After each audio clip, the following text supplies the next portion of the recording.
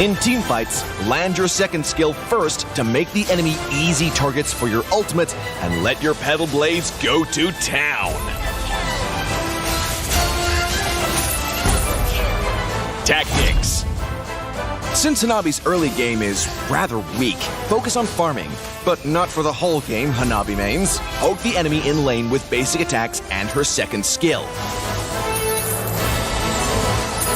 In the late game, use Hanabi's ultimate to engage and CC, and unleash your barrage of basic attacks and kunai to provide excellent sustained DPS for your team.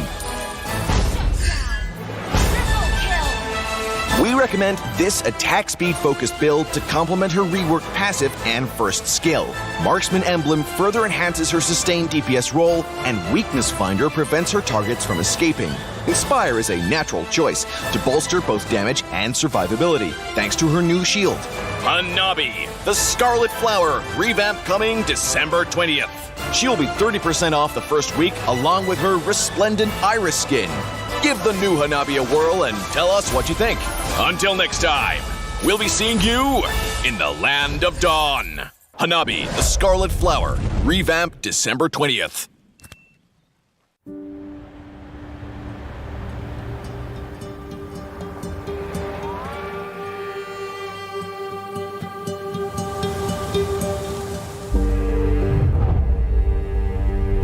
You can travel the world to find yourself. But that journey must start at home. Valley are going to M4! Because you can't know who you are without remembering your past experiences.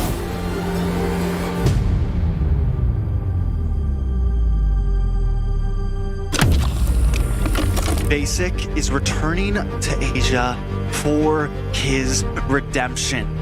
The BTK trio wants to prove M3 wasn't just a fluke, and Hoon looking to win back his fans. I got basically kicked, but they still call me traitor for, I don't know, for pursuing my dream. I thought living that comfort zone and then try new things was a better way for me to pursue the win. We're coming and we're gonna compete. We're gonna put a fight, that's for sure. I'm coming for you, M4. This is what we have all been waiting for.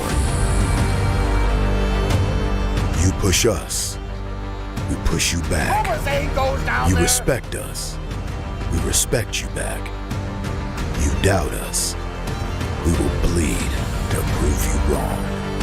Everything on the line, right here, right now.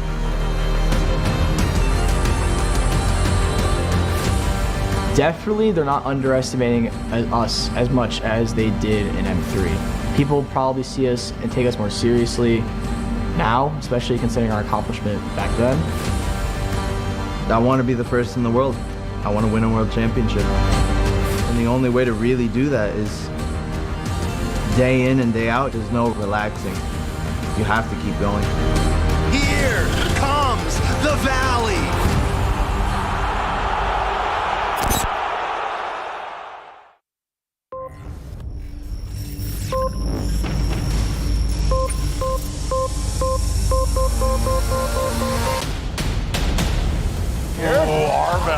Gets taken out by who? Oh my, Scarlet Valley are going to M4! I'm Hoon, I'm mid lane for the Valley, and I'm ready. The most thing I like about my team is just how much they care about this whole M4 and then the game itself. The commitment from my teammates is exceptional. I think the Valley is gonna have a hard time at first, but it's really up to how well we adapt to the Asian meta or teams that are coming to M4. The Valley definitely is more work. It's not as organized as other teams with the organizations, but I think our team bonding is way greater because we all have like one goal, which is winning. That's what keeps us together pretty much.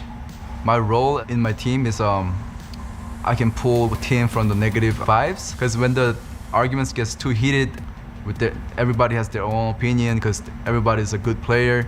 We don't have a coach, so I think I can stay in the middle and then see what's the best for the team, and then just games in general. I really love game. I love playing game. I skip school to play games, so I think I'm just born to do this, I guess. Oh, Mobas ain't able to pick up that Lord. I think the best player in our team is Zayn because his commitment to the game is way greater than others, and then he has many different experiences from different MOBAs, so he knows what he's doing. It doesn't really bother me that I left Gosu, and it was a really great experience. General basically made who I am right now. He really helped me a lot, how to set up stream. He boosted my stream. He was basically made who I am. It's just to pursue my career, to pursue the win. I thought leaving that comfort zone and then try new things was a better way for me. There wasn't any drama, it's just the fans that made it into a drama, which I understand because I was in that team for 5 years almost. I created that team with him, and then we were really good friends, so they thought nothing would actually break us apart, but made the decision that fans didn't want. I think that's why it became a drama. I joined Valley because I thought we actually have a shot to go to M4 with the squad that we're trying to form. That's why I wanted to join. We're preparing M4 by first watching many games from other teams, from other regions, because I think it's the best to know the enemies first, then focus on ourselves. Our playstyle definitely needs improvement. Our communication is a big problem to improve too. But I feel great. I think we'll be just fine in M4. Just new experience, new environment. I'm excited. I want to say to the other players, they need to be ready, because they say I might not do well because I've never been there. I've never gone against the pros in Asia, but I can prove them wrong.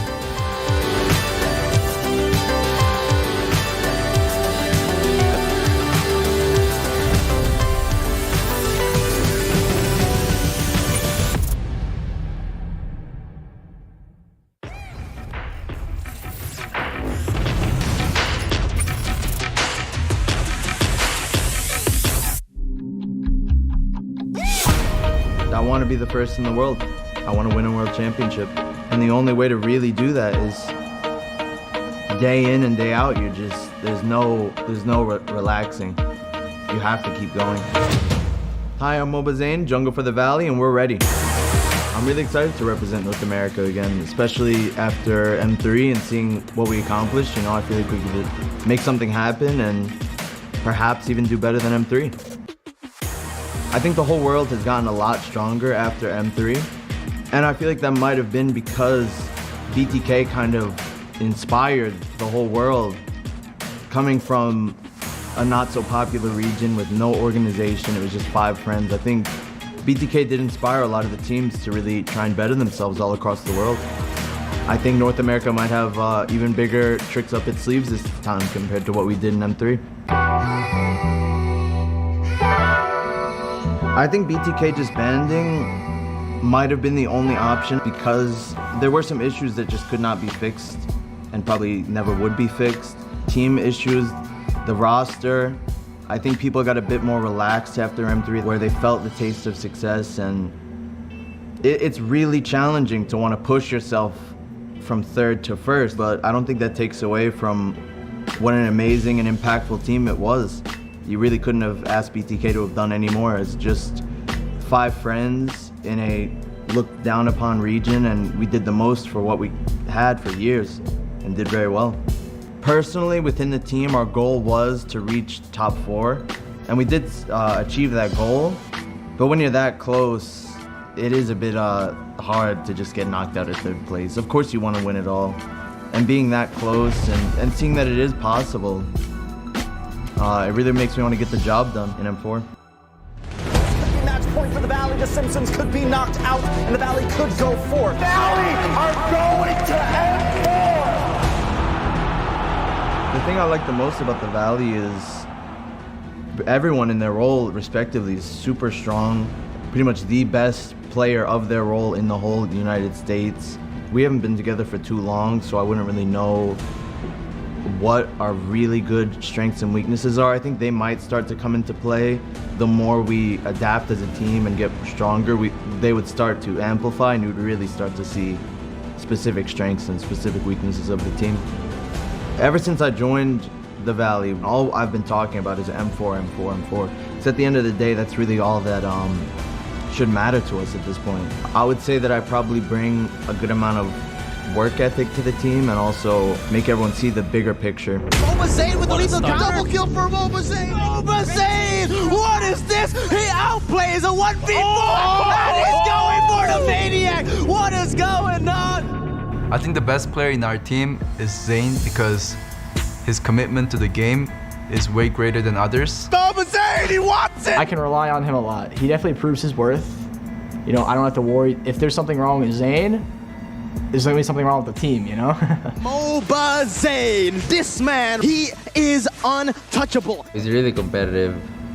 Really, he's hungry to win. MVP is going to go to Moba Zayn. My God, the hype about Moba Zayn is just way too real, man.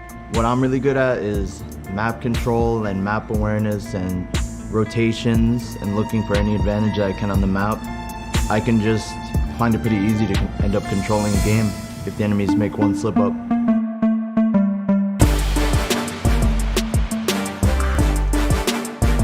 To anybody who's been following me, BTK, the Valley, I really appreciate the support, and I'll do my best again in M4. I'm sure the teammates will, and I hope to surprise everyone again, just like we did in M3.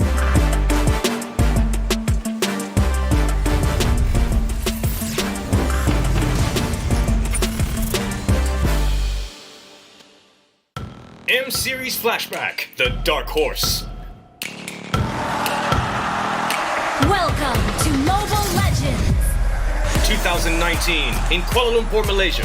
Nobody guessed that Todak, a debutant for MPL Malaysia-Singapore, then would qualify for M1. They topped their group stage with aggressive gameplay. They get a mega kill. They're walking in to win this game.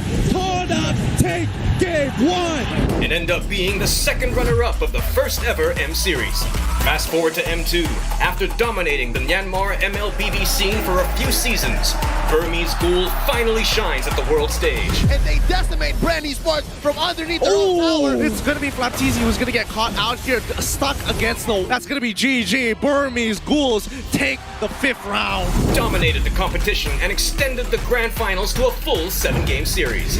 And in M3, North America represents. BTK rises above all expectations when they defeated Blacklist International in the upper bracket. To break 4, they flicker on 4, they find another kill, that's 2, they can get the 3rd. Moba Zayn, they have done it! And pummeled their way to the lower bracket finals without any coach and team staff. M4 is finally coming. Which team do you think will rise to greatness and be the next Dark Horse? See you at M4.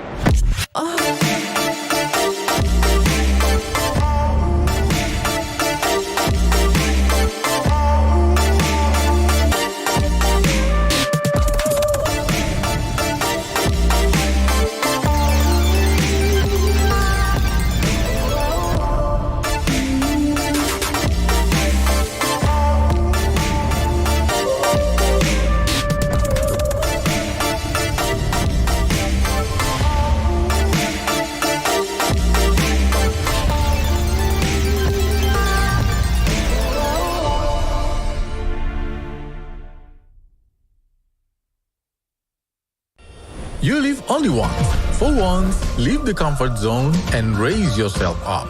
Embrace new sensation. Celebrate new happiness. Find new excitement.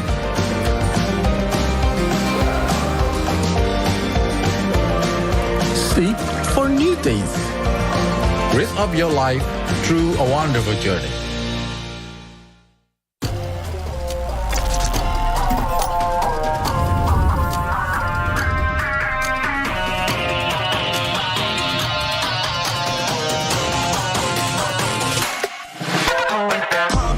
It's my time, I'm a ball. I'ma get this money right. I'm gonna live my best life. They been talking, tell me on me, but you know they'll never win. I'm controlling all my victories, and something has gotta give. Cause this is just what I made it now, made it now. You can't ever break us down, break us down. I'll be reaching for the stars, promise I'll be what they not. And I'll never ever stop, won't never stop, yeah. Touch your sky, you're made of silver and gold. Touch your sky, you're the greatest function now.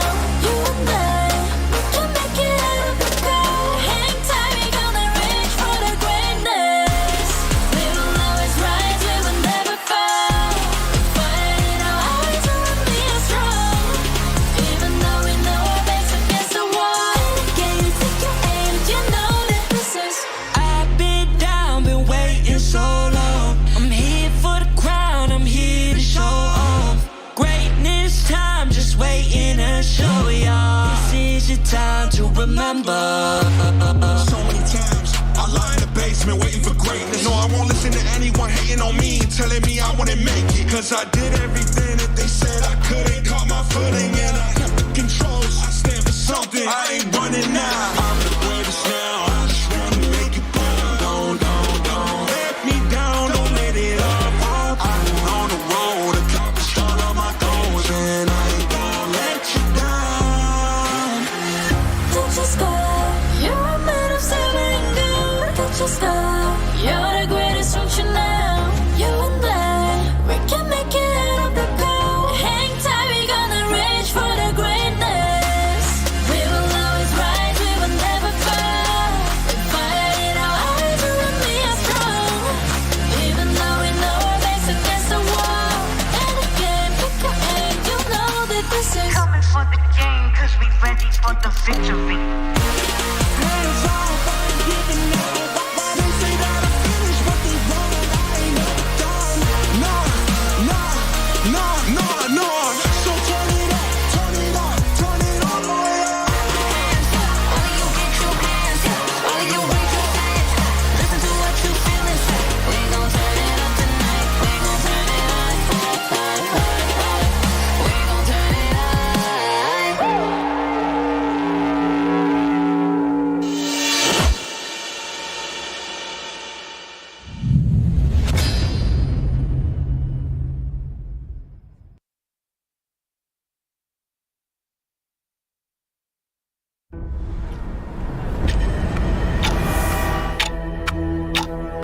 We are getting closer to the ultimate battle in Jakarta. It's an amazing, beautiful tournament. I can't wait to get to the game. Where all eyes are on one stage only.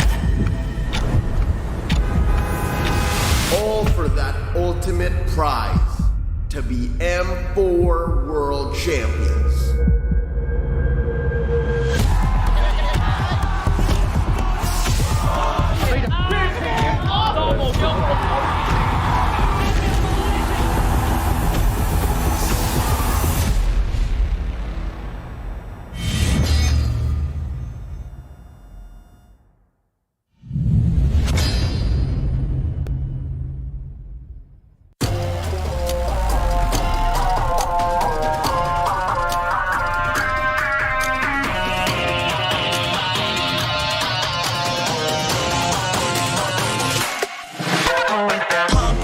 It's my time, I'm a ball. I'ma get this money right. I'm gonna live my best life. They been talking, tell me on me, but you know they'll never win. I'm controlling all my victories, and something has gotta give. Cause this is just what I made it now, made it now. You can't ever break us down, break us down. I'll be reaching for the stars, promise I'll be what they not. And I'll never stop, won't never stop, yeah. touch the sky, you're made of silver and gold. Touch the sky, you're the greatest function now. You and I, we can make it out of the cold. Hang tight, we gonna reach for the greatness. We will always rise, we will never fall.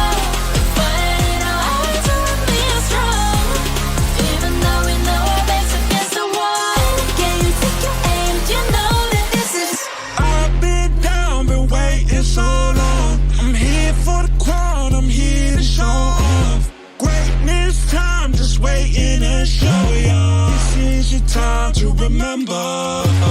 So many times I lie in the basement waiting for greatness. No, I won't listen to anyone hating on me and telling me I wouldn't make it. Cause I did everything that they said I couldn't. Caught my footing and I kept the controls. I stand for something, I ain't running now. I'm the greatest now, I just wanna make it proud. Don't let me down, don't let it all fall. I've been on the road, accomplished all of my goals, and I ain't gon' let you down.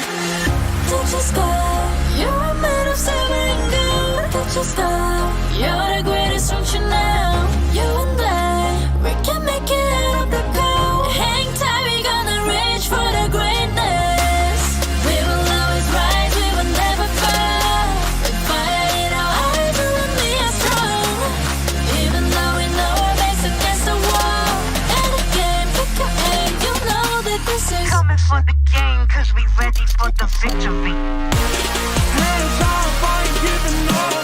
They say that I finished what they want. I ain't never done. No. So turn it up, turn it all the way up. hands up. All of you get your hands up. All of you raise your hands up. Listen to what you feel inside. We gon' turn it up tonight. We gon' turn it up. We gon' turn it up.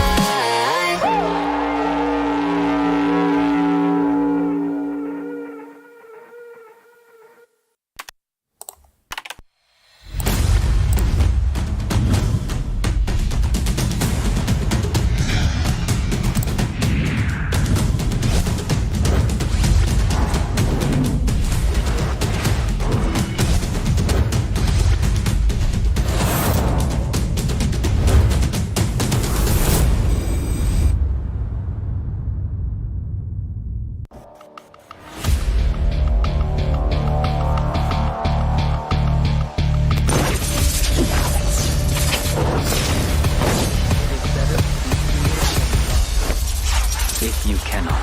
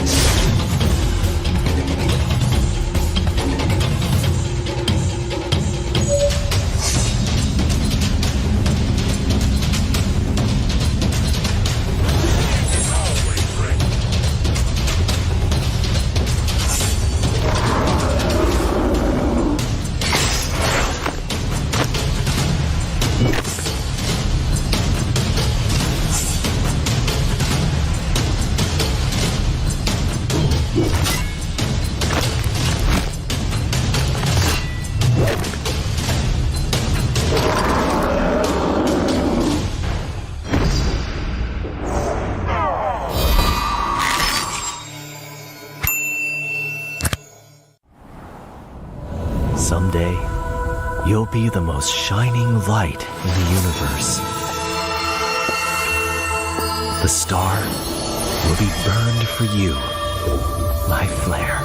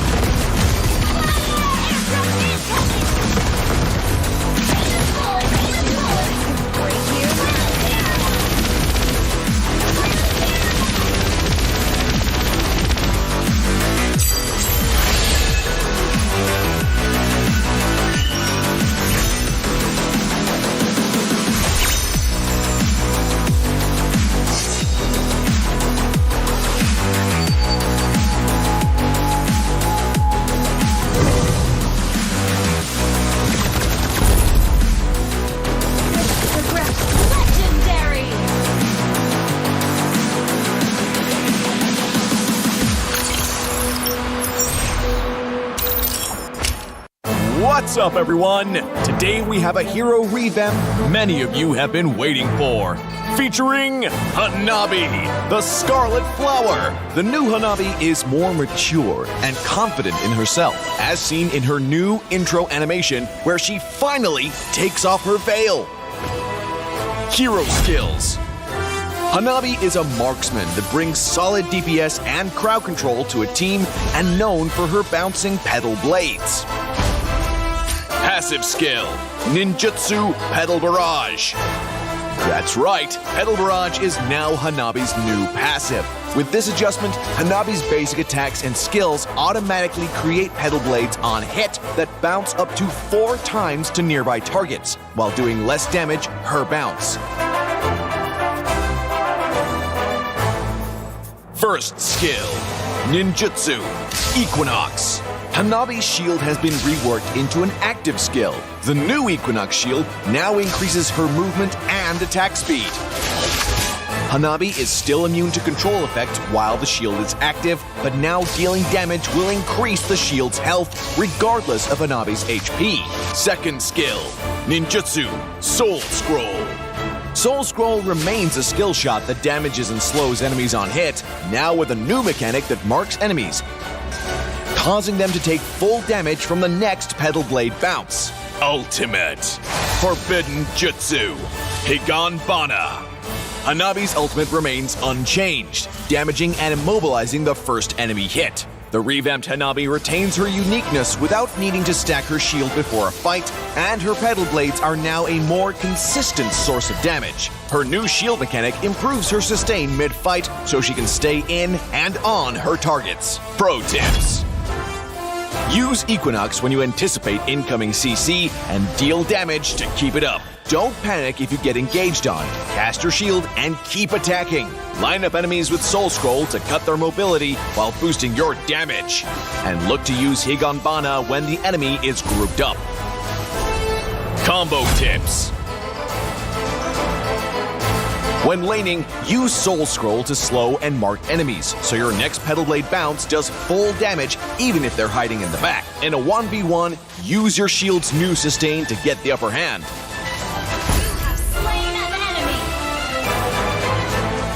In teamfights, land your second skill first to make the enemy easy targets for your ultimate and let your Petal Blades go to town.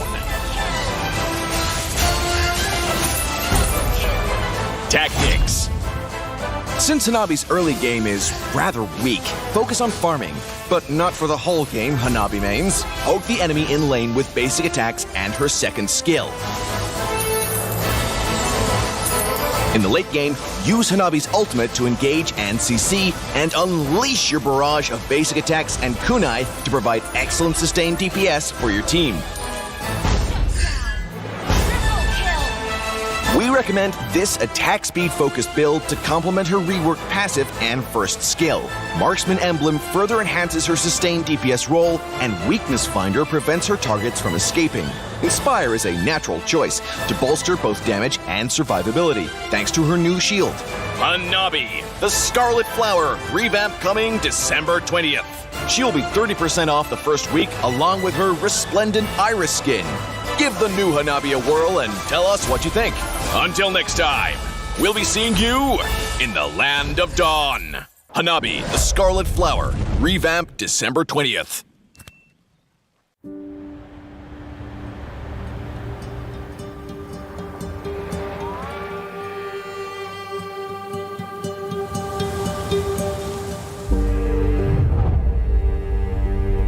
You can travel the world to find yourself.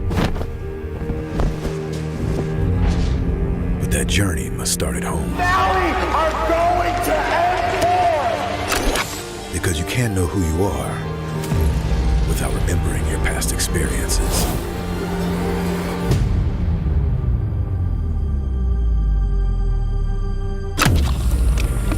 Basic is returning to Asia for his redemption. The BTK trio wants to prove M3 wasn't just a fluke, and Hoon looking to win back his fans. I got basically kicked, but they still call me traitor for, I don't know, for pursuing my dream. I thought living that comfort zone and then try new things was a better way for me to pursue the win. We're coming and we're gonna compete. We're gonna put a fight, that's for sure. I'm coming for you, M4. This is what we have all been waiting for. You push us, we push you back. You respect us, we respect you back. You doubt us, we will bleed to prove you wrong.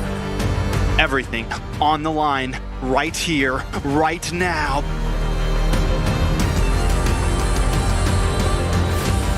Definitely, they're not underestimating us as much as they did in M3. People probably see us and take us more seriously now, especially considering our accomplishment back then.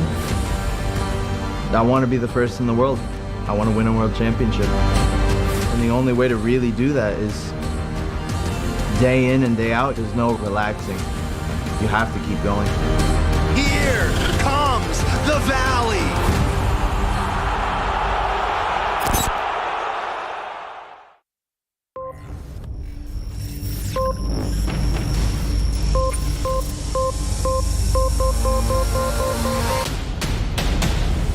Arbel gets taken out by who? Oh my, the Valley are going to M4!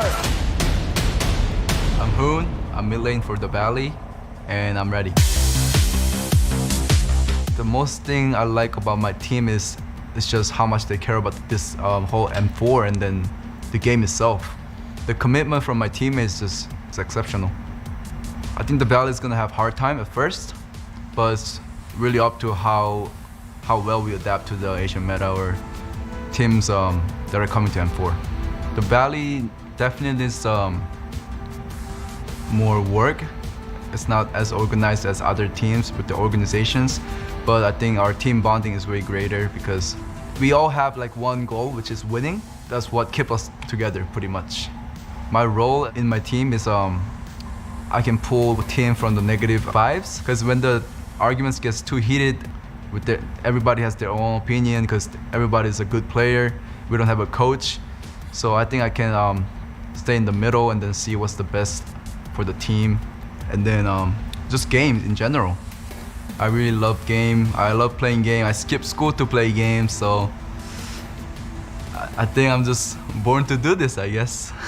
Oh, Mobas ain't able to pick up that Lord. I think the best player in our team is Zayn because his commitment to the game is way greater than others, and then he has many different experiences from different MOBAs, so he knows what he's doing. It doesn't really bother me that I left Gosu, and it was a really great experience. General basically made who I am right now. He really helped me a lot how to set up stream. He boosted my stream. He was basically made who I am. It's just to pursue my career, to pursue the win. I thought leaving that comfort zone and then try new things was a better way for me. There wasn't any drama, it's just the fans that made it into a drama, which I understand because I was in that team for 5 years almost. I created that team with him, and then we were really good friends, so they thought nothing would actually break us apart, but made the decision that fans didn't want. I think that's why it became a drama. I joined Valley because I thought we actually have a shot to go to M4 with the squad that we're trying to form. That's why I wanted to join. We're preparing M4 by first watching many games from other teams, from other regions, because I think it's the best to know the enemies first, then focus on ourselves. Our playstyle definitely needs improvement. Our communication is a big problem to improve too. But I feel great. I think we'll be just fine in M4. Just new experience, new environment. I'm excited. I want to say to the other players, they need to be ready, because they say I might not do well because I've never been there. I've never gone against the pros in Asia, but I can prove them wrong.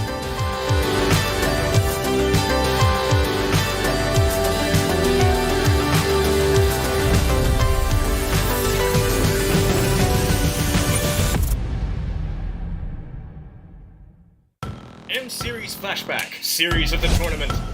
Welcome to Mobile Legends!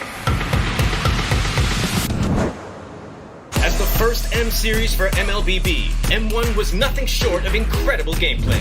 But one series was above all the games. Stretched to a maximum best-of-7 series, the grand finals between RRQ Hoshi and EVOS Legends was a gem to rewatch. EVOS Legends become a legend! As for M2, the grand finals between Grand Esports and the Burmese Ghouls was so epic that it broke the record with over 3 million concurrent viewers. With multiple back and forth, the 7-game series went the way of Grand Esports. Grand Esports are your M2 champions! Lastly, in M3, the series of the tournament was the first upper bracket game between Blacklist International and BTK, where the agents tried to target and 5-ban Mobas Zayn, but the bloodthirsty Kings persevered and sent Blacklist International to the lower bracket. With M4, what sort of insane and epic series do you think we will get? Tell us what you think. See you at M4.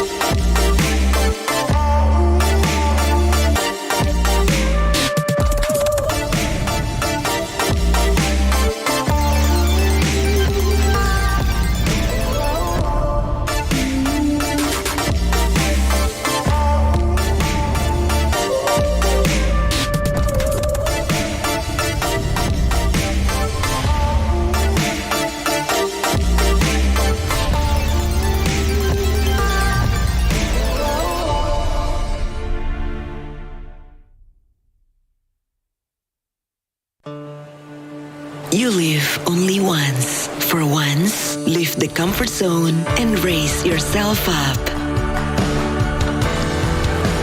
Enjoy the moment.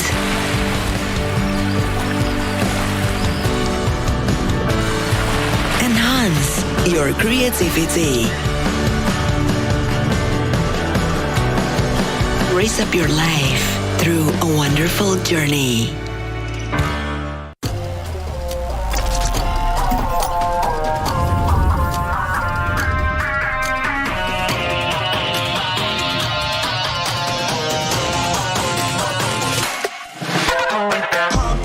It's my time, I'm a ball. I'ma get this money right. I'm gon' live my best life. They been talking, tell me on me, but you know they'll never win. I'm controlling all my victories, and something has gotta give. Cause this is just what I made it now, made it now. You can't ever break us down, break us down. I'll be reaching for the stars, promise I'll be what they not. And I'll never ever stop, won't never stop, yeah. Touch the sky, you're made of silver and gold. Touch the sky, you're the greatest function now.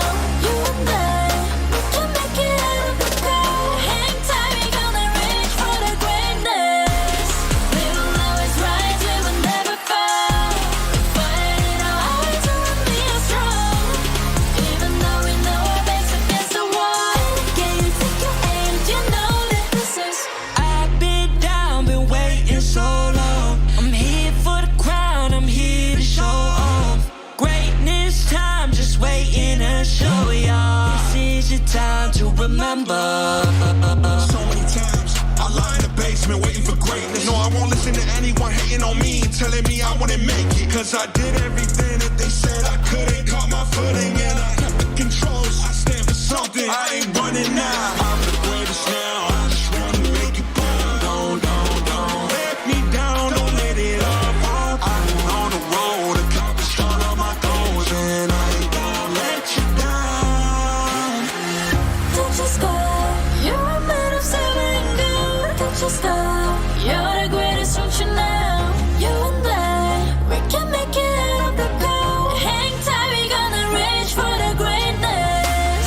We will always rise, we will never fall. We fight it out, to be strong. Even though we know our backs against the wall.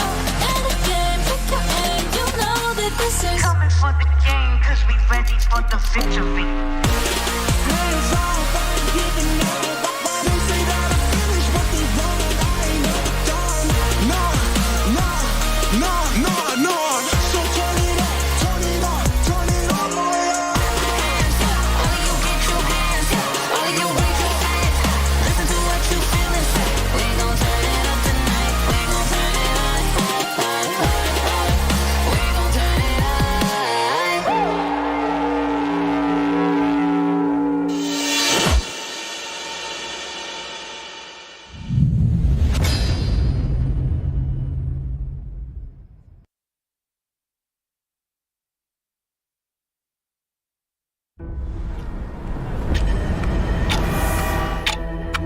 We are getting closer to the ultimate battle in Jakarta. It's an amazing, beautiful tournament. I can't wait to get to the game. Where all eyes are on one stage only. All for that ultimate prize, to be M4 World Champions.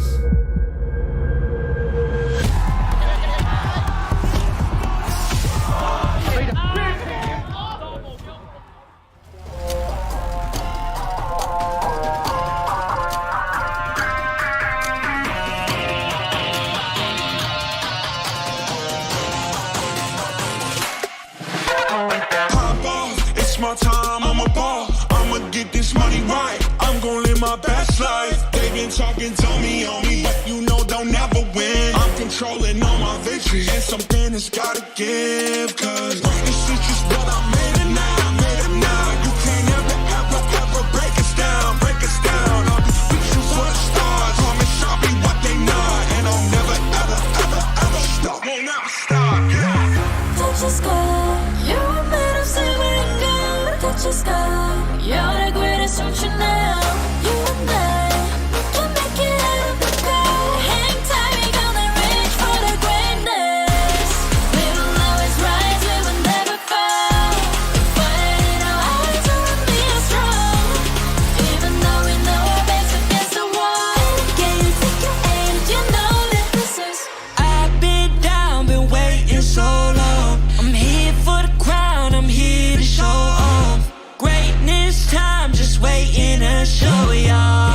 your time to remember.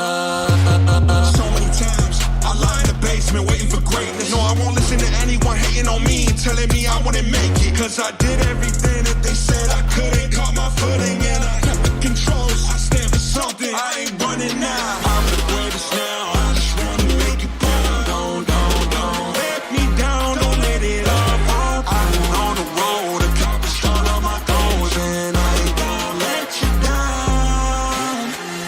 Don't you stop, you're a man of silver and gold. Don't you stop, you're the greatest function now. You and I, we can make it out of the cold. Hang tight, we gonna reach for the greatness. We will always rise, we will never fall. We fire in our eyes and we are strong. Even though we know our backs against the wall. And again, pick up aim, you know that this is Coming for the game, cause we ready for the victory. Hands off, I ain't giving up. They say that I finished, but the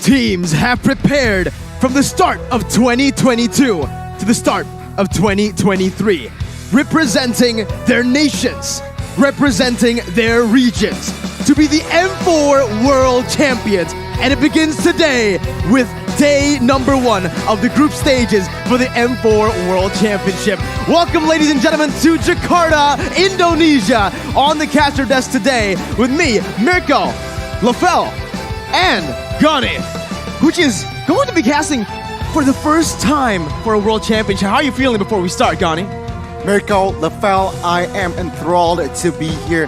I personally can't wait for the match, but let's thank our sponsors and partners first here, Lafel.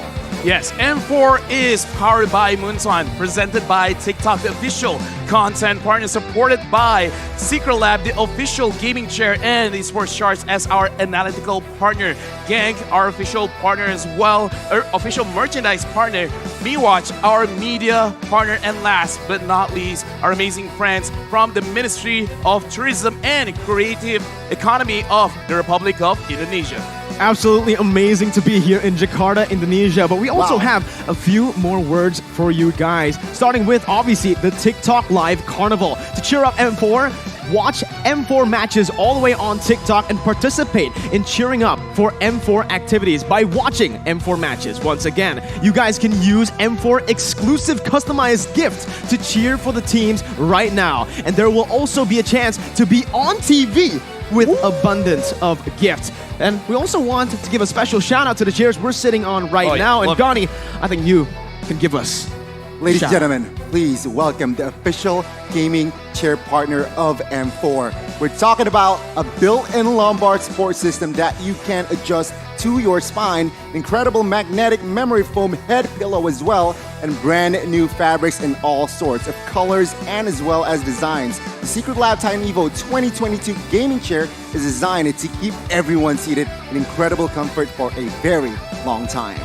Never go out of style when you wear and game with Gank, a lifestyle fashion brand made for the modern gamer. And guess what, Lafel? He's a pretty modern gamer. I'm a pretty modern gamer. I look good, and it is because of Gank, M4 World Championship official merchandise partner. Grab the M4 merchandise at www.gank.asia today. Once again, thank you to our lovely sponsors. M4 wouldn't be possible without your support. I would just be staying in Malaysia. I wouldn't be flying to Jakarta, man. Definitely not, but now you're here. We're already here in the arena as well. But before we proceed to our first match of the day, let's take a look on how we will play out the entire tournament of Mobile Legends Bang Bang for the M4 World Championship. So let's watch this, the format. This is your moment. Mara and I will count to 3. You lift the trophy as high as you are. Best 16 teams in MLBB M4 World Championship will be gathered in Jakarta, Indonesia. One dream and one goal only. To make sure all the players, teams, and fans alike are on the same page, it is time to reveal the tournament format. In M4, all the qualified teams will compete in 2 stages to achieve greatness. Group stage and the knockout stage. The teams will play a best-of-1 single round robin during the group stage. No team will be eliminated during the group stage. Now, let's take a look at the knockout stage format. It'll feature a double elimination bracket with a total of 22 series. The first 2 rounds of the lower bracket will be the best of 3. The other series will be best of 5. Except for the grand finals, which will be best of 7. Now the knockout stage upper bracket will feature the top 2 teams of each group from the group stage, and the bottom 2 teams will start at the lower bracket. The losers of the first round of the lower bracket will be eliminated. The M4 knockout stage will be spread out across 9 days, where there will be a live audience for fans like you to support your teams. And that's all you need to know about M4's tournament format. Remember to tune in and see you in Jakarta. Dare to dream, dare to be great.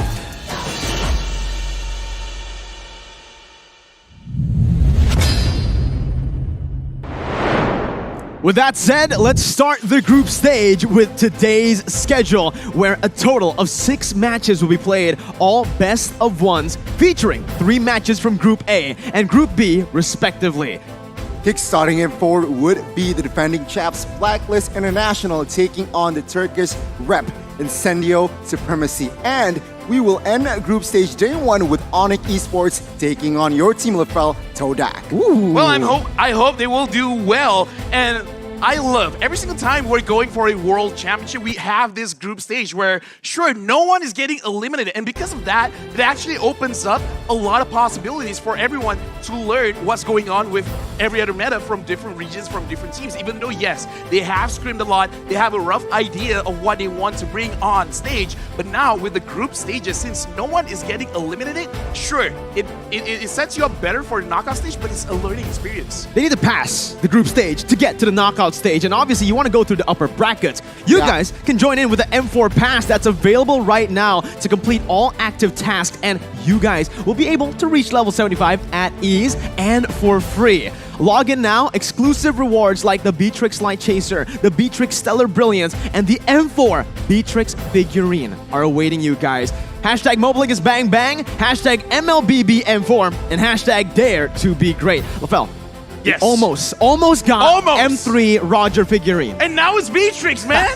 We gotta get it now. Perhaps this is the time, ladies and gentlemen. LaFell, Mirko, go log in right now. Log in. I've set it up. If we're not gonna get it, one of the figurines that is at the production teams is gonna be gone. We'll share it, all right? But ladies and gentlemen, it's time right now to bring up the team lineup for the first team, Blacklist International. Let's take a look at it right now, LaFell. Yes, Blacklist International. We got Haji Edward, Oheb Wise, and Oh My Venus, the first ever defending world champions, defending their M3 title here. We gotta look whether they have prepared, whether they have adapted towards the new meta with the new patches. Welcome to the stage, legends! Here in the making, the reigning, defending M3 world champions, Blacklist International! My goodness, they are looking confident. Take a look at Venus here standing in the middle, looking strong, looking solid, and remember, they are using their same championship lineup. Now, LaFell, I gotta ask you, are they looking solid? They're looking solid. They are a world-class team. But right now, let's introduce Incendio Supremacy. We got Rosa, Alien, Sunshine, TNC, as well as Apex 47, where we have heard a lot about TNC and Rosa being true playmakers for the team. The Turkish champions awaiting to upset the world. Welcome them to the stage. It's Incendio Supremacy. My, oh my, the Turkish champions, they won the Turkey Championship 2022, 42 the series, and look where they are now, M4. They deserve it, man, because I heard a lot from teams in scrims that they're not just like prepared to take on champions from every other region, but they are able to topple them. So in this best of one, I want to see what they got going up against Blacklist. And if they are able to drop Blacklist today, then that sets up like a huge kind of tempo for M4. They're set to try to upset the world. And you can see here, based on the talent prediction, the world has agreed. Blacklist International definitely coming into this matchup as a heavy favorite, with all 6 talents on screen going for Blacklist International. And wow, we're seeing some mixed predictions here. I'm going for Incendio because, again, I believe in the things that I've heard, right? Yeah. And based on what I heard, looks like Incendio, they're kind of liking this new meta, so it could be in their favor. And remember, LaFell, this is a best of one series, so technically anything can happen. Anything can happen. Blacklist International in the opening match. Oh, everything is at stake. Again, Incendio, they might go all in here. They might be able to take down Blacklist because why?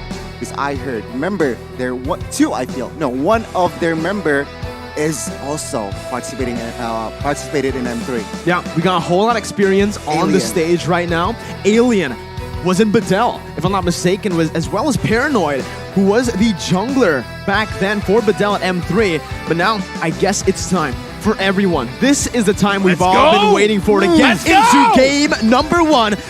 We're going to get into the drafts for game number 1 for Blacklist International versus Incendio Supremacy. But I have a solid question for you. Go ahead, man. Go ahead. You predicted Incendio Supremacy, Yeah, right? yeah. It's the unpopular vote, No, but it's time for you to explain. I believe in something that people don't believe in. Like, I like to go against the tide. Underdog? The underdog. I honestly don't even feel like there's so much as an underdog because I trust my friends. If my friends tell me that Incendio, they can surprise us, I believe that. Because the thing is, with patches, some teams get buffs, some teams get nerfs.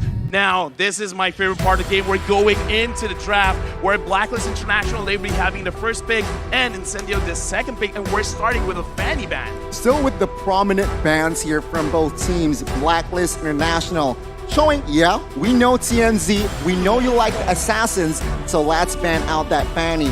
Franco bans come through again, targeting Venus's hero. Now that is also, I guess, well, not Venus's hero, but on the other side, Incendio, rather.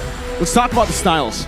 Stylistically, for both these teams, they're the complete and polar opposites. Yeah. For Incendio Supremacy, there's a high prioritization on getting those pick-off heroes, those assassins, to dictate the early game by going for these objective takes and going for early skirmishes. Meanwhile, we know how Blacklist International likes to play. That Ube strat, where they wait for their power spikes, mainly Oheb, to really start snowballing in the game. In this game, I do want to see if Incendio can play around that because they know that Blacklist, they want to group up together. So either find a way to counter when someone's grouping up or just catch, because catching heroes just like Kufra has got a huge buff where when you're in the bush, now you can't hear them engaging. So I want to see if Incendio, which area are they going? Either countering the group up kind of strategy, or you just want to pick them off. And I know for a fact that Apex likes the Kufra. He likes the initiating hero, so that hero in particular might come through in today's match, in this game. So let's see here. The last ban will be that Joy though, but what do you see here, Mirko? Last ban in the first phase. Any thoughts? For me, it's just all respect, right? This is what we've come to expect in the bans, especially considering the team's playstyles. Blacklist International, heavy prioritization on getting these crazy skirmish / pickoff heroes out of the way. And for Incendio, it's quite similar. That Farsa that we've all come to see and love from Haji, the 1-1 that's just heavily respected right now, and the Glue. The Glue that's currently pretty broken, man. It's very broken, but I kind of feel like this is just because they want to try to control Edward. But the thing is, Kaja is an amazing pick. So I kind of feel like Blacklist, they're setting up their own draft by choking out Incendio in what they want to let go, like what do they want to go through, because Glue is a terror in the EXP lane, and you don't want to give any advantages to Edward, but they have to let go of the Kaja. So right now, looks like Blacklist, they have two ways to play the game. If they want to group up, they can, because Kaja, the first kill, it can lower the enemy damage. But if they do want, they can pick people off. So, wow, a very early Lunox pick. What do you feel about this, Gani? Lunox, a very strong mid to late game hero. So I guess Incendio, what they're trying to do is trying to find the good, solid early game to get more items for that Lunox. To add to that, they add another physical attack hero here in that Beatrix. So I like it. It's quite balanced, magical, and physical. So let's see the response from Blacklist. In that department, I'll have to agree. But looking at it now, they picked up both of their carries, which are now very susceptible to the counters coming in for Blacklist International. They opt to go for a carry and a Valentina. Two heroes that we've seen before from Blacklist. Both flexible. And that's the thing right now. Carry.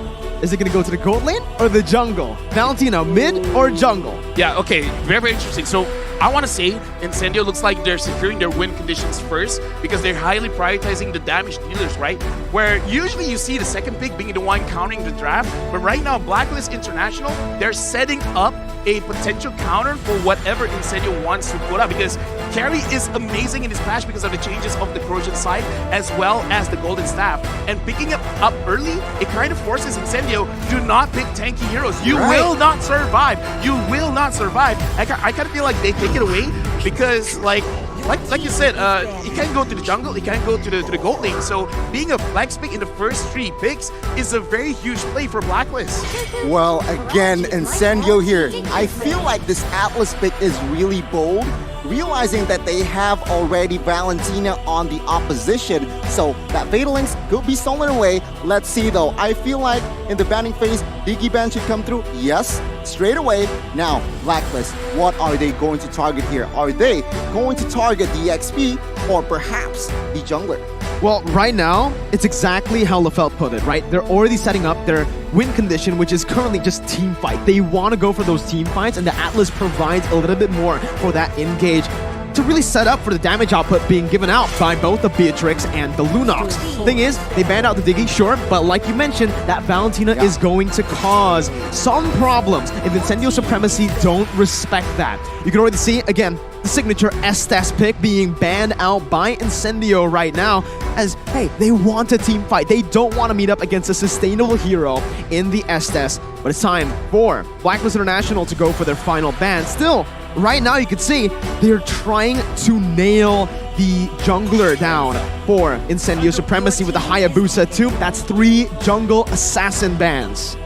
I think everyone knows here that TNZ likes to play the assassins, and that is also why Blacklist International, they opt for assassin bans twice in the second phase. Now though, Incendio taking their time in the first phase or the second phase, I personally feel they should pile more towards the XP. Lapu Lapu is available, but no, they opt for that Youth Song perhaps to catch that carry, you know, more easily.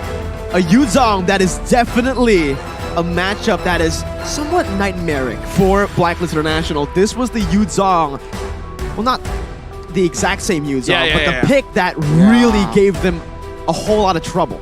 Yeah, this Yu Zhong pick is almost like forced because looking at the meta right now, if you just let the marksman do whatever they want, then it's GG, man. It's a complete nightmare. So I love the Yu Zhong pick because even Blacklist International, they're kind of letting Incendio know we can't handle backline divers because most probably this Kaja is going to be a roam Kaja and you can only catch one. So if you can force out the ult very, very early, then everyone else can go in, and they're picking up the Benedetto right now for Edwin, and they're picking up the Kadita. And here's the thing, I heard that the Kadita is actually one of the top picks just because of the way that she can actually put pressure on the map, really making it so that whatever your win condition is, you want to play early, you want to play in mid games, like, no.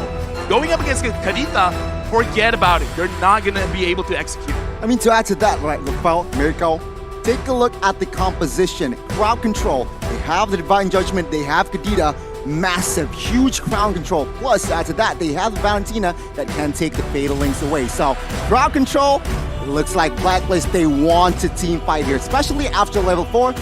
All they are going to look for is team fight. Whoa, but Incendio responds. What? A Guinevere that's most probably going to the jungle. Wait. We're swinging the stops, and yes, it is TNZ in the jungle, and Wise is bringing out that Valentina in the jungle. Here's the thing, right? Here's the thing, because there are changes in the items as well, where right now basic attacks is looking very, very strong, right? So giving Guinevere that kind of buff, like, it's not a direct buff, it's like a I don't know what to call it, right? But you're buffing one thing and then you just subsequently buffing the other chain. thing. So this is gonna be interesting. I haven't heard about this Guinevere pick. In the jungle, right? We saw it. Wise was actually playing it back then in Season 10 of MPLPH. He got inspired. And right now, Incendio Supremacy with their dive composition up against Blacklist International's comp, which has a bit of everything. They have pick, they can team fight, they can front and back, and they can also dive. So, right now, I just want to ask you, LaFell, before we get into the Land of Dawn, who do you like better from the drafts? In terms of the drafts, I gotta go for Blacklist because it's a very safe draft, right? Because it's easy to execute, and yeah. 5 seconds till the end. Well, ladies and gentlemen, it's time to dive into the Land of Dawn for game number 1. The opening of the M4 World Championships with Blacklist International on the blue side and Incendio Supremacy on the red side. I mean, in hindsight, I thought Blacklist was the only team that wants a team fight, but now I get a better closer look. Incendio, they have the Atlas, they have the Youth Song, they have the Beatrix. I mean, they are also looking for a team fight. Oh, they have information that Wise has used the Retribution. Will they take advantage of that. Right now, actually looking at the game, I want to see which one will hit their power spike first and when is that going to be. Because in terms of level 4, in terms of timing, I want to see if they do want to get the level 2 turtle. And if Incendio wants to do that, they kind of have to put Apex to the EXP lane a little bit just to absorb like at least one wave so that you can get that level 4 on the Atlas quickly. TNZ getting the knockup already. Venus going to be taken low. Flickering out right now as Incendio had complete control of that mid lane. It is going to be Lethal Wanderer. Picked up by Wise. Picks up the Fatal Links as well. Wise looking for it. Jumps in. Wise, 2 members. Bring it back for the combo to come in to pick up first blood around Blacklist International. Strike first. Oh my god. Incendio, they're caught. Yeah, a good initiation from, of course, the Valentina Wise there. And yeah, they have to pay the price now. TNZ, taken down once. What do you think, Lafel? Rotations, they're going to be late. Okay, in terms of rotations, Incendio, what they looked like they were trying to do is they were trying to control mid and trying to transition that into the jungle. But Wise was right because at level 4, he basically has a different kind of dimension that you can play the Valentina. And that's kind of a mistake because you already saw the Valentina first, then you chose to pick up the Atlas. But I like that Blacklist, they were playing like reactionaries, like, oh, you want to play in this area? Let's go, bro. I can do that too. Remember, the carry. He wants to farm as much as possible in the early game. But take a look at this. The space that Blacklist has created, it will be a free turtle in the first 2 minutes. They wasted no time, and that's the turtle slain by Secret Lab. You can already see it here. Blacklist International getting that early control. This is what we've been talking about. When they get to group up and when Oheb is able to clear his lane faster, they go and they group up in towards the mid lane. We're now Wise. He's going to try to take Rosa's ultimate here. Again, it's super flexible for Blacklist International, and they can control the tempo. There's no real need to look for any skirmishes, but they are going to be looking for something in the XP lane. Alien instantly with the Black Dragon form, canceling out the Divine Judgment and getting out. Yeah, right now, looking at how Blacklist is playing, I like that you brought up the tempo because this is what they are doing because they got Incendio in their mistake of the rotation in mid. So right now, they're trying to force it out on the side lanes, trying to make it so that they're wasting their ults. And right now, looking at this kind of situation, they're just making it so that Incendio, they can't fight. Yeah, the way I see it, Incendio, they need to be careful. They cannot be driven by the tempo that Blacklist has established here. They need to find their own pace. They need to find their own tempo because Blacklist, take a look already. They are leading in rotations and as well as space. Perhaps a gang top side might occur here. Let's see. We'll see. TNZ, though, jumps in. Perfect movement there from Haji to get out. And in that XP lane, like you mentioned, Alien's going to be caught. Wise picks up a kill, and that's 2 on the board for the Filipino champions. Blacklist International now controlling that XP lane, and even the gold lane with a gank here.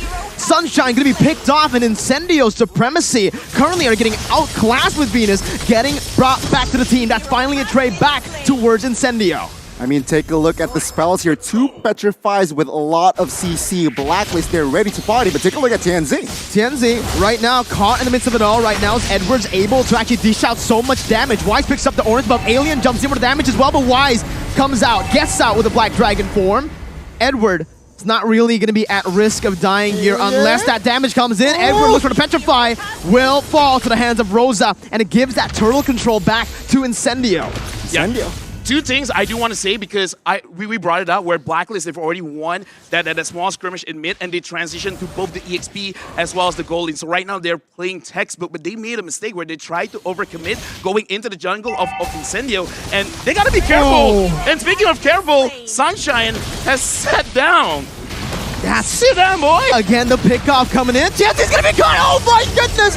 It's a perfect combination of skills to punish Incendio. TNZ still able to back off. Alien jumps in. A very good counter engage, but it's gonna be turned back around again. Edward running from the hills. Rosa picking up the kill back again to trade it and to finally get that even trade. Wise still trying to dish out some more damage, but Apex 47 is gonna be caught, forced to flicker out, and Blacklist International still maintaining that lead in the 5th minute. Incendio, they managed to get a slight compensation there, taking down a member in Edward, but Incendio, they cannot do much. Now, emblem-wise here, anything significant, Lafel? The only significant thing is that TNZ is actually focusing on the cooldown reduction for the emblem. So it looks like the main idea was actually to kind of like snowball with this Grenifer pick, but because they lost that initial skirmish, it kind of puts them a little bit in the back foot. And speaking of which, right now, I do want to talk about the goalie, because with Blacklist 2.5k ahead, Oheb, he's just putting a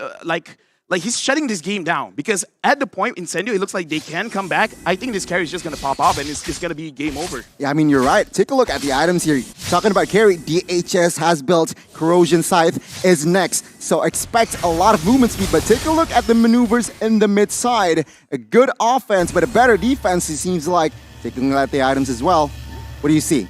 No, honestly, for me, it's very interesting that Alien, he's not really prioritizing on Spell Them just yet. He wants the Hunter Strike so that even if he dies, it's totally fine as long as he can get a kill. And I feel like this is a good idea. If you're behind, try to get kills, try to slow the game. That's great. And speaking of which, oh my Venus got caught. That's the pickup that Incendio wants to look for. They're looking for the skirmishes already, and Wise is forced to back up. We can already see the positioning coming in as Incendio tries to get the mid-control. Petrify was the final blow, popped in by Edward. No real follow-up. Haji's gonna jump in for Apex, finds the Fatalings onto two members. Edward running for the hills, getting fished out by the damage coming from Alien, as Sunshine gets the damage on towards Haji. Oh, head right for the hills, he's gonna fall, and it's a 3-4-0 for Incendio Supremacy. Venus jumping in, looking for the Divine Judgment, but will not be able to find it. Incendio equalize with a massive team fight going in their favor. Amazing, amazing execution. Now, the turtle fight here. Oh my Venus still opening up the map, but it seems like the turtle will be comfortably taken by TNZ. No casualties earlier, but man, Incendio, what a response. Wow. Yeah, I just gotta say, right? Because we see the shift in tempo. Yeah. Once we see they completed one item, one of their core items, they're like, yeah, let's fight it out. And I kind of feel like this is showing the growth of Incendio. It's like, we're not gonna force fights. We're gonna fight when we have the items, and TNZ goes in. What a read by TNZ. Just going full Chad mode there, jumping into the bush. But yeah, I like what you mentioned. They picked up the damage dealer's first pick, right? Those were the two first picks for Incendio, and they know exactly how to play this composition. Rosa, Sunshine, they were just waiting to get those item power spikes. Despite Sunshine being caught off early, he's still able to actually get those items right on time for that crazy skirmish. Take a look at Rosa, 304 stats. So as a Lunox, that's what you want, right? Number 8. Perhaps on his way to third item. And of course, Blacklist, they felt this Oh My Venus could not face check as much as he wants now. That Lunox is going to deal a lot of damage. Just one small point I want to bring up as well, where for Incendio, Sunshine over here, every single time there's a fight, he uses the Banished Rage. So it looks like it's an interesting way of playing the Beatrix, and it does show that they want to group up together and they want to play team fight. So they're kind of like challenging Blacklist, like, you want to Ube? Ube ahead. I'm going to drop bombs on your head. Ooh, I like that. Thank you. It rhymes, man. I love your rhymes. I try. Rapper LaFell. But man, again, I agree with you. There's so much CC, there's so much AoE damage coming in from Incendio that it kind of forces Blacklist International to split up in these fights. And guess what? That's not what they want to do. Blacklist International, with their signature Ube, they want to stick together. That's the thing. Looking at their composition right now, it feels like it isn't a full Ube comp. It's a composition right now that's a bit more flexible. And because of that, right now they are actually losing out in the board control in the 9th minute of the game. Take a look outside though. Alien, Black Dragon Forward popped here. 3-on-1. Not a good time there. Alien needs to go down 5v4. Perhaps now, with the space and man advantage, Blacklist might get this free Lord. Yeah, Blacklist right now, they're playing their own macro play. They're splitting up the map. They're trying to move like a 2-3 or a 1-4, trying to catch someone off guard and make it so that Incendio, you have a choice. Pick your poison right now. And speaking of which, TNZ is there in the middle, but so far it looks like not a big engage from Blacklist. You gotta understand, Blacklist International, sure, they have a man advantage, but what did they use? Resource-wise, they used 3 ultimates to pick off Alien, and right now, it's gonna be Blacklist International still going in for the Lord. It's taken to a quarter of its health. Apex 47 trying to open up the map, jumps into the Fatal Links, jumps on it, gets the damage done with a Violet Requiem to follow it up. Haji's gonna be taken low. Rosa jumps in. That's a double kill for Oheb, but Edward's caught in the midst. Rosa backing up. Incendio Supremacy have lost the fight. It's a 2-0, but practically a 3-0 if you count in the Lord for Blacklist. Blacklist knowing what they are doing, what they are best here in the towards the late game. They won the team fight. They got the Lord as well, and Incendio is back, going back to the drawing boards. Now they have to defend the Fel. What do you see? Honestly, it was quite unfortunate because that was a very good setup by Apex 47, but it looks like Apex as well as TNC, they weren't on the same page, because if he actually knocks them up and gets that chain CC, it would have been great. Let's look at the instant replay to see a great engage by Apex, but look at where TNC lands. He did not hit the other two members, and because of that, they could not chain the CC. They couldn't actually put out the damage that they wanted to put out. So it's a small mistake, but at 11 minutes, it is a big mistake. Big shout out to Oheb, man. He just read Apex 47 like an open book. He moved back right on time, and to add on to that, even if he got caught, still had that Purify. Yeah, I mean, he did not use that Purify, but now with the offense here, Blacklist will take all the tier 2s, munching on the mid, and will surely take the top side as well. The question is, how many base turrets will fall here? That's a big question right now, as we are going to see Apex 47 already opening up the map once again. Venus jumping in with a flicker, not able to find Alien. It's still Incendio, actually micromanaging the waves really, really well. No base turrets gone, to answer your question. Yeah, right now I kind of feel like Incendio, they have no choice but to kind of be a little bit patient, because right now I kind of feel like Rosa as well as Sunshine, they have enough damage. They just need a proper setup. Yeah. And in terms of proper setup, you shout out Oheb. If they can catch him, that's great. But it's easier said than done. But oh my Venus, it's all for them. That's all the damage popped in, and the backline's completely going to be obstructed here by Blacklist International. Oheb free hitting his Alien's going to be bursted down. Oh my Rosa God! getting caught in the Fatal Links. This Genji's the only man left standing. Blacklist International, they take no prisoners. They take Incendio Supremacy out with a wipeout, 5 for 2, and they look for the base to end the opener for the M4 World Championship, topping their group for now. Blacklist International strikes first. 12 minutes is all they took to take the game. One mistake, they went all in towards Venus. That's not a good resource to put in, LaFell. Yeah, but anyway, congratulations to our defending champions winning the very first game of M4 here in Jakarta.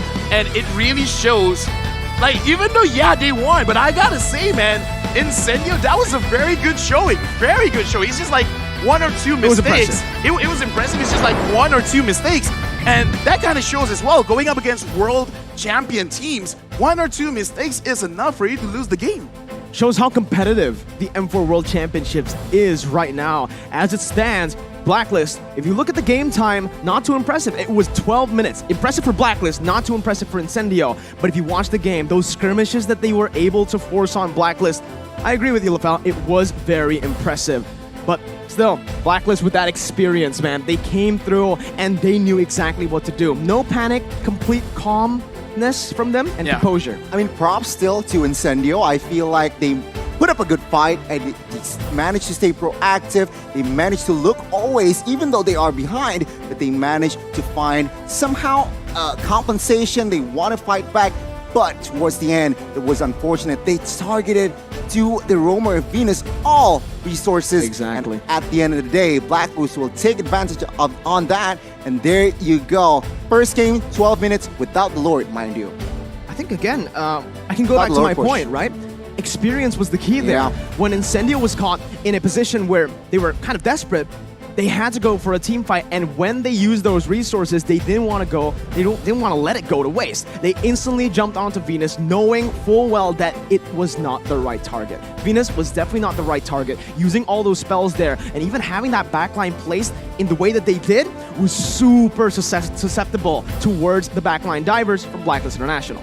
Well, right now, my name is Phil. I'm the analyst, and I actually got a few points I want to talk about, because when we dissect the game, we got to look at the draft and we got to look at the gameplay, because I kind of feel like in this particular game, it is very important, because Incendio, the way that they did it in terms of the draft is it requires a lot of things to align properly for them to really execute their strategy. Because for them to get their proper win condition, ABC needs to happen. If any of those letters did not happen, it really doesn't help their case. We're going to look at itemization as well as the hero picks for both teams, where Marco, you even asked me, and I said Blacklist, they have a safer draft when compared to Incendio, because again, the way that they want to play, they want to win in the mid lane. Transition the mid lane win going into the jungle of Blacklist International, and Blacklist stopped that, and that kind of stopped them in their tracks, because looking at the heroes of here, for Incendio, it was very, very clear their win condition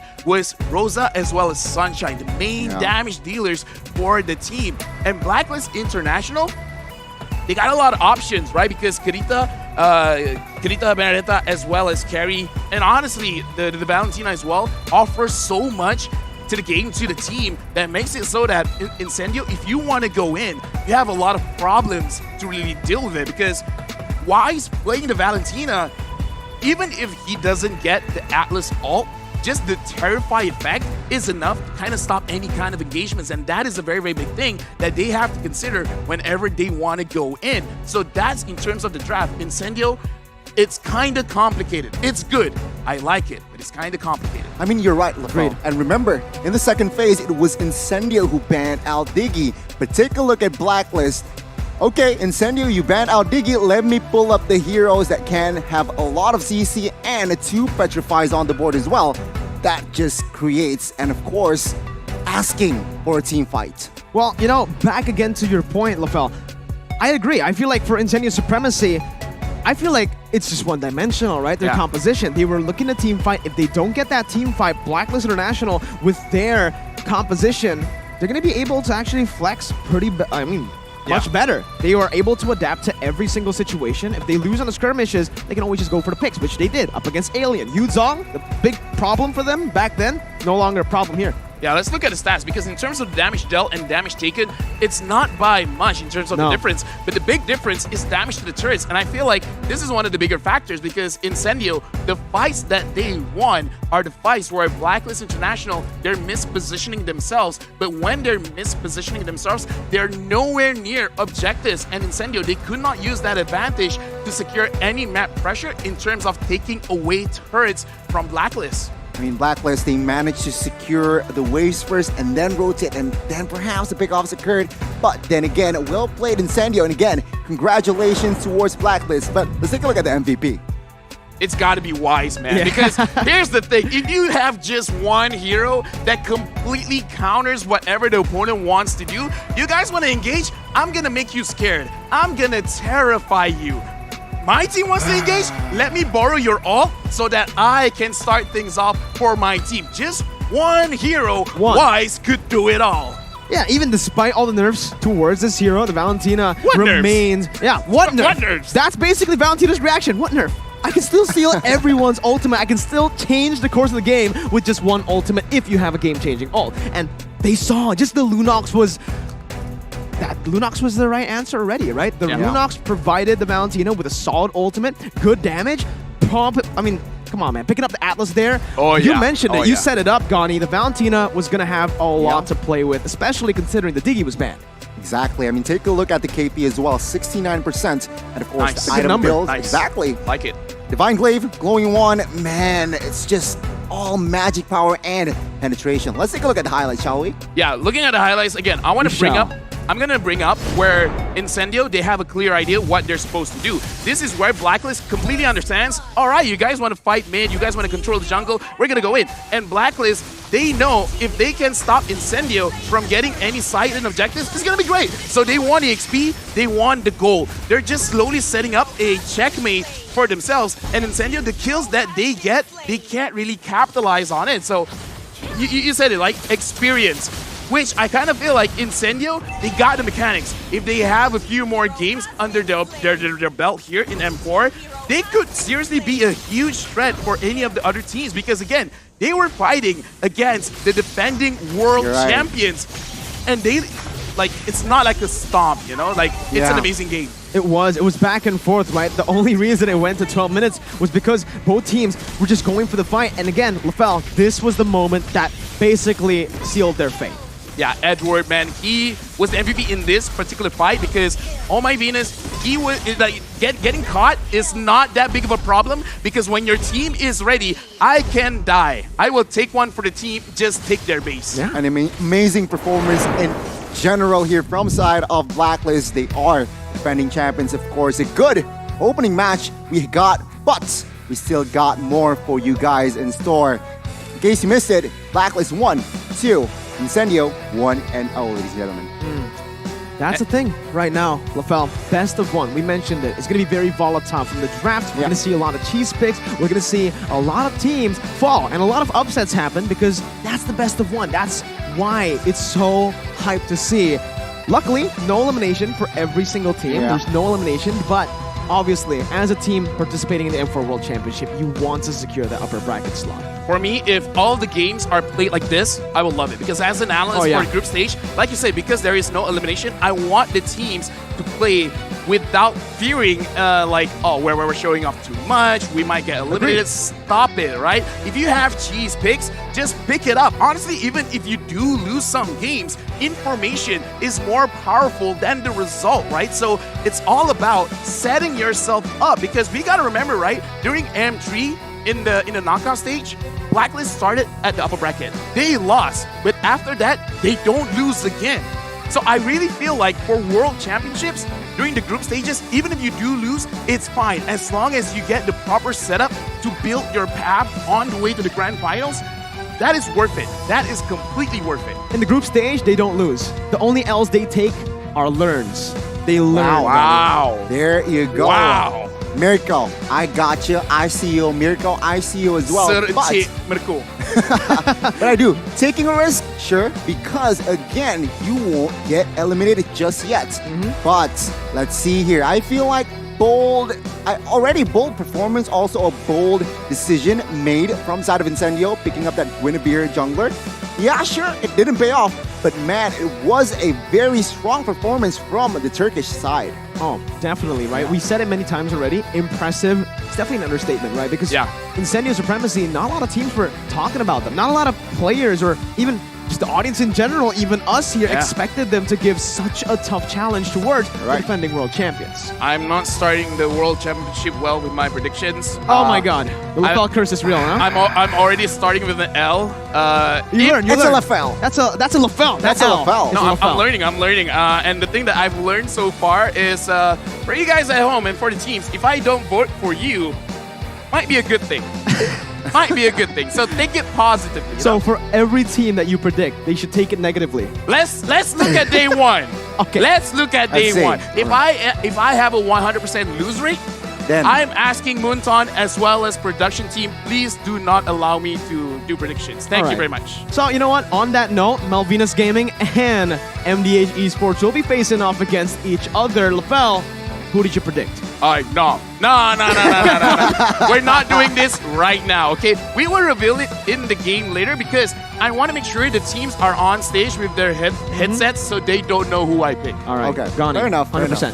100% still, hopefully, up and running well. But before that, what do we have to do here, Miracle? Well, ladies and gentlemen, stay tuned. But obviously, you guys can go ahead and grab some snacks, chill out a bit because we are going to be taking a short break. It's been Miracle, Gani, and LaFell. We'll be back in a bit.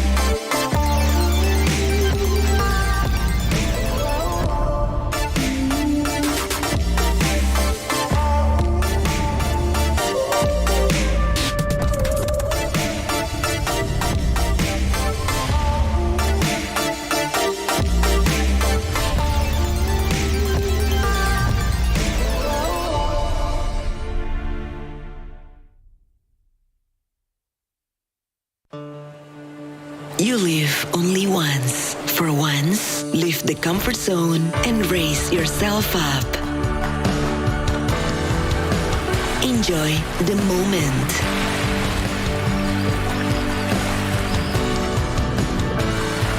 Enhance your creativity. Raise up your life through a wonderful journey.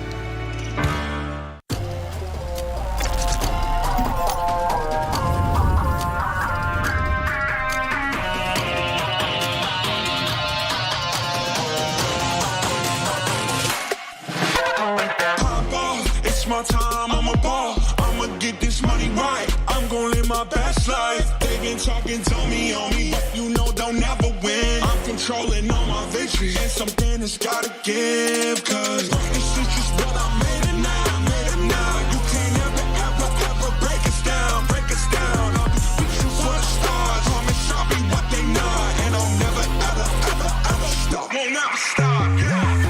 Touch the sky, you're a man of silver and gold. Touch the sky, you're the greatest option now. You and I, we can make it out of the cold. Hang tight, we gonna reach for the greatness. We will always rise, we will never fall. Fighting our hearts and we are strong. Even though we know our backs against the wall. Can you take your aim? You know that this is. I've been down, been waiting so long. I'm here for the crown, I'm here to show off. Greatness time, just waiting to show y'all. This is your time to remember. So many times I lie in the basement waiting for greatness. No, I won't listen to anyone hating on me, telling me I wouldn't make it. Cause I did everything that they said I couldn't. Caught my footing and I got the controls. I stand for something, I ain't running now. I'm the greatest now, I just wanna make it burn. Don't let me down, don't let it up. I've been on the road, accomplished all of my goals, and I ain't gonna let you down. Touch the sky, you're a man of silver and gold. Touch the sky, you're the greatest option now. You and I, we can make it out of the cold. Hang tight, we gonna reach for the greatness. We will always rise, we will never fall. We fight it our hearts and we are strong. Even though we know our backs against the wall. And again, pick your aim, you know that this is. Coming for the game, cause we ready for the victory.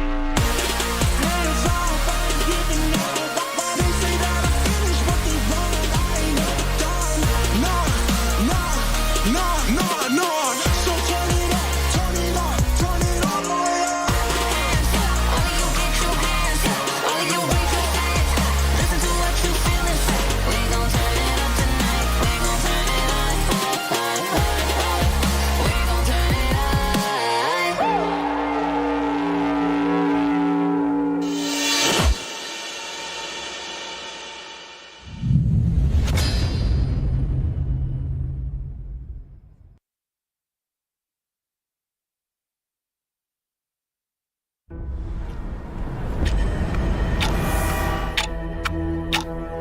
We are getting closer to the ultimate battle in Jakarta. It's an amazing, beautiful tournament. I can't wait to get to the game. Where all eyes are on one stage only. All for that ultimate prize, to be M4 World Champions.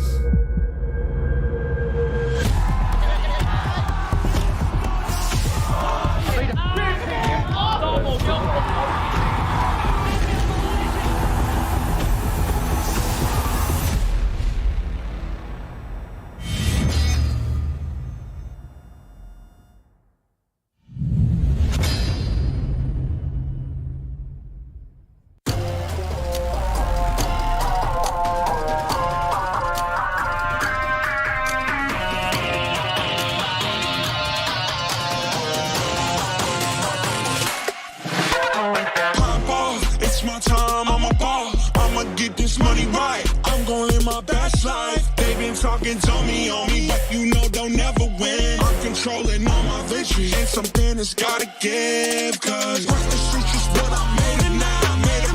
You can't ever break us down, I'll be reaching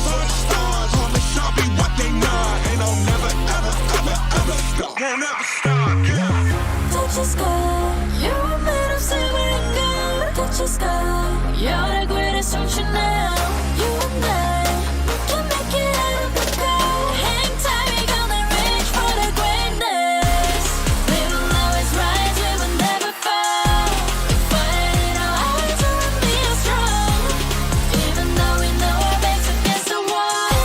Can you take your aim? You know that this is. I've been down, been waiting so long. I'm here for the crown, I'm here to show off. Greatness time, just waiting and show y'all. This is your time to remember. So many times I lie in the basement waiting for greatness. No, I won't listen to anyone hating on me, telling me I wouldn't make it. Cause I did everything that they said I couldn't. Caught my footing and I kept the controls. I stand for something, I ain't running now. I'm the greatest now, I just wanna make you proud. Don't let me down, don't let it all fall. I've been on the road, accomplished all of my goals, and I ain't gon' let you down. Touch the sky, you're made of silver and gold. Touch the sky, you're the greatest ocean now. You and I, we can make it out of the cold. Hang tight, we gonna reach for the greatness. We will always rise, we will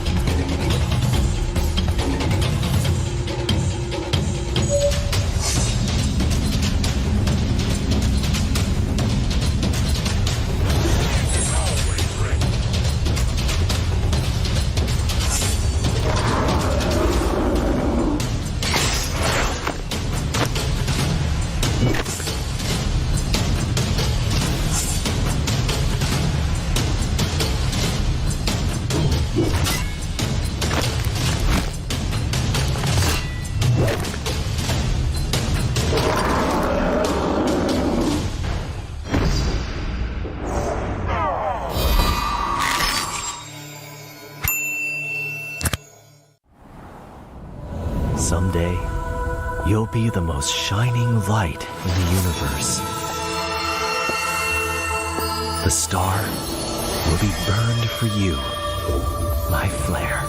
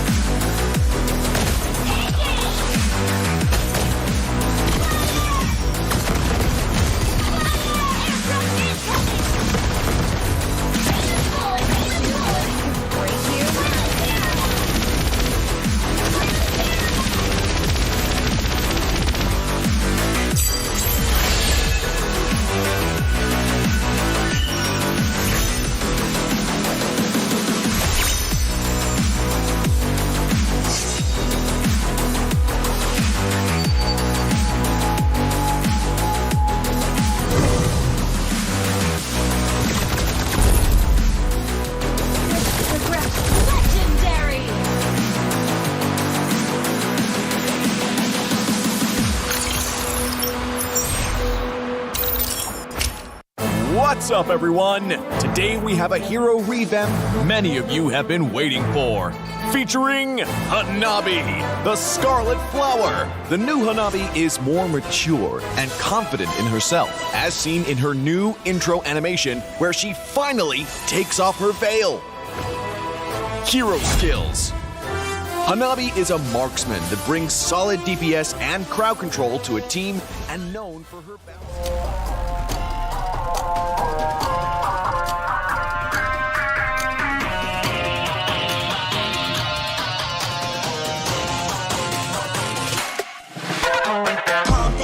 It's my time, I'm a ball. I'ma get this money right. I'm gonna live my best life. They been talking, tell me on me, but you know they'll never win. I'm controlling all my victories, and something has gotta give. Cause this is just what I made it now, made it now. You can't ever break us down, break us down. I'll be reaching for the stars, promise I'll be what they not, and I'll never ever stop. Won't never stop, yeah. Touch the sky, you're made of silver and gold. Touch the sky, you're the greatest function now.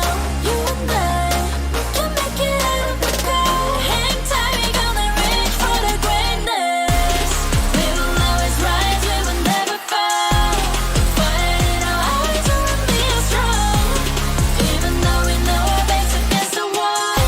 Can you take your aim? You know that this is. I've been down, been waiting so long. I'm here for the crown, I'm here to show off.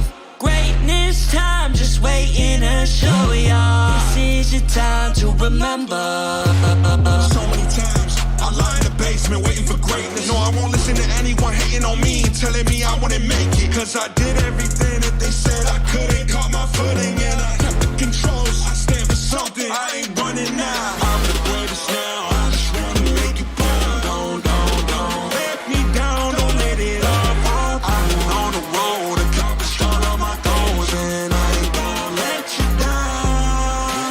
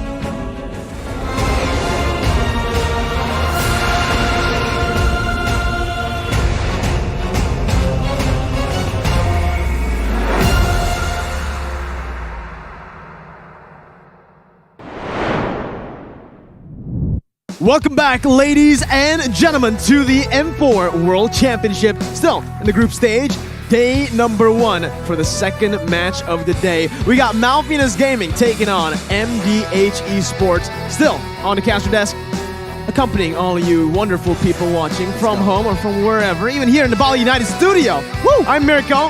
On my right is Gani, and we got Lafel.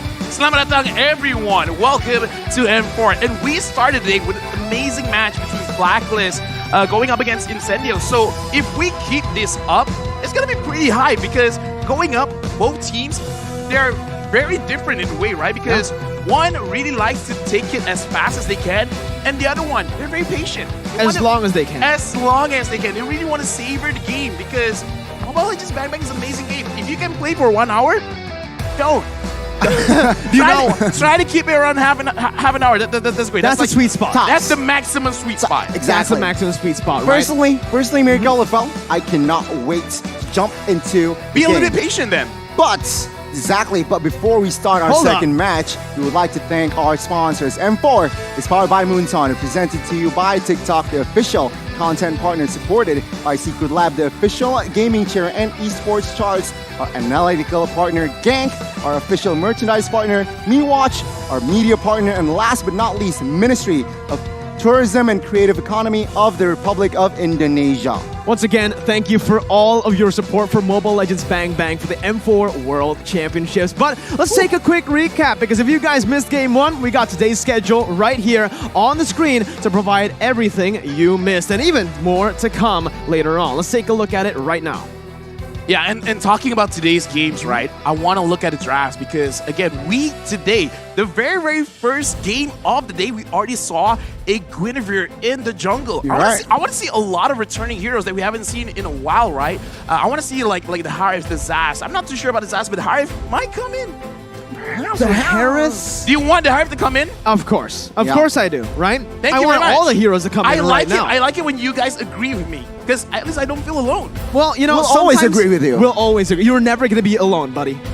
But when I predict a team, you guys pick something else. Oh, that you're alone. Yeah, all right. So yeah, he is alone sometimes, but it's fine. Most of the times you're not, right? Like on the desk right now for the second game of the day. But Gani, what are you expecting from this match? In Malvinas Gaming, of course. But before that, let's talk about the group standings for Group A. Blacklist with that dub earlier, they will take the top spot. Meanwhile, Incendio Supremacy will have to be satisfied for the 4th spot for now. Yeah, because learning how to win is important, but learning how to accept a loss is more important. Ooh. That is how you grow as a person. Right. If you only win and you never understand how to accept defeat, you will never grow. You will just stay there. And that's not a good place to stay. No, you can never stagnate, right? You always want to learn. The game W-L. W stands for win, L doesn't stand for lose. It stands for learn. Learning. All right? But you can, if you really like Lafel. Lafel, by the way, hey. I really like you too. Hey, he likes everyone. We like everyone. Hey, fist bump, bro. But again, MVG and MDH. Let's talk about the M4 pass, though, because they're going to have to pass each other up as well. You guys can log in, and it's already available all the way from December 20th. The exclusive rewards like the Beatrix Light Chaser skin, the Beatrix Stellar Brilliant skin, which I'm going for, and the beautiful M4 Beatrix figurine, emotes, sacred statue, spawn effect, recall effect, everything. Everything's here for you guys. We keep on giving! We keep on giving, man. We keep on giving, and all you need to do is log in to claim those rewards and play the game to get more done, right? Well, pal, can you ask for more? I always ask for more. Okay. Everyone at home, always ask for more. Never be satisfied. Never. Follow your dreams. Hungry. Follow your dreams. Always hungry. Never satisfied. Eat enough.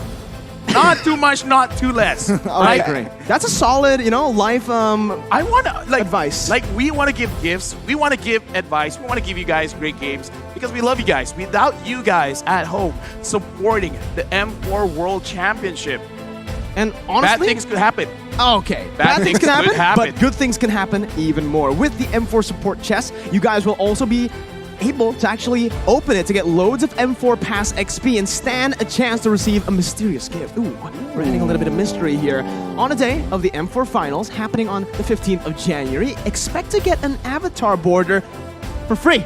Man, free! For free! It's free, man! It's a giveaway. It's a giveaway. And in the M4 Battle Night event, you can unlock a skin chest by completing tasks, and you guys gotta pick a skin of your choice within the chest, man. Just use the hashtag Mobile Legends Bang Bang, hashtag MLBBM4, and hashtag Dare to be Great. You can't choose? You can choose. I never usually get to choose. If I choose, I have to give up money. This is like this is great. That is great. Don't laugh at me. That's a great deal. It is a great deal. You're a great deal. I am. Thank you so much, LaFell. I appreciate that. But Mirko, there is also another campaign here. Are you serious? Oh my god. Again, M4 Pass is available now. Complete all active tasks, and you will reach level 75 at ease. Ease? And again, for free. Log in now. Exclusive rewards like Beatrix, Light Chaser, Stellar Brilliance, and M4 Beatrix figurine are waiting for you. Hashtags Mobile Legends Bang Bang, MLBBM4, hashtag Dare to be Great. I love that we're just trying to trip each other like while we're doing the sponsors. Feels like just inserting is like, can you take it? And you can. And we took all the dubs, right? But ladies and gentlemen, once again, we are going to be ready to take a look at the team lineup, starting with Malvinas Gaming. LaFell, take it away. I will take it. And we are going to introduce Harley, Dragon, Joel Crew, Prince Fran, and Steffi for Malvinas Gaming. The team from Peru, they were the runners-up. I mean, S11 Gaming took the throne, but let's see them walking to the stage. Welcome, ladies and gentlemen, the Peruvian Warriors, Malvinas Gaming. They can't wait to jump into that secret lab, and let's take a look at the face of the members. They're feeling confident here, LaFell. Yeah, they're looking very confident. I kind of feel like this is one of those times where you kind of do want to show a poker face, because you don't want to show too much emotions. This is game day. This is the death stares that they want to give to their opponents and be like, you scared, bro? I want you to be scared. And speaking of which, I'm not scared to introduce MDH Esports. Need my help? Yes, I do. Do you want the king? There's the king. As well as Joga and Gunnar. Gunnar, he is a total veteran here. Been a long time, especially if we're talking about the Vietnam flag. Let's take a look at them walking to the stage. Qualifying from the Mekong Qualifiers, all the way from Vietnam, welcome MDH Esports. Goodness me, if MPG was ready, it seems like MDH Esports, they are looking very, very focused. They look coordinated, because even on stage, we can see some shot calling. It's like, don't stand there, stand here. Okay. We need to be perfect in front of the frame. Having this kind of awareness of what's happening in front of you, this shows what's going to happen in game, because MDH, they are a late game kind of team, right? Yeah. So with that being said, they need to be able to have tolls, speed bumps, anything to slow down the enemy team, making sure that they can play while they just scale up. Shows leadership, shows chemistry as well. And now let's talk about the teams. I feel like Malvinas here, again, they like to go on the early game. Perhaps they are looking for that snowball presence, snowball dominance. But the question is, can MDH hold that early aggression? We mentioned the styles from both of the teams, right? Obviously, MDH, you said it, likes to prolong the game. The longer the game goes, the more it favors MDH. Meanwhile, for Malvinas, they like to actually look for that snowball. Again, the gold laner, notorious for actually roaming towards the turtle side even early on, sacrificing sometimes his own turret, but to be able to get a few more objectives on the board. I do want to talk a little bit about outside of the game, though, because for both Malvinas and MDH, there's also been a difference in the way that they've been, facing off in M4, just enjoying their time. For MDH, they've been really just heavily scrimming. I rarely see them even in the hotel. Wow. But for Malvinas, sure, they scrim, they practice, but they enjoy themselves and their time here together as a team. They're trying to get the work-life balance in check, because if you're to focus on one thing and sacrificing everything else, it might not help you out. Yeah, the imbalance might cause you to strain within the game. So I like the approach, because an MDH, I kind of feel like they didn't have a choice, because after their own qualifiers, it has not looked good for them in other tournaments. Well, we're going to take a look at the audience prediction here for both MVG and MDH, and most regions have opted to go for MVG. Oh, except for Vietnam, of course. Of with course. 80%. Of course. But then again, a minutes to the draft here, I expect same. MDH, they like the long game. Perhaps they might pick up the Sicilian hero or marksman that is also going. Bruno, maybe? Leslie? We'll have to see. But on the other side, a total different approach. Malvinas, they might pick up an assassin early, and perhaps a hero that is already giving damage. Rhodey. Well, yeah, exactly. Speaking of that goal laner who's very active around the map, wants to rotate, wants to get stuff done, especially in the team fights, you can expect Malvinas to draft these early game-centric heroes in the gold lane. Now, we've been mentioning the Harith, the skirmishing heroes, even sometimes those fighters back in the gold lane, like the Ruby, Cho. Maybe Malvinas might be able to pull that off here. Here's the thing, right? I feel like it's easier for you to draft against a team that wants to go to the late game against going up against a team that really wants to go to the early game. Because if you're really focusing on the early game, you could just commit like 3 heroes to really secure you that early game stage, and just have at least 1 hero that skills up really well. So even if you go like 20 minutes, 25 minutes, it's not like you're completely out of options. In comparison to the late game from MDH, I'm really looking at their mid duo, their roamer, as well as their mid laner.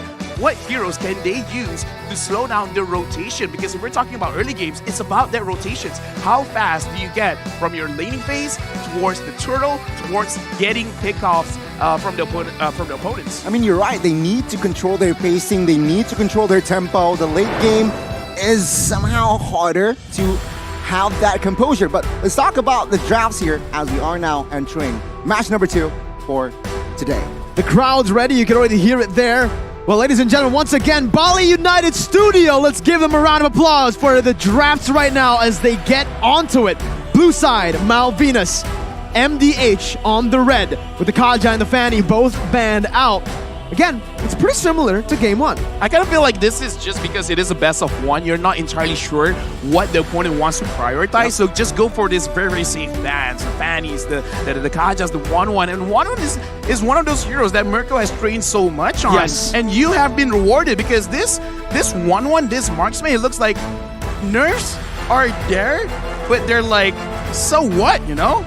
Nerfs, I'm 1-1. I keep on 1-1ing, like winning, but like 1-1ing, you know? You tried. I respect the effort. The effort is more important than the result, okay? I agree. Sometimes, right? But obviously, the 1-1. She takes those nerfs, and it's a suggestion to her. Like a boss, yeah. It's a suggestion. It's just a suggestion. Oh, a boss move, you know? It's a boss move. 1-1 has been a boss for so long, and I agree. I put the right amount of time to the right hero. But you could see 2 games, 2 1-1 bans, despite the nerf that I even thought was going to be pretty massive, pretty big, right? No more stun from that first ability. When it comes back, it's only an immobilize. But here, you can already see, obviously, that early game-centric ban towards, from MDH towards Malvinas. The Hayabusa on the assassin, but the glue was left out. And okay, why is glue dangerous? The skill number 1, I mean, no cooldown practically. You just hit it, and then you just come to the animation and no cooldown. So it's just semi-broken, but we'll see here. In match 1, remember, it was banned out in the first phase. Now, MDH, what are they going to answer with? It is going to be the hero that is the signature for the mid lane. No, here's the thing, man. Like a straight up counter. Yeah. Like glue, you want to split up? Sure, man, split up. Faramis is gonna use the Ghost Buster and exercise the glue, because the glue is dangerous because you keep on. It's like trying to kill someone with a spoon. It's annoying, and eventually you will die, right? You just hit him a bit, hit him a bit, hit him a bit. And I kind of feel like a lot of people are still like underestimating the damage of the glue, just like you said. Like you just keep on coming to his first kill, which is not the best thing that you want to do, right? But because they have the Faramis in the early stage of the game, during the laning phase, it's not going to be a great time. But when it comes to the team fight, the Faramis will be smiling big.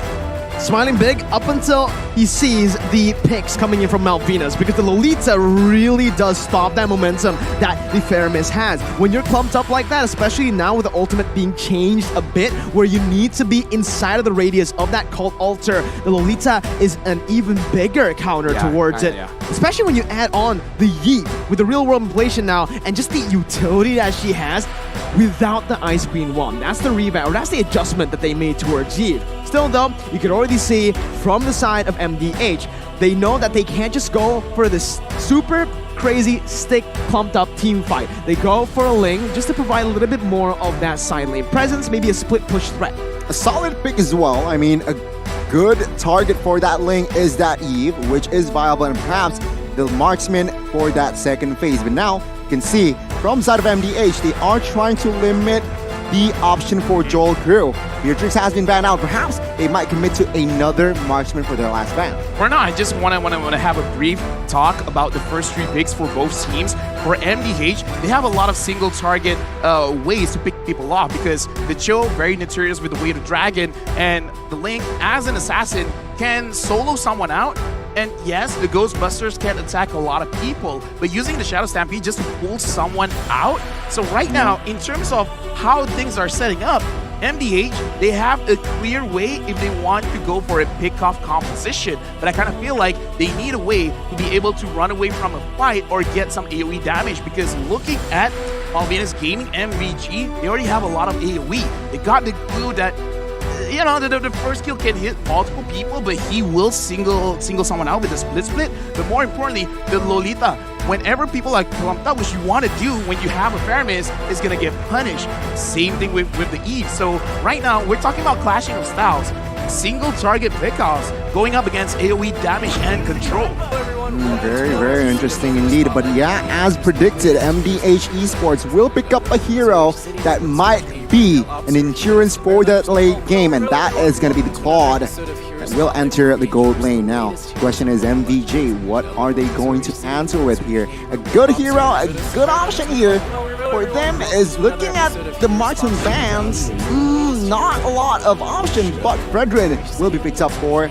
Oh my god, Fredrin Jungler, of course. Joker will pick up the carry. Wow, the carry up against this composition, that's very brave. Yeah, it's very brave. It's a very brave option to go for, but now with the Lapu Lapu, you can kind of understand, right? You can look at the carry and can actually melt down some of the frontliners here coming in from MDH. Yeah, here's the thing, right? Looking at the composition, again, I just want to say, MDH, they can single target, they can choose their targets. I think that is a big advantage for them. So it is going to be a test of skill. If they are able to find the correct targets, then they're in a good position to win themselves the fight. When we compare to the side of Malvinas Gaming, you don't have to be too harsh on who you're targeting. As long as you can clump them together, it's going to be looking good for Malvinas Gaming. But looking at the draft, kind of a little bit towards MDH, because I like this pick-off first style. We got to see though, right, Lafel America? I mean, the 10 heroes that is going to enter the Land of Dawn has been set. You like MDH better? I gotta agree. So let's just jump into the Land of Dawn. Let's dive in to the Land of Dawn once again for game number 2. Match number 2 of the day as well. A best of 1. Volatile. Both teams will try to top their groups with this one. High stakes. As again, we get into the mid lane. And so far in this tournament, we've seen kind of a mix, right? Just based on game 1. Obviously still very low data, but mid control doesn't always equal the win early on now.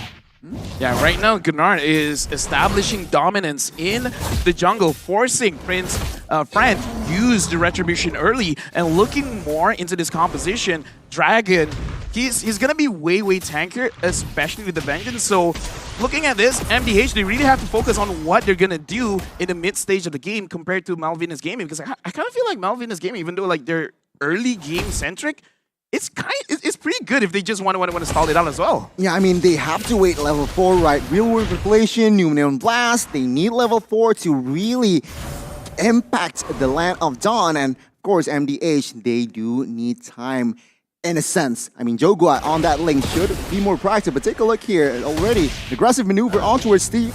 Will this be the first blood? I need my help. Will not pop that flicker just yet. no first blood in the first minute. Yeah, you know, both teams, again, just respecting each other. Not even a flicker or just a battle spell burnt out there. You can see both teams, they're just trying to play it slow. But in the XP lane, Dragon here already doing so much early on the glue. Joga is going to be forced to back up. Even though they kind of traded, right? The Lapu, the king, was able to clear it out, getting a bit more pressure to set up for the turtle. So that's the question we have to start asking now. Who's going to start it up, and where is the countermeasure from the enemy team? For me, I would kind of say MDH should really try to force this out because Gunnar as the Cho doesn't really need the level 4 to have a lot of crowd control. So I kind of feel like if they can push the pressure a little bit earlier, it would be benefiting them. MVG, if they can fight it out, then that's great as well.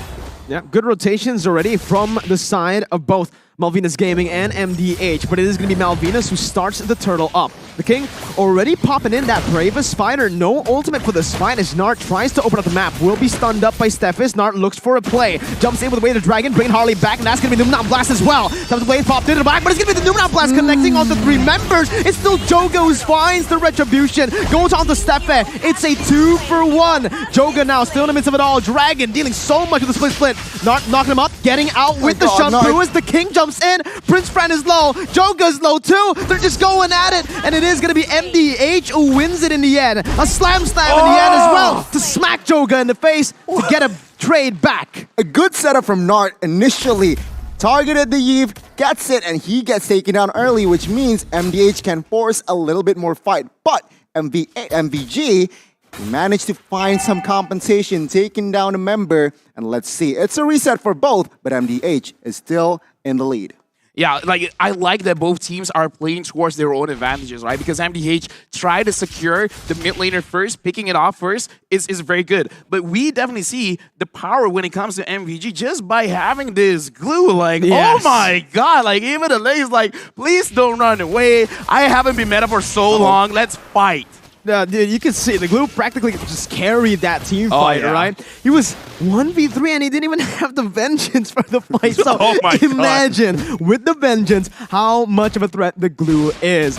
What do you do against this man? This is not your jungle, this is my jungle. God, my name is Dragon. I'm the jungle for this one. Yeah, you can see 4 members have to come over towards the purple side as now Nart jumps in, dishing out some damage, bringing it back, but just a split, and he saves the vengeance. It's all good, man. Wow. If 4 people were there, ready to initiate, and even he's like... And a Faramis. Yeah, it's like, I'm gonna split. This glue, man, in this update, it's again a very prio hero. Let's see though, MVG, can they extract this hero? Because actually, MDH, their rotations aren't bad, right? No. Let's see, the second turtle, who will get it? We'll see, right? It is towards the bottom side, and as you can see right now, both teams are still trying to play around that mid control. But we're going to take a look at Joga right now, as he's actually able to dodge away from Prince Francis' taunt. Nart making a mistake there, going to be dodged away from. Need my help. Already with a Shadow Stampede. Both teams looking for it as Prince Fran and Joga wants to go for 50-50. Nart, an amazing actually kick there. It's going to be Joga who gets caught out. The turtle was actually taken away by Prince Fran as the king jumps in, dealing out some damage. Going to be able to use the Blazing Wet to clear out the mid lane. Dragon still surviving with the vengeance, still coming in with a split, and he survives the team fight. In the end, he falls to Need My Help, but it's a 2-for-1 in favor of Malvinas.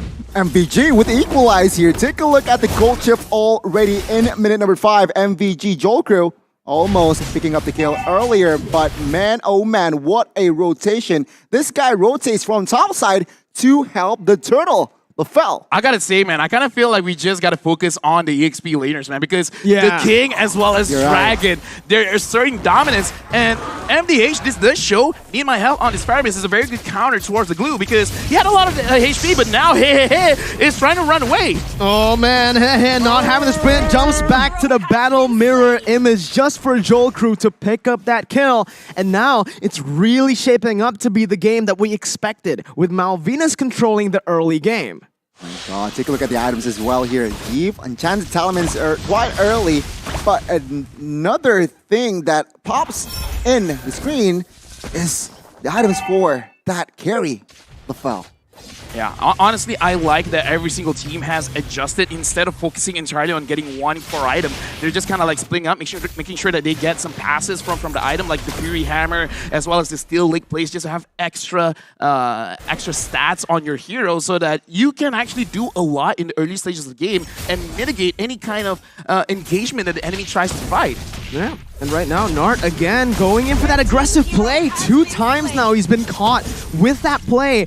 He wants to set it up. He wants to be the one to actually look for these proactive movements, but with the amount of mobility from Malvinas and with the stun as well provided by Steffe, he's not going to be able to do that at will. And now Malvinas, knowing that there's no roamer for MDH, they're completely controlling that top side, and they're taking the turtle right now, uncontested for free. What I love about Malvinas Gaming here is their execution is just so in sync, and they do not forget about neutral objectives like turrets and of course this turtle. They managed to find the 3rd turtle.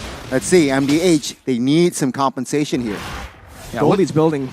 No, honestly, like I'm looking at this game and I'm seeing what are they waiting for, because Malvinas Gaming, look at this, the damage is so strong, and it looks like they're gonna engage onto the jungler. Joga's gonna be caught there by the Moon on Blast, and the real world manipulation basically zones everyone away from trying to follow that play up.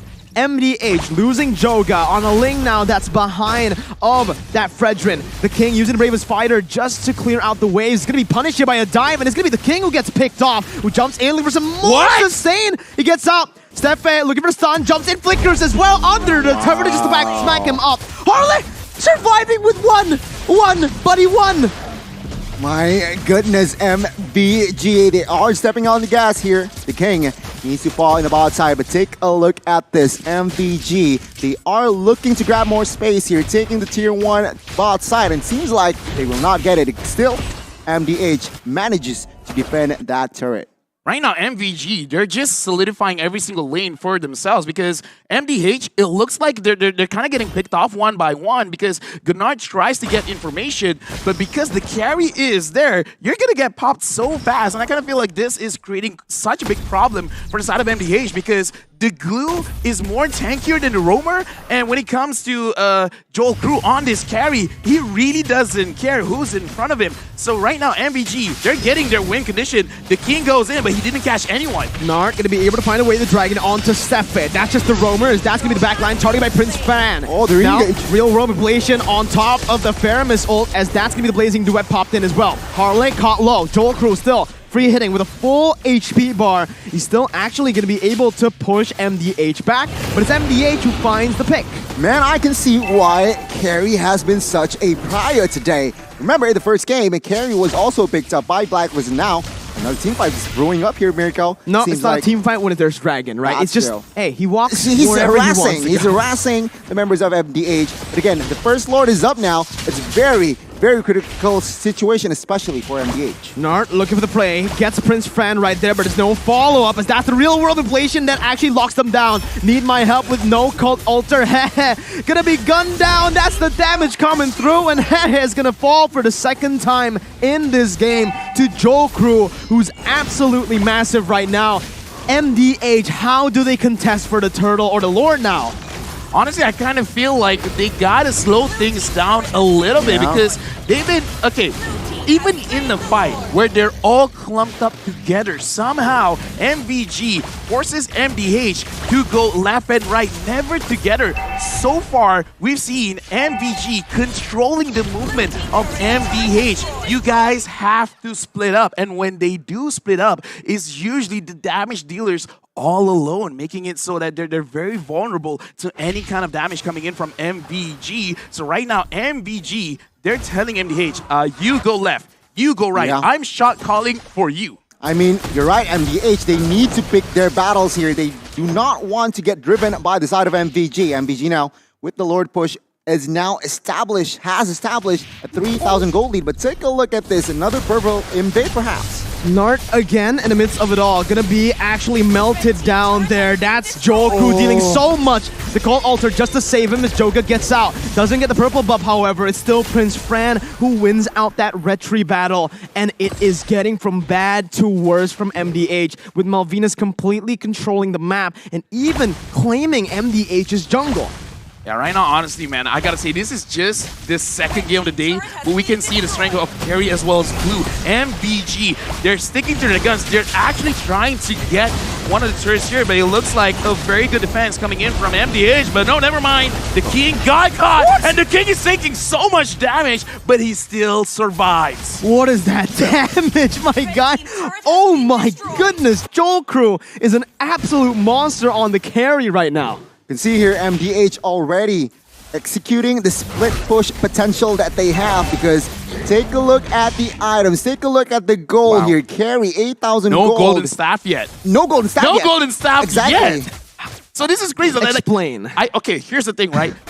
It looks like in terms of the players, there's two ways that you want to go with your build. Number one, quickly get your Corrosion Scythe, your Demon Hunter Sword, as well as your Golden Staff. But if you want to play a little bit more disciplined, you delay the Golden Staff just a little bit so that you get your Wind of Nature first, making it so that even if you do get engaged on, you can survive if your tank or your roamer is not there to protect you. So looks like in this game, Mount Venus Gaming, they just do not want to lose their advantage that they've already piled up against MDH. So going for the safe pick, that's good. That's so unfortunate for Nart, man. He goes on to Harley, but the kick did not go through all the way. Hehe still on the back line with a Blazing Duet, dealing a whole lot of damage, but Joel Crew does more. Dragon now on to Hehe, who has the sprint. Hehe's running for the hills, gets out with a Battle Mirror image, and it's a 1-for-1. Nart for Harley, which is technically worth it, but oh my god, okay, we're good.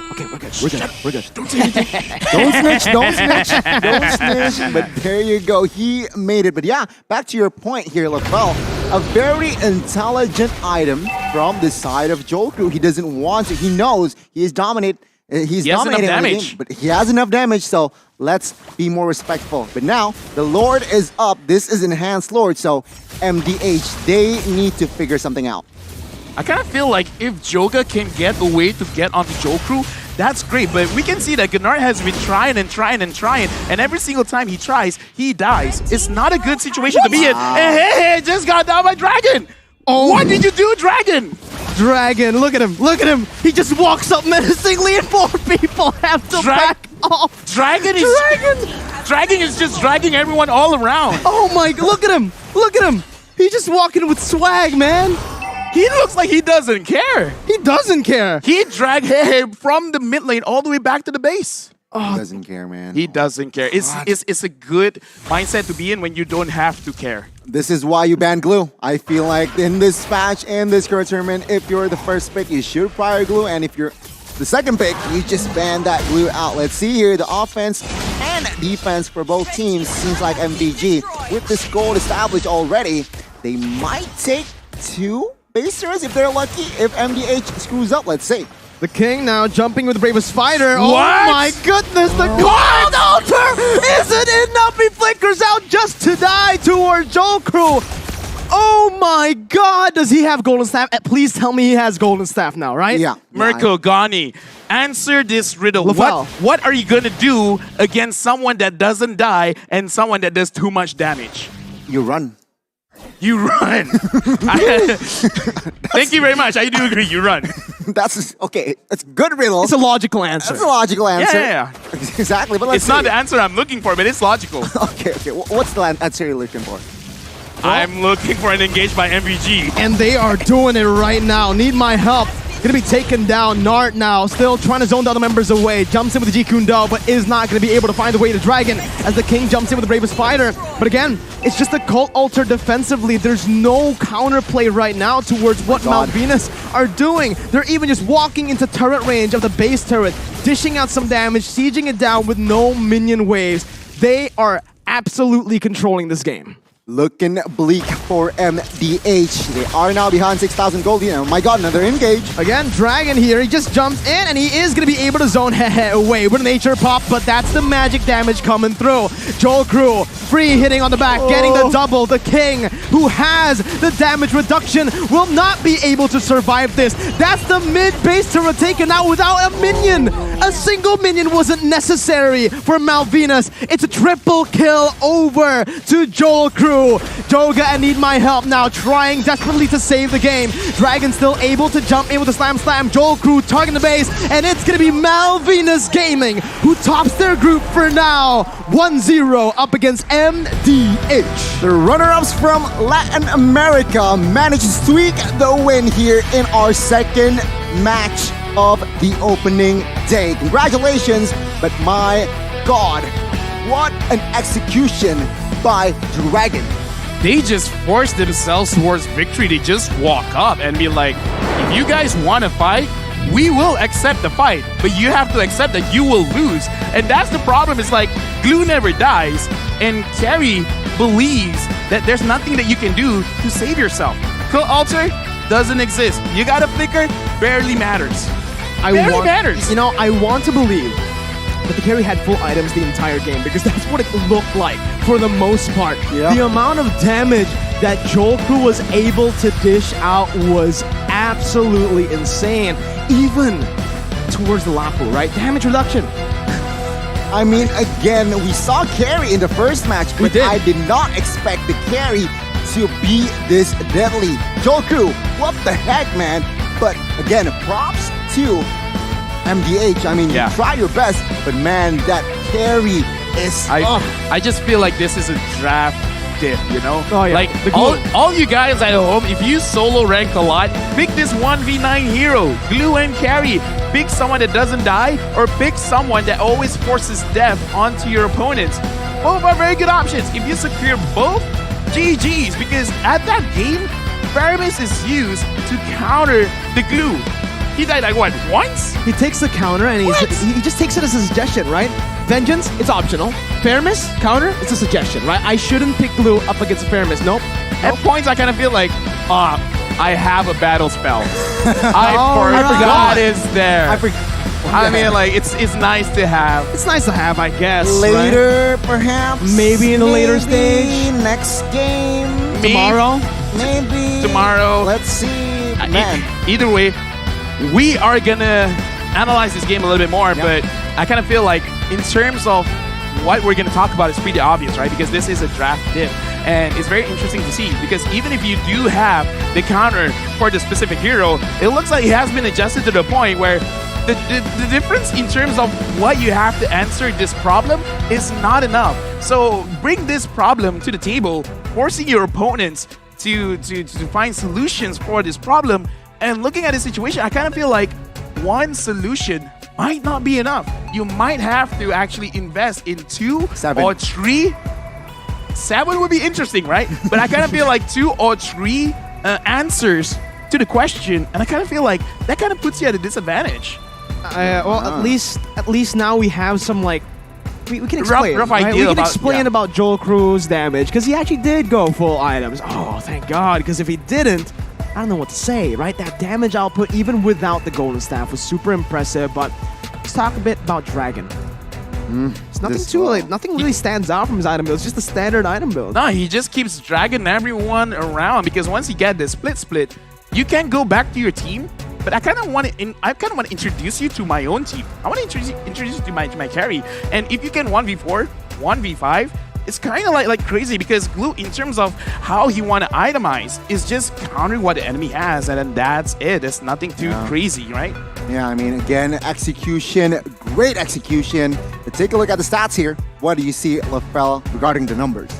I'm actually quite surprised. I kind of thought that the damage dealt would be like way different, landslide. right? Yeah, but it looks like it's just like, what, around 20,000 difference. It's really not that big. And damage taken as well, I kind of thought it would favor MVG, because Dragon just keeps tanking it all. You know why? Why? Yeah, Prince Fran and Dragon, they tank everything. So, sure, MDH, they're very close in damage dealt, but the damage, where is it going? To the frontliners completely, because Dragon and Prince Fran just did such a good job in zoning the backline away. Even when Hehe has that battle mirror image, wants to dive to the backline, it never happens. Why? Because he's always chunked so low by the poke coming in from Harley, by Dragon and Prince Fran taunting him up, and obviously, you also have Steph who can just take everything. Yeah, so honestly, like, Need My Help did a lot in the game, but it's sad it's not enough. And right now we're gonna look at the MVP for this game is going over to Joel Crew with 733 gold per minute, 62% kill participation. He did not die this game, but he got a lot of deaths for the opponent team. I gotta say, Carry is usually mid towards the late game hero, but in the hands of Joel Crew, even in the early game, he was just popping off. Of course, assisted by the other members, but man, this guy's positioning, he is untouchable. A very, very strong showing here from the Peruvians, and man, I can't wait to see them back in Gani action. is so impatient, man. Every single thing, like, I can't wait, I can't He just wait. can't wait. I He can't doesn't wait. want to wait. That's my middle name. That's his middle name. Gani, can't wait. Dot. Mobile Legends. Mobile Legends. That's her last name That's now. my, okay. Gani Mobile I'll take Legends. it, I'll take it. GML. GML, but let's take a look at the highlights here for the second match. Let's see. Can you wait for this one? I can wait, right. but now I can't. Yeah, I don't want to wait as well. Guys, this is the total IQ of 6 on the table. Looking at this kind of game, I kind of feel like this is the kind of draft that we would want to bring, right? Because it's one of those things that you just do what you want to do with the glue and then try to finish it off with the carry. Right? Just do whatever you can. And MDH, I kind of feel like they have a shot. Yeah. If Gnard waits for Need My Help and Joga and then initiate together, it could have worked out fine, but they keep on splitting. I feel like that's the problem. They tried to be glue. They tried to split. You can see the miscommunication a lot in these team fights, right? Where some people are going in, but others are also backing off. It's never a single unit. It feels like it's just individuals playing without a shot caller, right? Yeah. It does seem that way. And you can see for Malvinas, it's the complete opposite. When they go in, there is not a single member who falls back. They all commit. I mean, on a more serious note, it is hard for the Cho, for Gnard, to stay relevant in the game because it practically has no target. I mean, Blue, Brethren, Give, when real room population pops, is immune. So, again, it's so hard for Gnard on this Cho to stay relevant. Meanwhile, you can see everything that is going on in Malvina's side is just happening. It's kind of unfortunate because they invested in the Chill very, very early on. It was the first pick, right? It was the first pick. So usually your first pick is your primary way to play the game. Either like in terms of damage or in terms of initiation. In this kind of situation, it's control and initiation. However, it does look like it's very telegraphed. Yeah. Knowing when the Chill comes in is like, if you want to come, I'm going to run away. And it's so hard because, again, the Cho, who do you have to target? You go for the carry, you go for Prince Fran during Turtles, and you also have to take care of Harley, right? Who's on that real-world inflation, who has his hands on the Eve, which right now doesn't even need the ult technically to be useful in the team fights. The utility and the poke, just the damage output you have on the Eve is quite disgusting currently. But hey, we got our next match ready too. Incendio Supremacy with a very impressive start to the day up against Blacklist International, falling short in the later stages, the face-off against Falcon Esports, another favorite in Group A. Well, I can't wait. Oh my God. Okay, this one, I will agree with you. I cannot wait as well. Okay. Let's not go to break. Let's not, okay. Oh, wait, no. We have to though. We have to go to a break? Yeah, Okay, unfortunately, sure. LaFell, you know, we have to wait, and you guys too. But don't worry, this gives you guys time to grab some snacks, chill out a bit, and get hyped for match number 3. It's Mirko, Gani, and LaFell, who's absolutely swaggering here on the desk. I made that word up, but we'll be right back after the break for Falcon versus Incendio.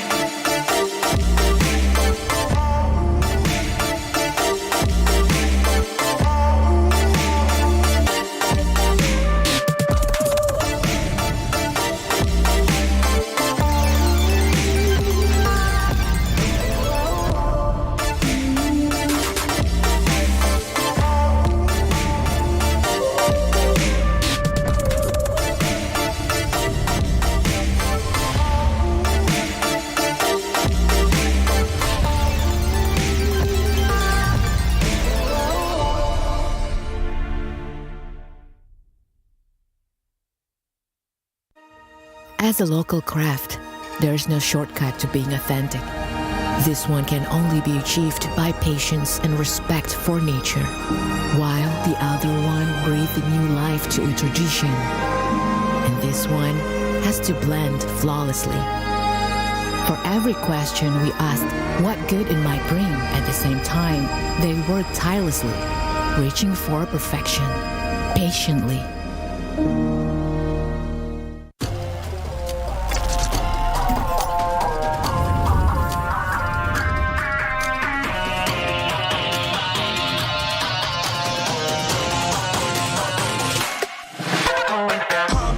It's my time, I'm a ball. I'ma get this money right. I'm gon' live my best life. They been talking to me on me, but you know they'll never win. I'm controlling all my victories, and something has gotta give. Cause this is just what I made it now, made it now. You can't ever break us down, break us down. I'll be reaching for the stars, promise I'll be what they not. And I'll never stop, won't never stop, yeah.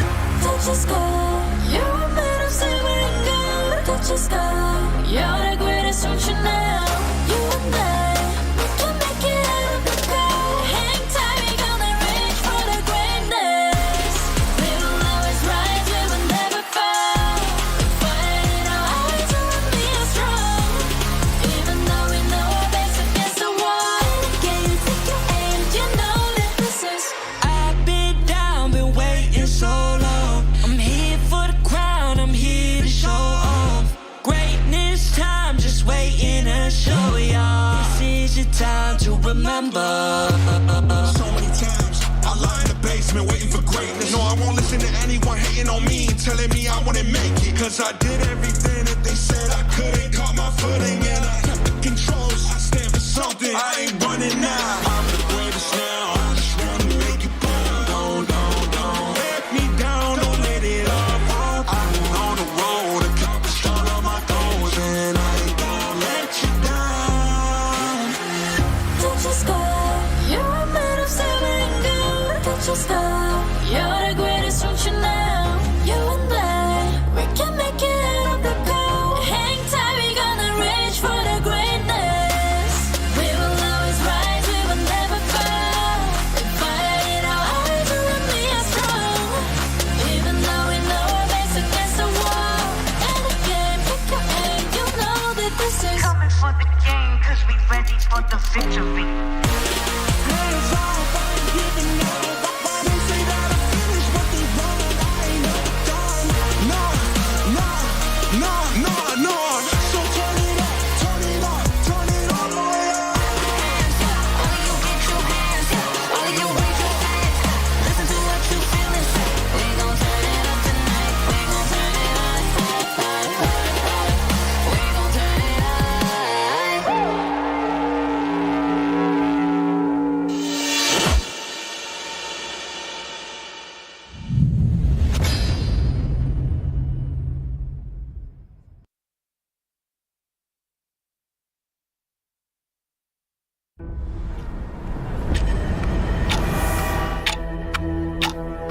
We are getting closer to the ultimate battle in Jakarta.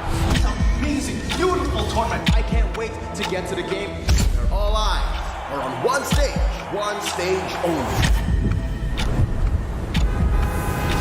All for that ultimate prize, to be M4 World Champions.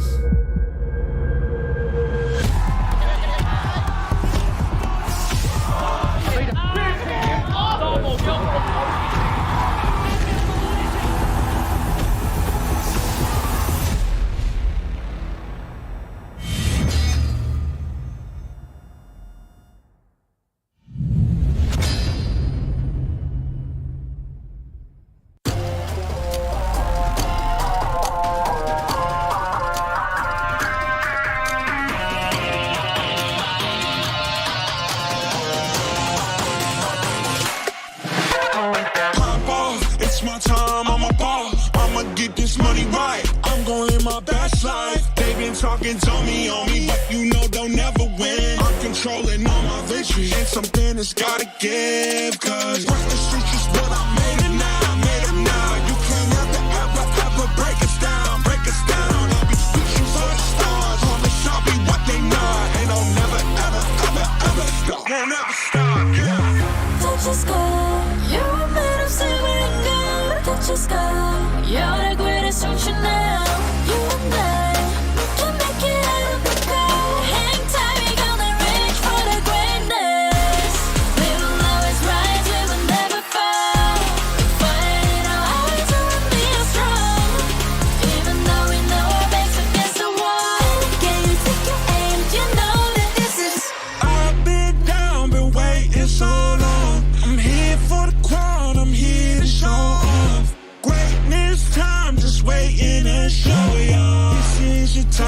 remember.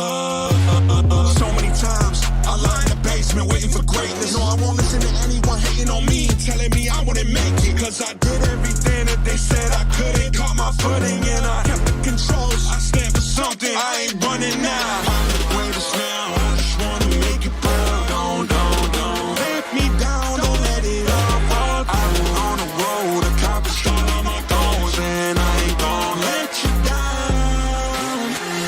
Don't just go, you're a man of silver and gold. Don't just go, you're the greatest function now. You and I, we can make it up the coast. Hang tight, we gonna reach for the greatness. We will always rise, we will never fall. We fire in our eyes, you and me are strong. Even though we know our backs against the wall. And the game, pick your aim, you know that this is Coming for the game, cause we ready for the victory. Hands off, I ain't giving up. They say that I finished what they want.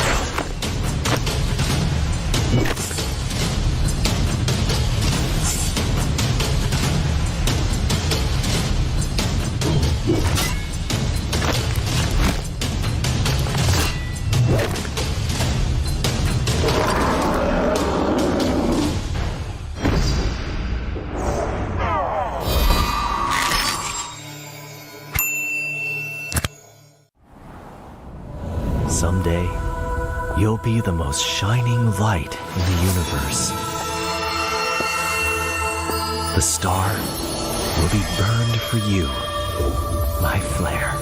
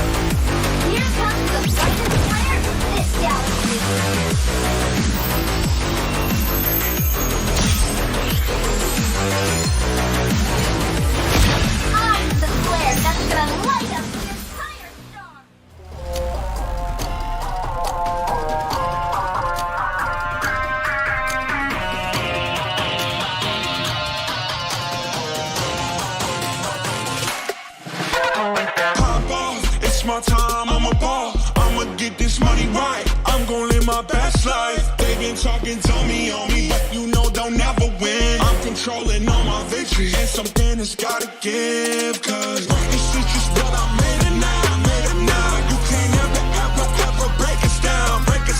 I'll be reaching for the stars. Promise I'll be what they not, and I'll never ever stop. Won't ever stop. Yeah. Touch the sky, you're made of silver and gold. Touch the sky, you're the greatest function now.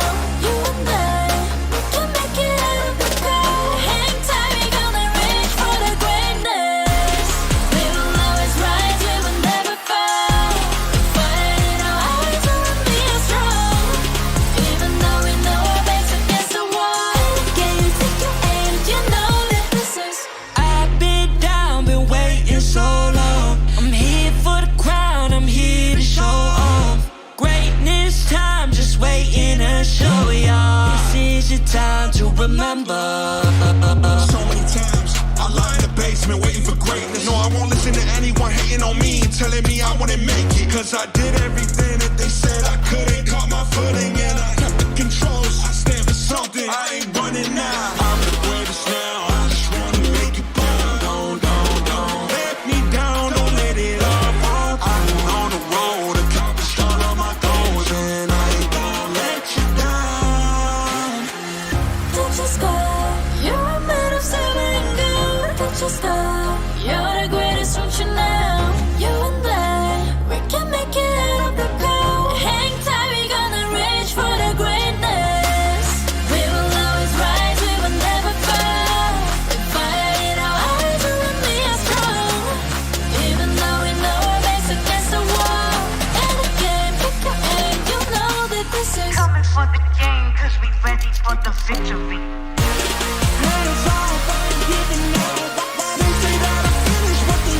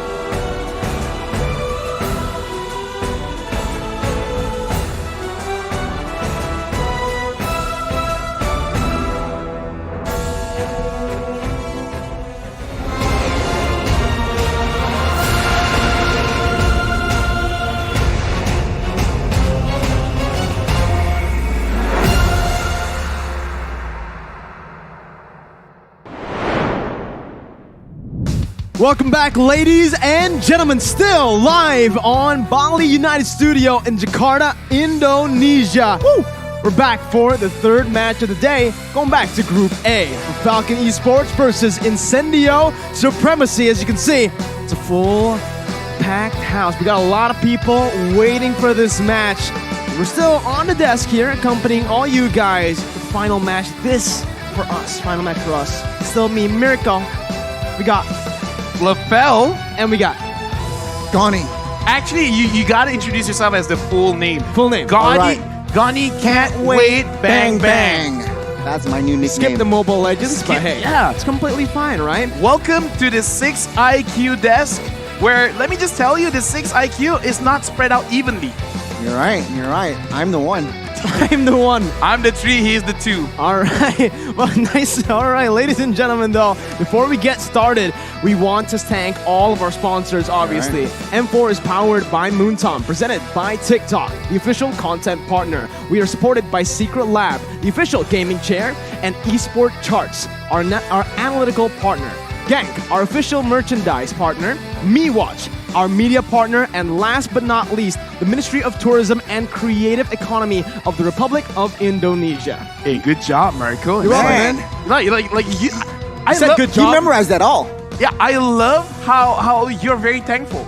I like for everyone, wake up, feel thankful for being alive. And now, I want to be thankful because we're going to remind ourselves what happened throughout the day, because in total, we got 6 matches. We've already seen 2 of those matches, and we're going up for the next match between Incendio going up against Falcon, which again, Falcon, I gotta say, man, their debut, a lot of people were like, they can't be that strong, right? But now Falcon is popping in and like, yo, we are the favorites, man. They are the known dark horse here. But in case you missed it, Blacklist won against Incendio earlier. So with that loss, what will they change here? Up against Falcon, can they bounce back? Or will that momentum won't change? You know, let's actually talk about this because we mentioned in match number 1 that LaFell's prediction is a curse, but hey, it's 50-50 now. You know what? I'll take the 50-50. And yeah, let's talk about it, right? Where Malvin's Gaming right now, they are on top in Group B. Toda Onyx hasn't played yet. MDH, rocky start. But again, it's not how you start. It's how you finish. Exactly. Why did you have to finish my sentence, man? Because he wants to finish well. You really can't wait, can you? Sorry. You know what's coming up and you still want to take it. Sorry. That's the Gani way, bro. That's the Gani way. G way. I respect. Did you forget his name? The Bang Bang. Gani can't wait, bang bang. There you go. But right now, we're gonna go back to Group A, right? Blacklist International is sitting pretty comfortably up top, so Falcon Esports will look to try to equalize that by getting a dub against Incendio Supremacy, who, again, in Game 1, surprised all of us with their heavy skirmish style and their team fighting presence, which was absolutely phenomenal. If you really ask me, I feel like, does it really surprise you? I mean, Blacklist, they are the defending champions, and again, a solid opening match. But now, let's shift our focus to Incendio Supremacy, because I feel like that first game, it was solid, it was bold as well regarding the draft picks, but now, what are they going to bring to the table? Safe picks against Falcon, realizing they lost the first game.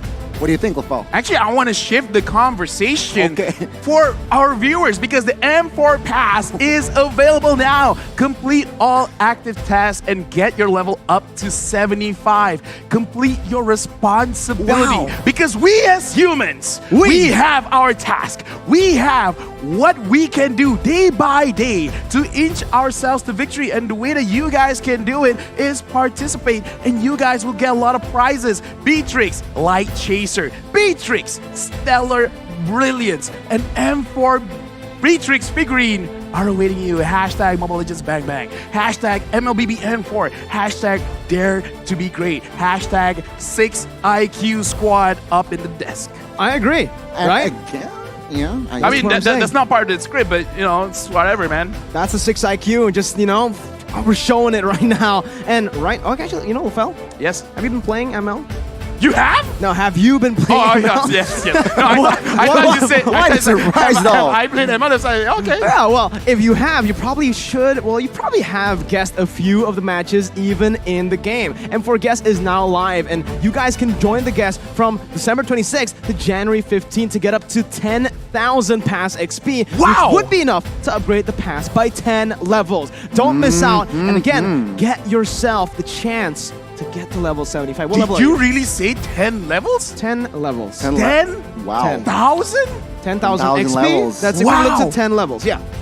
That is something. That is something, man. What level are you right now? I think around 50-ish, if you believe it or not. You're close. So yeah, it I was want with that ease. Beatrix figurine. I didn't get that Roger figurine last year, but let's take a look at the team lineup for the next match. Let's take a look at Incendio Supremacy first right now. We saw the lineup earlier, but LaFell, has anything changed here? All right, well, we will see. And Incendio Supremacy, so far, I don't see any changes. Still rocking the mid lane, Rosa, Alien Sunshine, TNZ, and Apex 47. Though I gotta say, I don't really think that they should have shifted their lineup, because they look pretty solid just now, going up against the world defending champions Blacklist. Well, ladies and gentlemen, welcome them once more today onto the stage. Incendio Supremacy! Looking sharp, looking focused as well. They are ready to take the dub in the second match. But can they do it is the question. I mean, they look focused. I feel like they can, man, because again, it's not losses, it's learning. Oh yeah, you're right. They learn. I'm sorry. Right? No, but the thing is, you can learn, but how do you apply? Like for exams, if you learn for 3 weeks straight, but when you see the paper, everything goes blank, it doesn't matter. But what matters is the lineup of Falcon. Let's introduce. I love this man. He looks like a Japanese villain. Justin, followed with Yellow Flash, Zipax, Ken, and Naomi. Justin's a good-looking guy. No, like imagine like a Japanese show where I agree. where they're like trying to outsmart each other. Justin looks like the villain. You're right. They're entering their villain arc as they walk up on stage. Welcome from Myanmar, Falcon Esports. The dark horse of M4, Falcon, has entered the M4 stage today. Can they take the win, or will Incendio? Yes, their jungler can. Their jungler oh my God. is Ken. So You're right. Ken, yes. I get it. This roster, man. We've seen this 6 roster IQ. before, but there's a difference. There's a difference. What's it's the not difference? silent. It's Zipix who's going to be on stage now playing for Falcon Esports. You can already see as well, it's not just Coach Saya, it's Coach Dale up there with him too. Hey, no MPL, no problem, man. Again, we gotta look at the talent prediction. Let's focus on. Wow. Mars is trusting Incendio. Interesting. It's your friend, right? He's debatable. Debatable. all right. I mean, we're Malaysian homies. You're Malaysian homies. Okay. 5 Falcons, 1 Incendio. Meanwhile, on the other page, it is going to be 4 Falcons here, 4 talent predictions. Meanwhile, Incendio will have 2 votes from Zuzu and Arho. Again, it's going to be very interesting here. Did you see his face trying to count at 1, 2, 3, 4? I saw that. I was making sure. That's All why right? you're the one I I don't want to make a mistake by miscounting, so I counted in my head. I respect that. There you go, right? Yeah. You gotta use Bring your a head. calculator. And I especially need for to these players. use my brain here. You do. Every single Sometimes. player, every single coach needs to use their brain as well coming into this matchup, because we saw that Incendio Supremacy was able to actually draft really well. I think we had a talk backstage as well that we all came to an agreement that it was not the draft that was a mistake. It was not a problem. It was mainly the execution. Being that they were too one-dimensional. When they saw a target, they instantly went for it. And in the end, I believe it was Venus who was engaged on, and they used all their resources to just take down that roamer. It's not a fun thing to bring up, but being nervous on stage is definitely a thing, right? Even as casters, the first few minutes, like it's very nerve-wracking, right? And then once you get used to it, then you start playing the way that you want to play. Last night I was so nervous to cast for day 1, but now I'm feeling okay. So there you go. Let's see. Did you sleep? Did you sleep? Debatable. Good question. Good question. 1.5 minutes to the first drafts. to the drafts here for Incendio Supremacy and as well as Falcon. Now let's talk about Falcon here. I gotta ask you, Mirko. I know you know a lot of Falcon, so why Zipix over Ken? Why? I know a lot of Falcons. I agree, right? I know every single Falcon on stage right now. This guy is Yellow Flash. Okay. He's a solid XP laner. Honestly, this team, you guys still call him the Dark Horse. You still call this team the Dark Horse. I don't. We don't call it the Yeah, Dark we don't Horse, call- but a lot of people still We call do. them Falcon. I call them Falcon, but I also call them one of the favorites in this tournament because of the way they play the game. In MSC, we saw how volatile they were, how they like to take these skirmishes early on. But firstly, let's talk about Incendio Supremacy's keys to victory. LaFell. Yes, one Zip pops up here. Alien must dominate and abduct the XP lane. Abduct. I like that. Abduct, right? Okay, It's I like it. Yellow Flash, you gotta be careful, man. It's not enough to win. You gotta... Really abduct the player. Just go over to the other side of the stage and abduct Yellow Flash. Yes. Not saying that we are encouraging such actions on stage, but you guys get the message, right? It's not enough to be like skirmishing a little bit, but you gotta make sure that you, Yellow Flash, do not do anything this game. But if any of the EXP leaders get glue, then I don't know, man. It's kind of hard to abduct the glue. It's very, very difficult, It's right? very But hard. Back to the point, Falcon, right? Just take a look at the keys to victory here. Justin's deadly rotations always secures kills. Zippy to zip past through laning phase. I love that. Dictate each team fight's locations and timings, and Naomi will dominate with his map control. So let's talk about Naomi a bit more here. He's a very flashy roamer. He likes to play these engage heavy, the initiation heavy heroes. And right now, we know the changes that they have made. Moonton made to the game in the last patch. You can no longer get those sound cues when you don't have vision, and Naomi excels so much at flanking and finding the right angle to actually just catch the back line. I gotta say, this patch really favors Falcon because they can play into it and they can counter as well. Because you're talking about Naomi. One of the picks that he actually still flexes is his Natalia pick.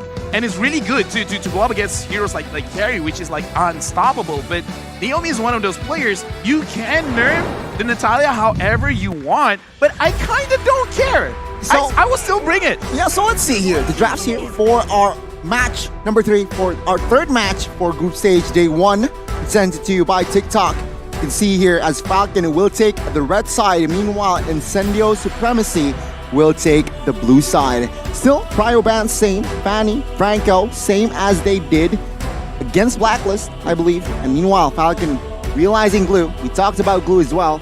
They listened to us. They banned this purple hero.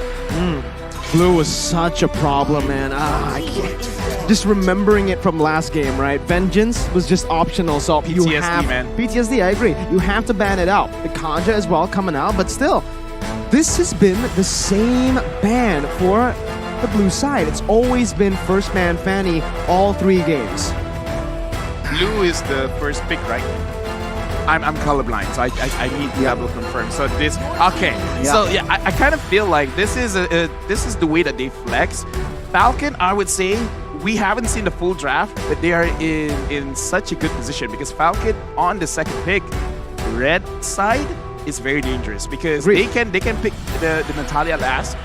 If they want, they can go up for the Johnson Kadita, which they kind of like popularized again. And when they bring that up, it's kind of interesting where they swap the roles, where Naomi is going to be the one using the Kadita and Justin's going to be the one driving Johnson. I mean, again, the man you see on screen is the villain. The Japanese villain, thinking, the masterminding behind it all. And let's see. It's a Rock fan comes through. Let's see here the response from the side of Incendio. They have the first pick. Oh, it's a quick pick here, and it's going to be 1-1. The 1-1 that was banned out 2 times in the last 2 matches finally opened and picked up, but it does leave the Joy open we forgot about for Joy. Falcon Esports, and the Joy is so good. Why? Because, okay, obviously, she's super strong. Secondly, hey, flexible. You don't know where this Joy's gonna go, you all right? Technically, she's a ballerina. She is a ballerina. She's strong, she's flexible, and she can dance. You're right, She has a beat to it, too. One time, make sure you give her a ballerina skin. Okay, It needs to okay. happen. It needs to happen. And Taken. Free Advice taken. idea from LaFell. I mean, it doesn't have to be free. Just saying. Okay, so looking at the draft right now, it's very quick picks, but now it's slowing down a little bit because Incendio is like, okay, we got a 1-1, we got a very good laning phase up in the gold lane, and the Estes has been picked up as well as the Fredrin. The Fredrin is okay, it's cool, but the Estes pick has been shadow buffed as well with the changes of how vision works. Is it enough though? I think it might here, Mirko. Looking at the three compositions that Incendio picked up, you have an idea. They want to clump up, but take a look at the response. Lolita. Again, a very good counter for that Estes. Not just for the Estes, but also the Wanwan, right? With the shield that she has, that crossbow attack, and even the first ability is going to have, for sure, looking at it, Incendio's going to have a hard time popping the crossbow attack and even getting some damage, even if he gets the weakness points. So now, you can already see a respect band towards Incendio. Falcon Esports know that Rosa loves picking the Lunox and also the Faramis. So now, with the Faramis picked up, the Lunox ban, they might actually be forcing Incendio to pick up an uncomfortable hero for Rosa.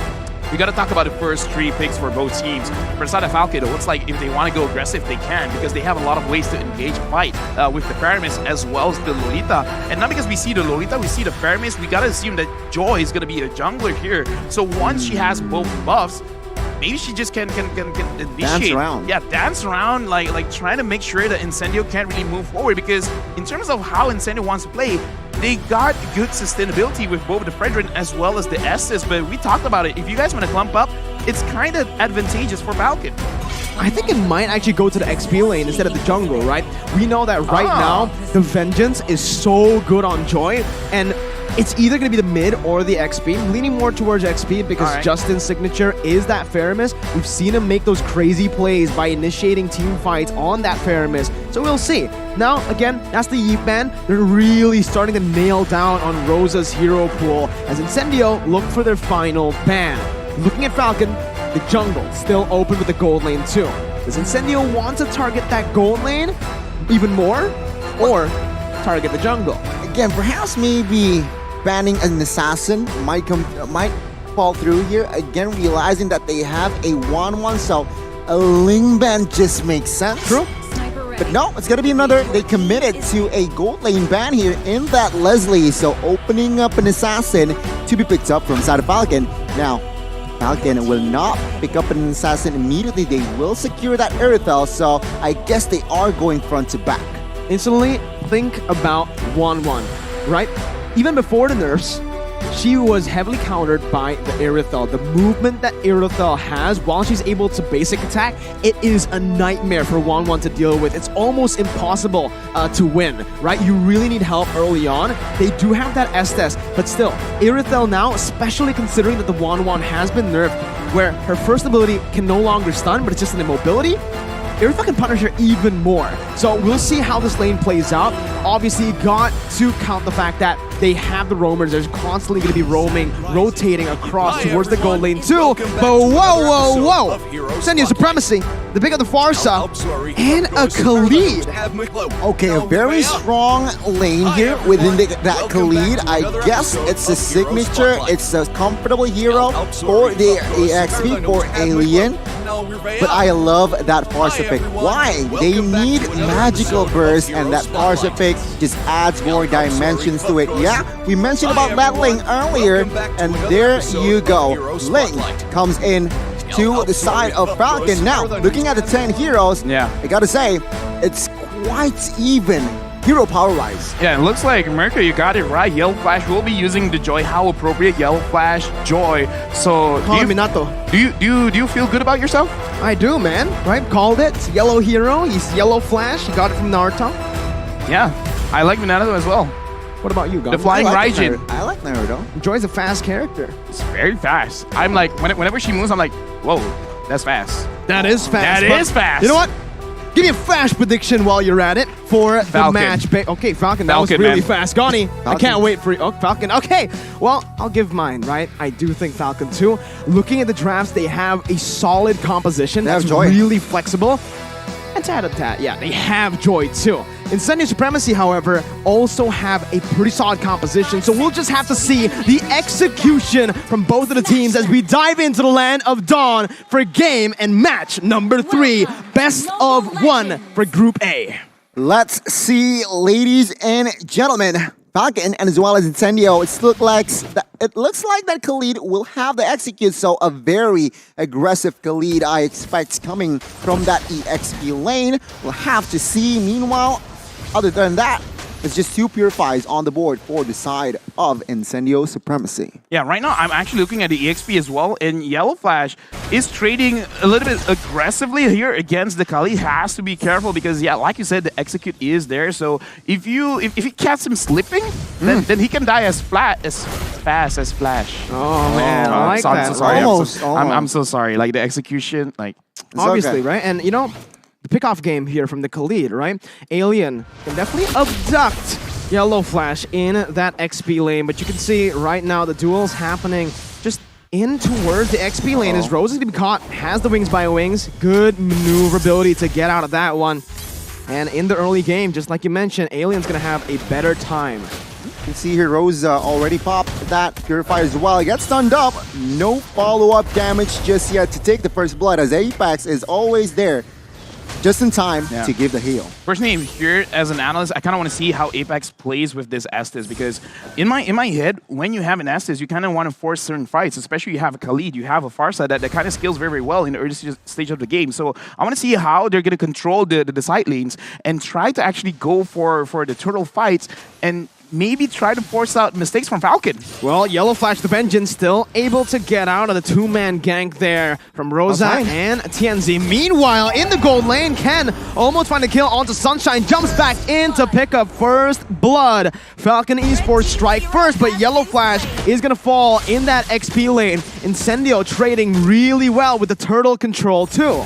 My god, whippling down, of course, Tenzi will take that first turtle, no problem. It looks like Incendio, they will pick their battles. They will not go for another fight, but now they will manage their lanes better because now they will shift their focus towards the gold lane. I have a question, right? In this current patch, LaFell, is it more worth to get the gold turret or the turtle? Personally, for me, I kind of still feel like it's the turtle because the snowball effect of this game is actually very, very strong. So if you can get an extra shield and force it out, it's going to look great. Rosa gets a kill onto Naomi, and TNZ gets one onto Justin. And this is what I want to see. Pick up the pace. Try to put pressure onto Falcon. Man, Incendio Supremacy here with a Blacklist Evo too. They're styling really good in the early stage of the game. And Ken, he's still not going to be able to actually look for more towards that gold lane just because there's no mid control. And Zipix, he might be caught here. No sprint, no battle spell. Incendio trying to sandwich him under the tier 1. TNZ jumping in onto Naomi as Apex 47 jumps in as well onto Zipix. Zipix using the ultimate right now, but Sunshine's going to be able to dish out some damage with the Cult Altar placed. That's the Appraiser's Wrath, and that's Zipix taken down. The killing spree for Rosa as he's absolutely massive here. Ken finally rotating towards that top lane. Sunshine going to be targeted by Ken right now, but that's going to be the damage coming through to pick Justin off. Time the blaze popped in. Ken looking for more, dashing in, but it's still the sustainability from Incendio. Not going to be able to get anything on the board for Falcon, and it's Incendio again showing the team fight masterclass. A great setup, but a sharp execution. Incendio Supremacy. What the heck? They managed to take down top lane, and looks like they will get that early snowball. What can they take advantage from this space that they have, LaFell? Well, like we brought up earlier, right? Like in terms of draft, yeah, we gave it over to Falcon, but the way that you use the draft, like I said, I want to see how they use this Estes. Try to force out fights because Falcon, they need some time to scale up, and right now, Incendio, they're using their draft to the best of their abilities. And right now, Falcon, it was beautiful. Naomi tried to catch them, but TNZ making sure that Naomi can't get multiple hits with the ult. The Numenon Blast, once again, like you mentioned, LaFell, not really going to be able to connect onto anyone as Yellow Flash just backs off using the ultimate defensively. A big resource spent, 2 resources spent, 2 massive ultimates. As Ken is still looking for the steal, jumps in, not going to be able to find it right now. So Ken's going to be taken low. TNZ looking for the damage as Ken still able to get out of the Raging Sandstorm. But still, it's Incendio picking up that free turtle. Good attempt, good effort to steal that turtle away, but Incendio still with the clutch retributions as of now. Hit number 5 here, Zepix is just focusing on farm because he realizes that he is slightly behind on Wan Sunshine here. But let's say, TNZ still managed to get the gold buff, but as of now it is 5-1. And it is 1,500 gold lead established. I'm going to say, for Incendio, we got to keep our eyes on to TNZ as well as Rosa, because TNZ is really controlling every single thing that Falcon wants to do in the front line, and Naomi is not having a good time trying to set up fights just because the way that TNZ is playing, he's really focusing on to Naomi, making sure that Naomi can't do anything to force Incendio into a bad situation, and Rosa has been hitting the skills on point, making sure that you do get the crowd control with your first skill, as well as hitting all of your shots to shut down Falcon very, very quickly. So both these players are really stepping up, going up against Falcon. I mean, taking a look at the items, Corrosion side builds, DHS isn't really there for Wan, so I guess that power spike for that Wan isn't there. But take a look at the fights. Crossbow tank popped in. Justin to be taken down. Naomi is next, but has the shield. Zipix taunted up. No more follow-up from the side of Incendios. Yellow Flash jumps in, looking for that back line as Ken rotates as well. Rosa still able to maneuver really well. Ken's gonna be stunned up, and Sunshine is gonna be able to push Ken back. The taunt coming in. TNZ now goes Yellow Flag. The Vengeance still able to get out, but Incendio again are able to out-sustain, outlast, and win out in the team fight. Hey, in M4, you can see a Farsa juking out the link. You don't always get to see that, man. No. Usually it's a one-sided match.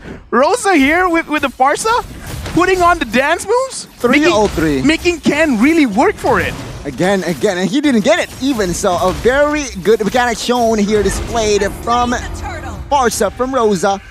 By the rare strike popped here just to zone the members from side of Falcon, but now this is a critical situation here. The next neutral objective is going to be the Lord, so both teams, they need to be careful what they're going to do the next 2 minutes, let's say execution-wise. And you can see actually why Falcon is struggling is because they keep on going for team fights while they are 4,000 gold behind. They're not looking to trade because Incendio are doing a really good job to cover up even the weak side of the map. With Alien being as strong as he is, right now, just take a look at the level difference, right? He's 2 levels up on Yellow Flash, and Rosa is dealing so much damage out. I guess this is what we've been hearing in scrims. Incendio is actually doing quite a lot. A beast. Zepex right now, he only has half HP, and right now I like the way that the macro play coming in from Incendio is that they're really applying pressure for both sides of the map, and then eventually they'll come together in mid, making it so that Falcon doesn't get to dictate what's gonna happen. Naomi tries to catch them out, but Rosa stops them. We talked about Lolita countering. Nah, man, there's so many ways to stop the Numinum Blast, and Alien goes in on the Zepex. 3-man Raging Sandstorm Alien! What a play! Just literally, the XP laners today have been absolutely phenomenal. And Alien says, hey, I am here too. He came from outer space. Exactly. I mean, he did it in M3. He now shows that he is also here to win in M4. Let's take a look at the replay once again, LaFell. What happened? So in this instant replay, Alien, again, he went up to the sky, he came down, dropped onto tree, and the damage, like I said, Rosa is dealing a lot of damage, but Alien, big props, what an amazing ult. And I kind of feel like Falcon did not expect that at all. Definitely not. He must have the Blade of Heptases there. Very... That hurts! Ugh, yuck. The Lord is up now. It seems like with the space that Incendio has created, they will claim the Lord. But oh my god, bot side, they will have compensation though. Yeah, it's trained. It's the XP laner. Not a shutdown though. So again, Alien's been doing so much damage, but he has no kills on the board. Falcon, on purpose. On purpose, yeah, because he's the weak side of the map. He wants to play that way for Incendio to get the objectives on the other side. And you can see right now, you're right, Gani, he does have that Heptases, and that just explains how his damage has been this lethal when he goes in for those crazy flanks. This is actually very good because he's a frontliner. It doesn't really help him that he gets a lot of the kills. TNZ up front, going up against 3. Naomi goes down! What? Oh my goodness, Justin's called Alter completely just melted down. Ken still trying to flank, but it's not going to work with Apex 47 just constantly there in the back line providing the support. Sunshine is a level up, now 2 levels up onto Zipix, who's on a counter towards the Wanwan. There's a Cult Altar, there is a shield from the Lolita, and there's an Irithel, yet Sunshine is still shining. Now you can really see the value of that 1-1. Take a look at the Feather Airstrike. Twice! Hitting Zipex, and he needs to back off. Base turret number 1 will fall as well. Now Falcon is in full defense. Incendio, they are disciplined. They see no objectives on the board. They back off. Now, the thing that I want to point out is now you can see the value of that 1-1. It was for Spix, and take a look at the stat 113 late game. He's untouchable as of now. Feather Airstrike popped in. Can deliver the damage onto that back line right now, but will not be able to find it just yet. That's going to be Justin taken out of nowhere. Ken looking for the Divine Blaze, not dealing enough. The sustain is too much. When you thought you've dealt with the Estes, Alien just heals back up. Zipix now trying to kite back with Yellow Flash. The mini waves comes crashing down onto the base. Ken looking for the damage. Feather Airstrike stunning him up, poking him down again. It looks like Incendio wants to look for an end right now, but with the minion waves here, we'll see how they do it. Sunshine still looking for the weakness points, deciding to finally back off, and Falcon have some room to play with again, but Incendio, 8,000 gold lead, building up to a 9K gold lead. Is this even comebackable?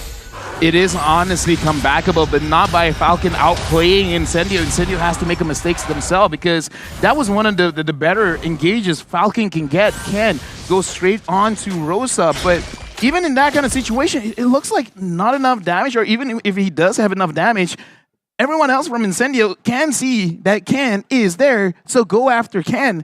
It makes it so that he wants to do his job, but everyone is trying to stop him. Exactly, and that is the case, LaFell, and oh my god, you're right, Mirko, as well. They're banking on Incendio to make a mistake. 10 seconds in. Oh, Barca. Oh my god, he got the healing down, the Estes there. In time! Absolutely phenomenal. Insane. Again, you could see it. Rosa was caught, but Apex 47. That's why he's an Apex. That's why he's always there. He knows when his teammates need him. And right now, because Ken is low, because he's used that Temple to Blaze, Falcon Esports have no way to try to contest this. Yellow Flash still trying to force it as he dashes in, back and forth in the jungle. Looking for the ultimate right now, dealing out a whole lot of damage with Vengeance popped in. Sunshine not able to find the weakness points as Zipix deals out the damage front to back currently. Justin to be silenced, gonna be taken down, but Luminant Blast not connecting on anyone. Will mean that Alien can execute Naomi. It's a 2 for 0. Zipix now to target, and it's a double for Sunshine. It's an absolute disaster for Falcon Esports, but Ken saves the day, clearing out most of the minions in the mid lane. Yellow Flash gonna have to deal more. Justin flickering out the safety from that Feather Airstrike as Alien just tries to run him down, and Justin will fall. The team from Turkey will not back down. They are now angry after the first match loss, and it seems like Falcon is the casualty. Lord is up. It's quite freely here as Ling will not be able to do anything in the Land of Dawn now, and it is going to be free Lord. LaFell, the base is quite exposed. Can they end the game? Well, right now they are looking at Ken, hoping that he can clear all the ways, but now with no energy, Alien goes in. Ken tries to run away. That was just an enhanced basic attack. Ken going up against Rosa, going against Sunshine. It's a manhunt. And right now it looks like he is able to survive because Incendio's like, nah, we got the Lord. We're going to end this right now. This could possibly be the final skirmish where Incendio could end this game with a 10K gold lead. 13-2. It's not a close game so far. Incendio have been completely dominating. And Zipix, with one feathered airstrike shot, loses almost of his HP. With the Lord marching in still, it's going to be Falcon Esports over the defense. Space going to be targeted down by Sunshine as that's going to be the damage coming through to the Zipix. And it's an upset here with the crossbow tang. The mini wave is still there. Incendio Supremacy take Falcon Esports down. The team from Turkey strikes back, equalizing here in Group A. And my goodness, what a thriller match. Unfortunately for the team from Myanmar, they have to take the learn. I mean, We've been talking. congratulations to Incendio, yeah. Congratulations indeed. What? Yeah. But well, here's the thing, right? Caster Curse might be too much. All three of us said Falcon. You said Incendio. I did vote for Incendio, but you asked for the draft, and I was like, oh yeah, Falcon. Right, for the draft, yeah. And this kind of does show 6 total IQ. What do we know, right? What do we know? What do we know? What does everyone know, right? Falcon Esports coming into this tournament, again, they were the dark horse for MSC. True. They were looking as one of the favorites. They were looking to be one of the favorites. We kept on asking, who's the dark horse? Who's the dark horse? Right now, Incendio, man! Here's the thing, right? We got to readjust our power rankings, Oh, yeah. man. Oh, Because look at Blacklist going up against Incendio. Close match. we saw glimpses, right? We saw did. glimpses against Blacklist and against this team. Boy, they executed Oh my God. to perfection. What was the score? 15-2, perhaps? This is the first day. This is the first day, and we're already getting an upset, Wow. right? They were close to upsetting Blacklist, and yeah, you're right. It was 15-2. It wasn't close. It was not close in game number 3. I am still, quite honestly, speechless, but now we're going to get, again, well, to dissect the item builds and to dissect this game. Incendio, how do they do it? Mikasa Mirko, we're going to look at the draft first before we look at the items, because I kind of feel like the draft really dictates what you want to do in the game. I brought it up in the first minutes of the game, right? I want to see how Estes is utilized, and the way that they use it is they're trying to force fights, especially around the EXP lane. And I kind of feel like Falcon, either they misunderstood their own damage, or they just didn't respect Incendio, because they try to keep on fighting. And again, we got to give a big highlight towards Rosa as well as TNZ, because the only way that they lose if like 3 members get caught in Numinum Blast. Where's the Numinum Blast? The effort was there. Get cancelled by the Fredrin. Get cancelled by the Farsa. And if the opportunity presents itself, even Alien can cancel it, right? So even Sunshine. Well, not anymore, because it's just immobilized. It's no longer time. But still, we didn't expect this. We thought, okay, everyone's gonna clump up. We're gonna stun. They're like, no, you take too long to set up. I don't need that long to set up. I can just interrupt you. That was an amazing way to handle this Lolita. You're right. I mean, a shaky performance overall by the 5 members from the side of Falcon, but a better execution from the side of Incendio. Now, I'm curious to see the stats here, the numbers. Is it a landslide like the total kills? We'll see. Well, LaFell, let's take a look at it here. And man, even the sandbag. Incendio are taking everything. Rich Guy, Carry, Sandbag, Forgotten One. And they're all, they're actually spreading it out pretty well.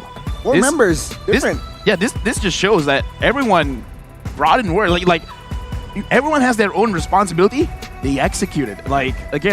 This is, I don't want to say it's so different what they did against Blacklist, but like I said, maybe it is the nervous factor where it's like, okay, we got it 1 game in. Now we're feeling good. Now we're feeling warmed up. Yeah. They didn't miss a beat. This is our strength. Fight now. It seems like the fight coach, again. Exactly. Fight again. Fight. And the coach's vision is managed to be implemented by the players as well with the draft that they executed. It's a perfect game. Let's see who's take the MVP. Yeah, Estes? right. I don't know, man, but Apex? let's introduce our most valuable player, Rosa, coming in 4-0-8, 682 gold per minute. But in my opinion, mid laners, the goal is not important. It's how you move the map. It's how much damage you put down. And my God, Rosa put in a lot of damage. So much, man. I mean, this was why I actually said Falcon might have the better draft. Rosa was on a Farsa. You're up against a Ling. You're up against a Lolita. Irithel. So Irithel as well. And again, there's just so much dive. I mean, to add on to that, you were up against a Joy. There's so much that can actually jump into that back line to threaten you. But Rosa, you know what's even crazier? Okay. You know what's even crazier? Farsa did all that with her eyes closed. Oh.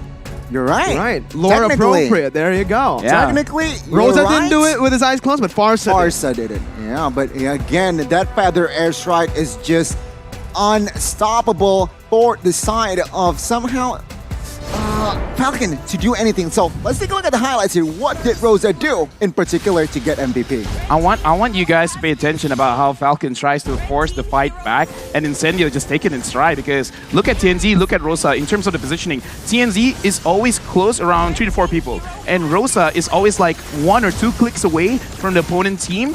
And even if get dove on, using the walls especially to kind of like dive in and out to avoid damage, and Alien, a perfect opportunity, and he did not disappoint. Getting 3 people, getting a kill.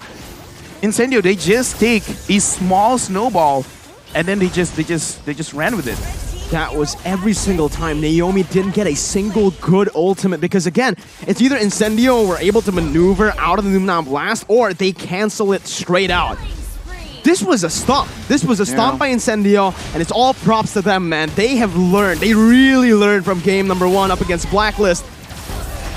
I guess right now we can call them the dark horse. Right now, I think is a good opportunity for us to look at the camera and be like, shoutouts to Turkey, man. Shoutouts to Turkey. Shoutouts to Turkey. My goodness, that was... I want to see more. I do. I want to see more from Incendio now. Now you can't wait. Now you're impatient. Don't see that.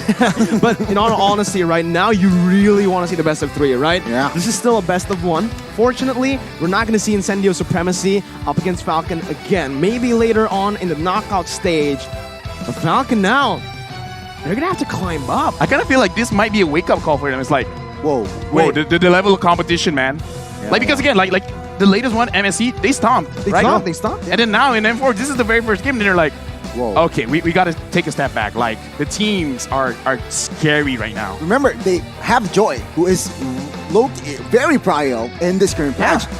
But then again, they do go up against in 1-1. Joy didn't have a happy time. No. 0% team fight presence. No irrelevance. Irrelevance in that game. But let's see what match we have next. What match do we have next? That's a solid question, Gani, because we are about to reveal it to all of you guys waiting at home. After 3 bangers of a match, we are gonna get Todak versus Malvina's game. Oh my god. LaFell, you can't see it because it's a close-up to me, but LaFell's shaking, man. LaFell's banging on the table and everything. So let's see. LaFell, what's your reaction to the next match? There. He's been doing that while it was a close-up to me.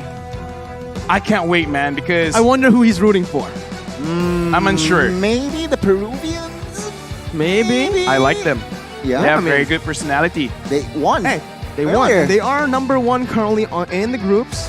They are the team to beat in that group. So, well, before we get into the next match, it's going to be Mirko, Gani, and LaFell signing out for day number 1. We'll have another set of casters to accompany you through the last 3 matches. Thank you so much, and stay tuned for the 4th match.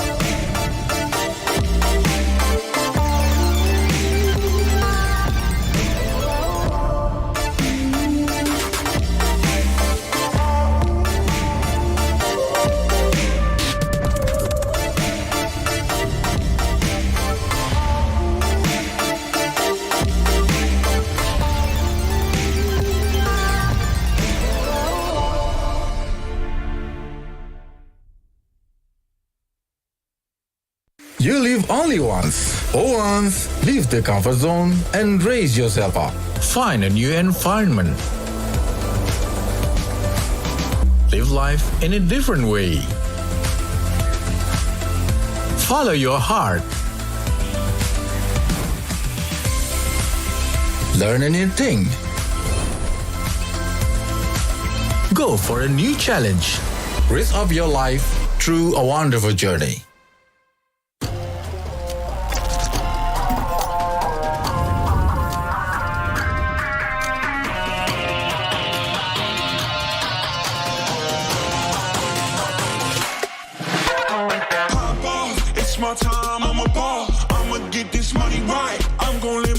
best life. They've been talking to me on me, but you know they'll never win. I'm controlling all my victories, and something has gotta give. Cause this is just what I made it now, made it now. You can't ever, ever, ever break us down, break us down. I'll be reaching for the stars, promise I'll be what they not. And I'll never, ever, ever, ever stop, won't never stop, yeah. Touch the sky, you're a man of silver and gold. Touch the sky, you're the greatest function now. You and I, we can make it out of the cold. Hang tight, we gonna reach for the greatness. We will always rise, we will never fall. Fighting our eyes will be strong. Even though we know our backs against the wall. Can you take your aim? You know that this is. I've been down, been waiting so long. I'm here for the crown, I'm here to show off. Greatness time, just waiting to show y'all. This is your time to remember. So many times I lie in the basement waiting for greatness. No, I won't listen to anyone hating on me and telling me I wouldn't make it. Cause I did everything that they said I couldn't. Caught my footing and I kept the controls. I stand for something, I ain't running now. I'm the greatest now, I just wanna make it burn. Don't let me down, don't let it all fall. I've been on the road, accomplished all of my goals, and I ain't gonna let you down. Touch the sky, you're a man of silver and gold. Touch the sky, you're the greatest function now. You and I, we can make it out of the cold. Hang tight, we gonna reach for the greatness. We will always rise, we will never fall. We fight in our eyes, we will be strong. Even though we know our backs against the wall. And again, pick your aim, you know that this is. Coming for the game, cause we ready for the victory.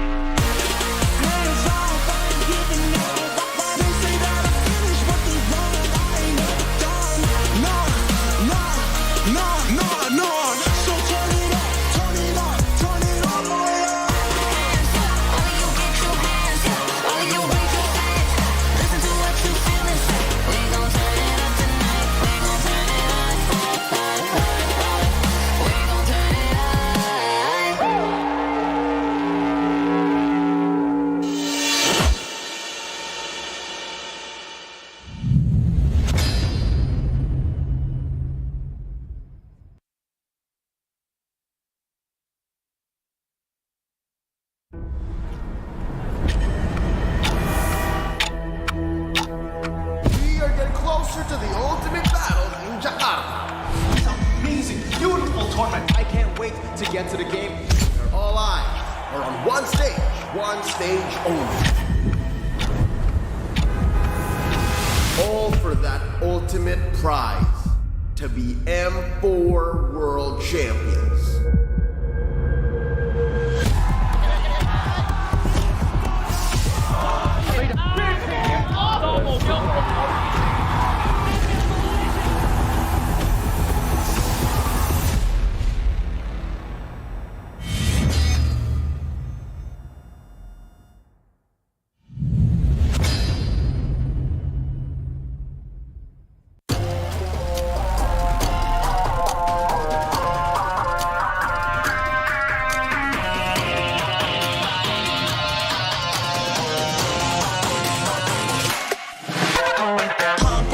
It's my time, I'm a ball. I'ma get this money right. I'm gonna live my best life. They've been talking to me on me, but you know they'll never win. I'm controlling all my victories, and something has gotta give. Cause this is just what I made it now, made it now. You can't ever, ever, ever break us down, break us down. I'll be reaching for the stars, promise I'll be what they not. And I'll never, ever, ever, ever stop, won't ever stop, yeah. Touch the sky, you're a man of silver and gold. Touch the sky, you're the greatest function now. You and I, we can make it out of the cold. Hang tight, we gonna reach for the greatness. We will always rise, we will never fall. We fight in our eyes, we will be strong. Even though we know our backs against the wall. Can you take your aim? You know that this is. I've been down, been waiting so long. I'm here for the crown, I'm here to show off. Greatness time, just waiting to show y'all. This is your time to remember. listen to anyone hating on me, telling me I wouldn't make it. Cause I did everything that they said I couldn't. Caught my footing and I kept the controls. I stand for something, I ain't running now. I'm the greatest now, I just wanna make it proud. Don't let me down, don't let it all fall. I've been on the road, accomplished all of my goals, and I ain't gonna let you down. Don't just go, you're a man of silver and gold. Don't just go, you're the greatest function now. You and I, we can make it out of the cold. Hang tight, we're gonna reach for the greatness. We will always rise, we will never fall. With fire in our eyes, you and me are strong. Even though we know our backs against the wall. And again, pick your aim, you know that this is coming for the game, cause we ready for the victory. Hands on fire, giving all. They say that I finished, but they wrong. I ain't never done. No. So turn it up, turn it up, turn it all the way up. hands up, all of you get your hands up, all of you raise your hands up. Listen to what you feel inside. We gon' turn it up tonight. We gon' turn it up. We gon' turn it up.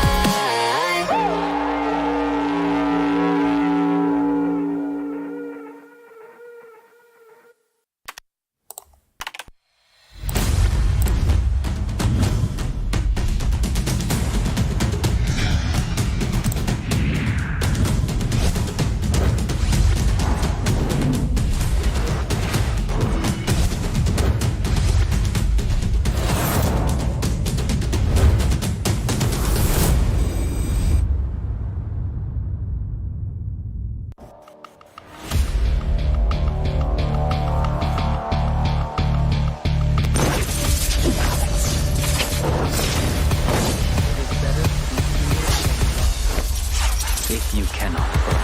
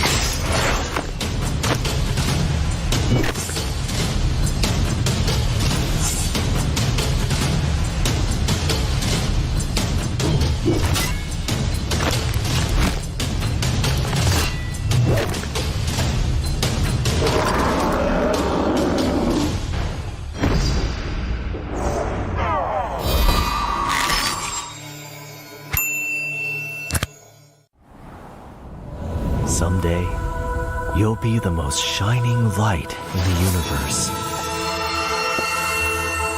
The star will be burned for you.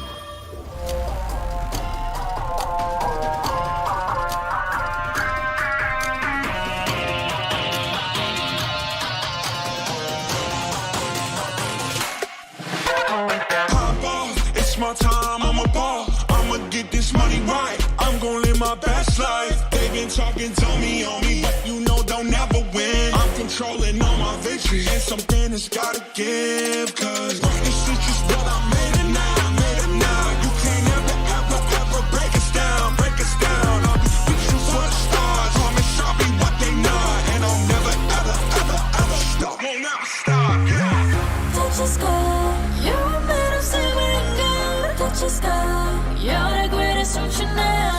You and I, we can make it out of the cold. Hang tight, we gonna reach for the greatness. We will always rise, we will never fall. Fighting our hearts around me are strong. Even though we know our backs against the wall. Can you take your aim? You know that this is. I've been down, been waiting so long. I'm here for the crown, I'm here to show off. Greatness time, just waiting to show y'all. This is your time to remember.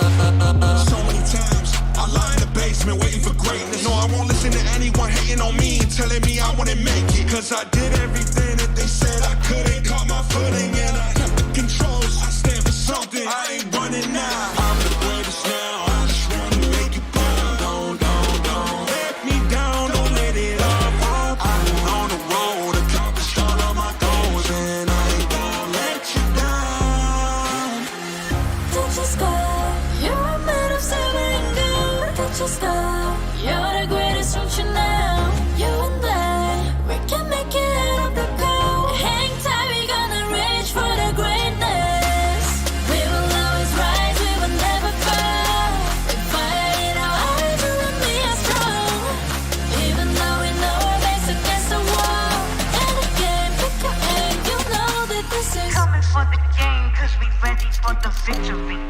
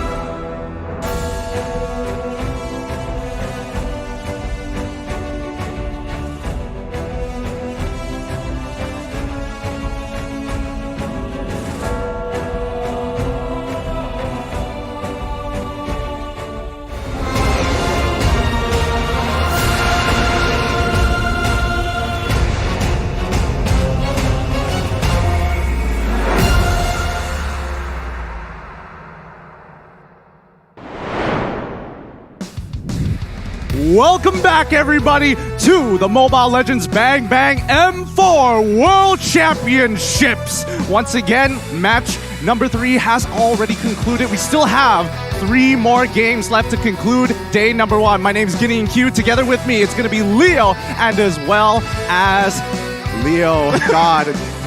Man, every time I look at this table, I just imagine that I am just completely covered by Filipinos, and it just makes my day. But Naisu, I'm so sorry. Please. Yeah, it's all good. My apologies here, but please tell us, this upcoming game is going to be an extremely exciting one for me in particular, because this is the first Malaysian appearance here on day 1. Todak, Malvinas, who we've already seen play, right, and actually do really well. More than I feel like there's always expectations, right, for a lot of these teams. Day number 1, you can put it to, hey, they're working through their jitters, they're working through a couple things, but still some surprises, and I know you're excited to watch Todak play. Yep, but so far, I mean, when I'm looking at other regions, they're catching up way too fast. I'm sweating here. No, that makes 2 of us. I am a big fan of Todak. No secret that I love me some Moon, and I'm glad to see that here today. We just checked them out. They were testing out the equipment and whatnot. Moon is playing, can confirm, so that makes 2 of us Todak fans here on the desk. All right. We've got more Todak fans on the table. I didn't expect that, but guys, just in case you were wondering, M4 is powered by Montage, presented by TikTok, the official content partner, supported by Secret Lab, the official gaming chair, the ones that we're sitting on right now, and Esports Charts, our analytical partner to get us all the stats that we need, Gank, our official merchandise partner, MeWatch, our media partner, and last but not least, Ministry of Tourism and Creative Economy of the Republic of Indonesia. Thank you so much for making this happen. The stage behind us is great. The table is amazing, but we need to jump right into these games because right now I'm a little shaken because in Group B itself, Malvinas Gaming sitting at the top so far. That could easily change throughout the day. Yeah, I think, it's kind of crazy to think, too, we're already halfway through day number 1. I mean, it is quick, right? These are best of ones here, and I feel like all the teams so far holding no punches, right? They've had plenty of time to scrim against each other, and hey, we're going to have to see how more of this unfolds for us today. Yep. With 3 games already down, 3 more to go. Let there be a reminder, and let's pull up the schedule so we can really explain it to you because nobody is going to get eliminated. They are playing for seeding. With today's schedule here, our upcoming game is going to be Todak versus Malvinas Gaming after Incendio, and Falcon has finished. Incendio being able to claim back a point. Up next would be Falcon versus Burn X Flash, but before then, we have to conclude this game. Now, these best of ones have been really interesting, right? And I know, Leo, you've got a lot of thoughts about this because if this was to be a best of 3 or best of 5, I think that these results would have been so much more different. Oh yeah, for some of these matches, again, best of ones, especially for Group A that we just saw, Incendio versus Falcon. The room just changed. The venue, the mood, and the expectations across the world. I can feel it. Again, I got some people from home messaging me like, what's happening with Group A? And we just saw exactly how that happened. 2 matches have been played by Incendio, and score-wise, they're tied with Blacklist, who they suffered a loss against.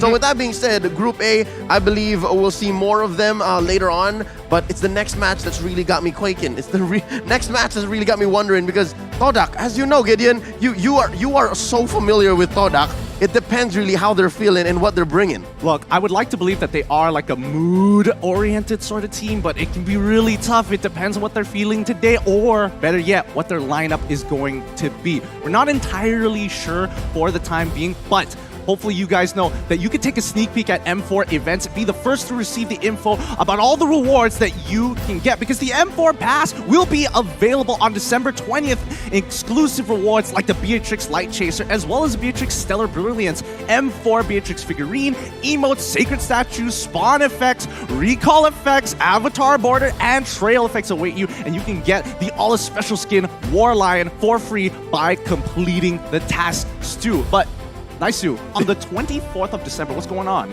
M4 support chest will also be available in the game. Open it to get loads of M4 Pass XP and stand a chance to receive a mysterious gift. I'm wondering, what is that mysterious gift here?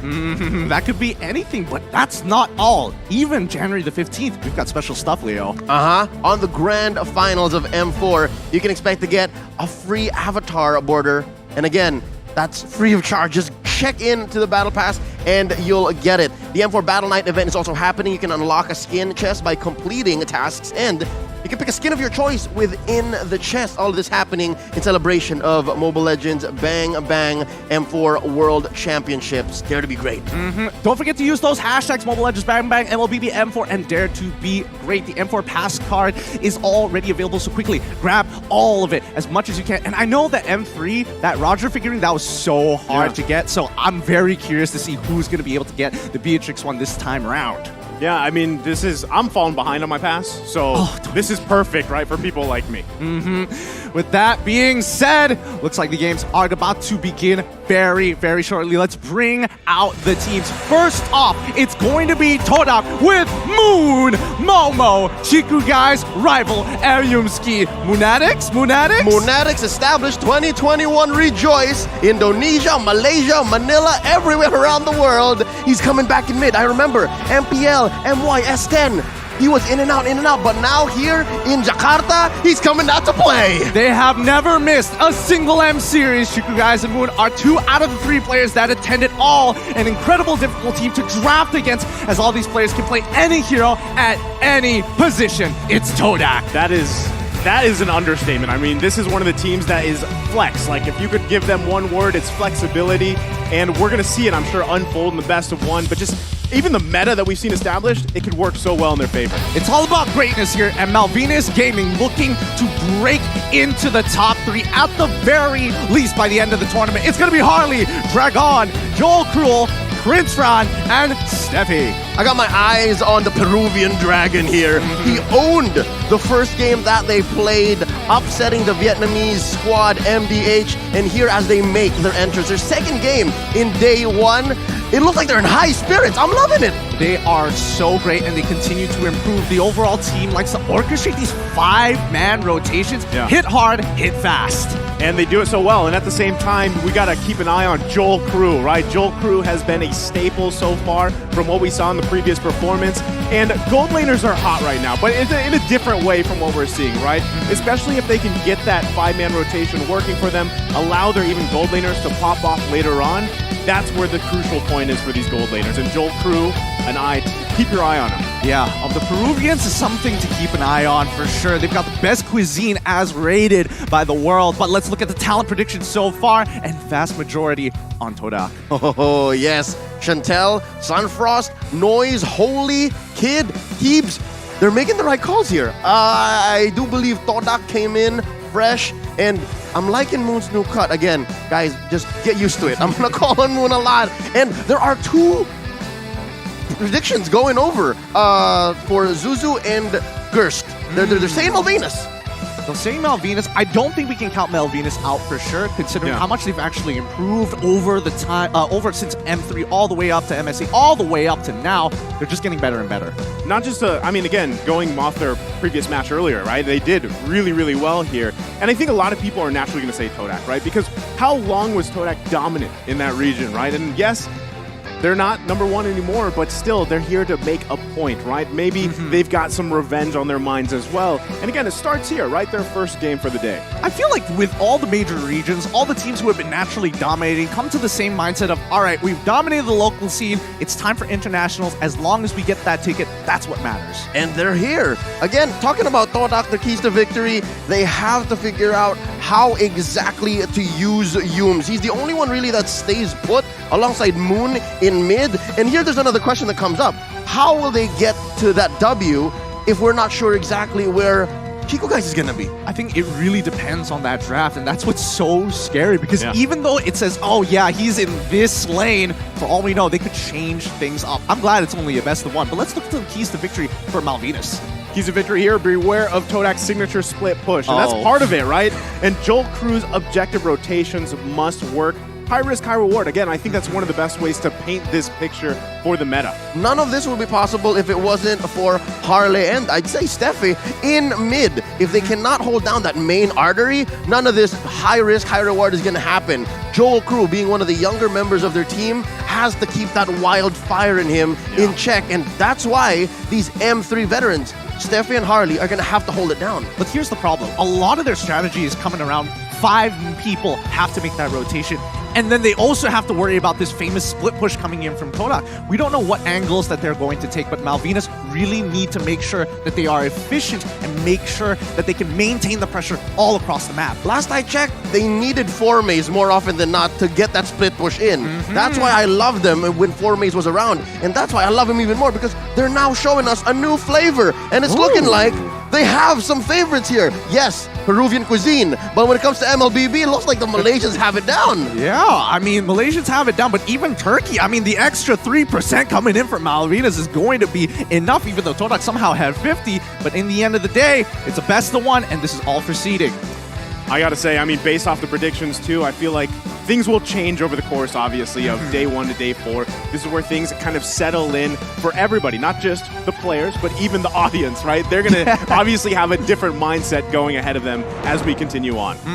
With the drafting phase beginning, let us get ready for match number 4. It's Todak up against Malvinas Gaming. I'm loving how the meta is slowly but surely making itself, it's showing some shape. Yeah, it's showing some shape, because here's some must bans, right? You gotta get rid of the glue. Get them out of here. And here's what's interesting. It's Malvinas who banned it out. It was Dragon earlier on it, and he knows, like, all right, whoever's going into the XP lane, I don't want to give it, so let's not. Yeah, it's all about priorities, right? Blue side so far has been doing really well throughout the day. We're already in match 4. Maybe blue side's still going to keep that 100% win rate. I think you have a huge advantage, obviously, if you do have that first pick, but still, the same can be said. If you are going to be on red side, you get those 2 priority picks that you want to, you have to be willing to give up something, but in turn, you have that exchange, right? And then play around it. Now, this is where I love the surprises that we've seen so far, one of them being even a Khalid pop-up, you know? And actually, when Alien played it, it worked so well for them, and I'm wondering if there's more room here. We talked about in the keys to victory, is there pocket strats in the ban? Will that happen here? Hopefully it does for either of these teams. Well, neither here nor there. Game 3, that Khalid was only really picked because you can't stop the quick sand guard. Exactly. So it was so sustainable even without that Estes heal. Now with the Faramist out of the question, we're open to more burst. We're open to more DPS even.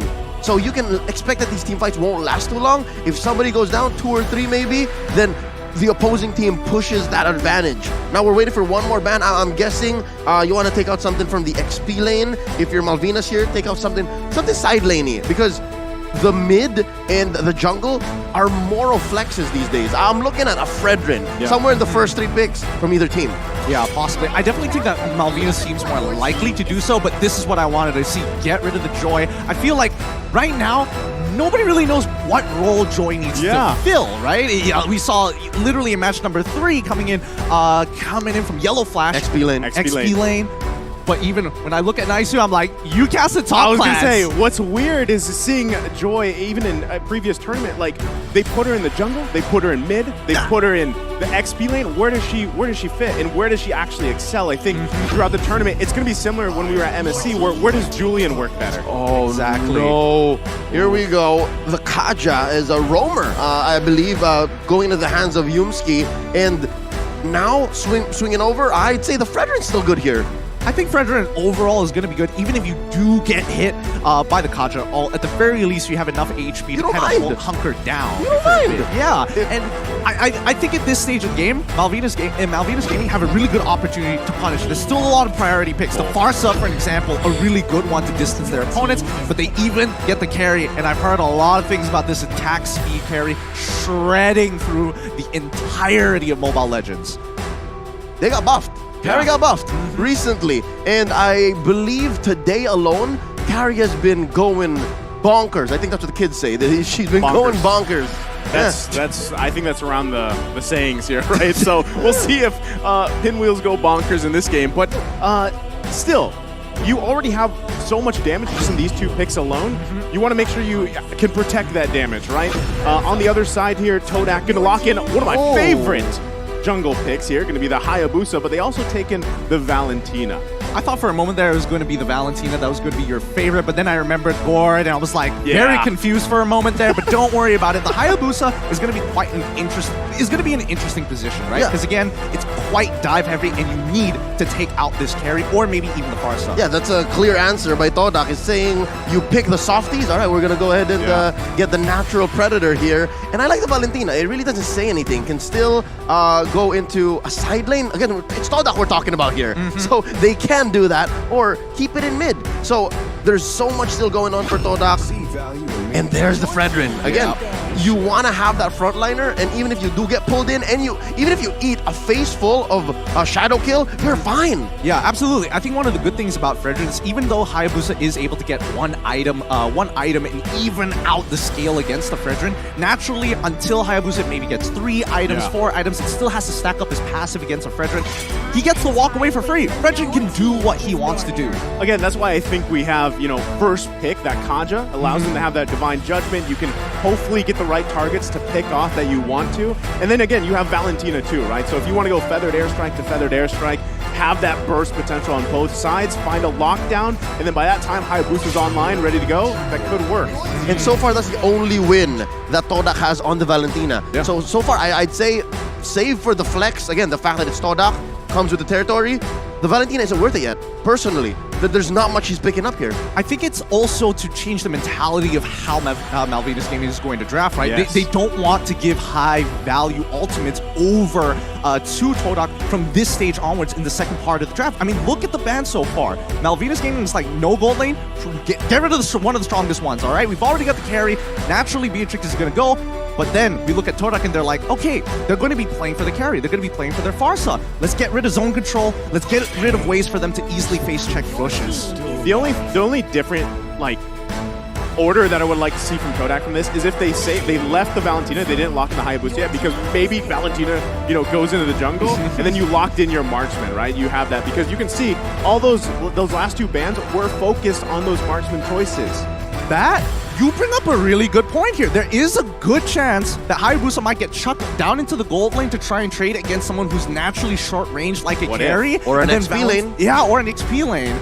But wait, I don't want to go. Okay, well, let's not get theoretical here. Let's see what this pick is. As this ban, Cho gets locked in. Good peel coming in from Malvina's Gaming. Yeah, no, Rome Cho is all right. Again, Todak tried to choke it out, right? No Grok, no Estes. I think they were like, trying to narrow it down to either a Cho or an Atlas, and they would rather just deal with the Cho. Again, pick off for pick off, and that's all right. Now, Todak, here we're going to finally see where that Hayabusa or that Valentina might finally go. Yep, they have to finish off their team composition here in the second phase. I'm excited to see what this is going to be, knowing how Todak likes to be wild. Irithyll, save. Give it a Momo. I would argue that Claude might be the better way to go. It's an argument. No, it's not. Oh! Surprise. I feel this is so annoying. Todak, they do it in the local leagues and they do it here. They're like, this? Nah. Let's take it a step further. I'd say this is a double swerve. They're showing us we can flex, but no, we're going to actually keep it close to home here. And here's an old school pick. I haven't seen Uranus in a while. Yeah, this is rather interesting. Okay, so we know that Chiku is going, at the very least, Chiku is going into the gold lane. Momo is going to be going into the EXP lane. No shenanigans here. I think it's, so I'm happy. I am happy that this is what's drafted here from Todak. I just want to see how it all plays out here, because even so, again, Valentina, you have a couple options. Feathered Airstrike, now you have the Way of the Dragon, still could help you. Still a great pick-off tool to pair with a Divine Judgment. But it's just 2. It's just 2 picks. It's just 2. It's true. And it's usually these 2 heroes, right? The Cho and the Farsa, you never get to see them out. They're usually hiding in bushes, and it's usually too late. So Todak have to play. They have to play on instinct, and they have to time their team fights better than they usually do. I'm not ready for this. I can already hear the chants here, but it's about to be time. And the Malaysian representatives up against the Peruvians. It's going to be Todak up against Malvina's Gaming. Quickly, write down your predictions. Cheer for your favorite team as we jump right into the land of Dawn. Smash them. Oh man, I'm excited for this one. I like both team compositions, like I mentioned, but at the same time, when will Rival be able to get to that point where Hayabusa needs to be to get those shadow kills off and just work around that? Again, 5-man rotation is going to be strong for them. Given the lineup that MVG is rocking here, I'd say if they don't give the respect that Rival demands, Harley and Joker are going to have a hard early time in the game here, given that Stefan needs to babysit them. Look at this. It's high and dry on Rival. So as long as there's only one of you around, best believe that feels like it's more than just one core item you need to build. This is so interesting. This feels like, you know, long seasons past. Momo, he's just going to have to, you know, sit on a stick all day while Chiku is having the time of his life as they have swapped lanes. It's a switcheroo, yes. Well, what this allows for Chiku to do is just dominate the Uranus. There's that range advantage. And then for Lapu Lapu, for Momo, is he doesn't even care. The carry doesn't deal much damage in the early game. You can dominate with your nukes, with your early game skills. Absolutely. I mean, look at this. They already got it half, but MVG, they want to go for something here. Can they actually pull it off? I mean, Yusuke, he sees what's going on and giving that extra information to Chiku. I feel like Todak want to actually bring the fight to Malvinas.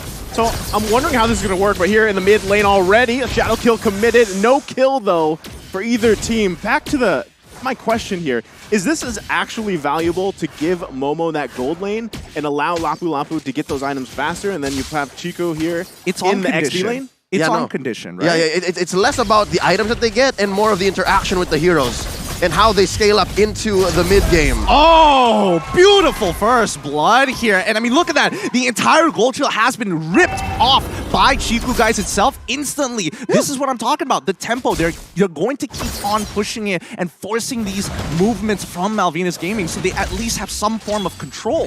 Yeah. I mean, first turtle of the game, they do have that advantage. Let's see if they can zone him out pretty well here. Steffi has to get out of there too. It's just going to go over to the hands of a rival. And this is the thing, right? Hayabusa with an early kill sets you up for that first easy turtle take. This is huge already for them. I feel like Malvinas Gaming was expecting Todak to play slow, but with the lane swap and how fast they're shredding down these neutral objectives as well as turrets, I think Malvinas Gaming really need to rethink their plan. It's a very fundamental approach to the game. It was less about building items and more of, this hero's not going to do anything to me. Let me just take advantage of this. And look at this.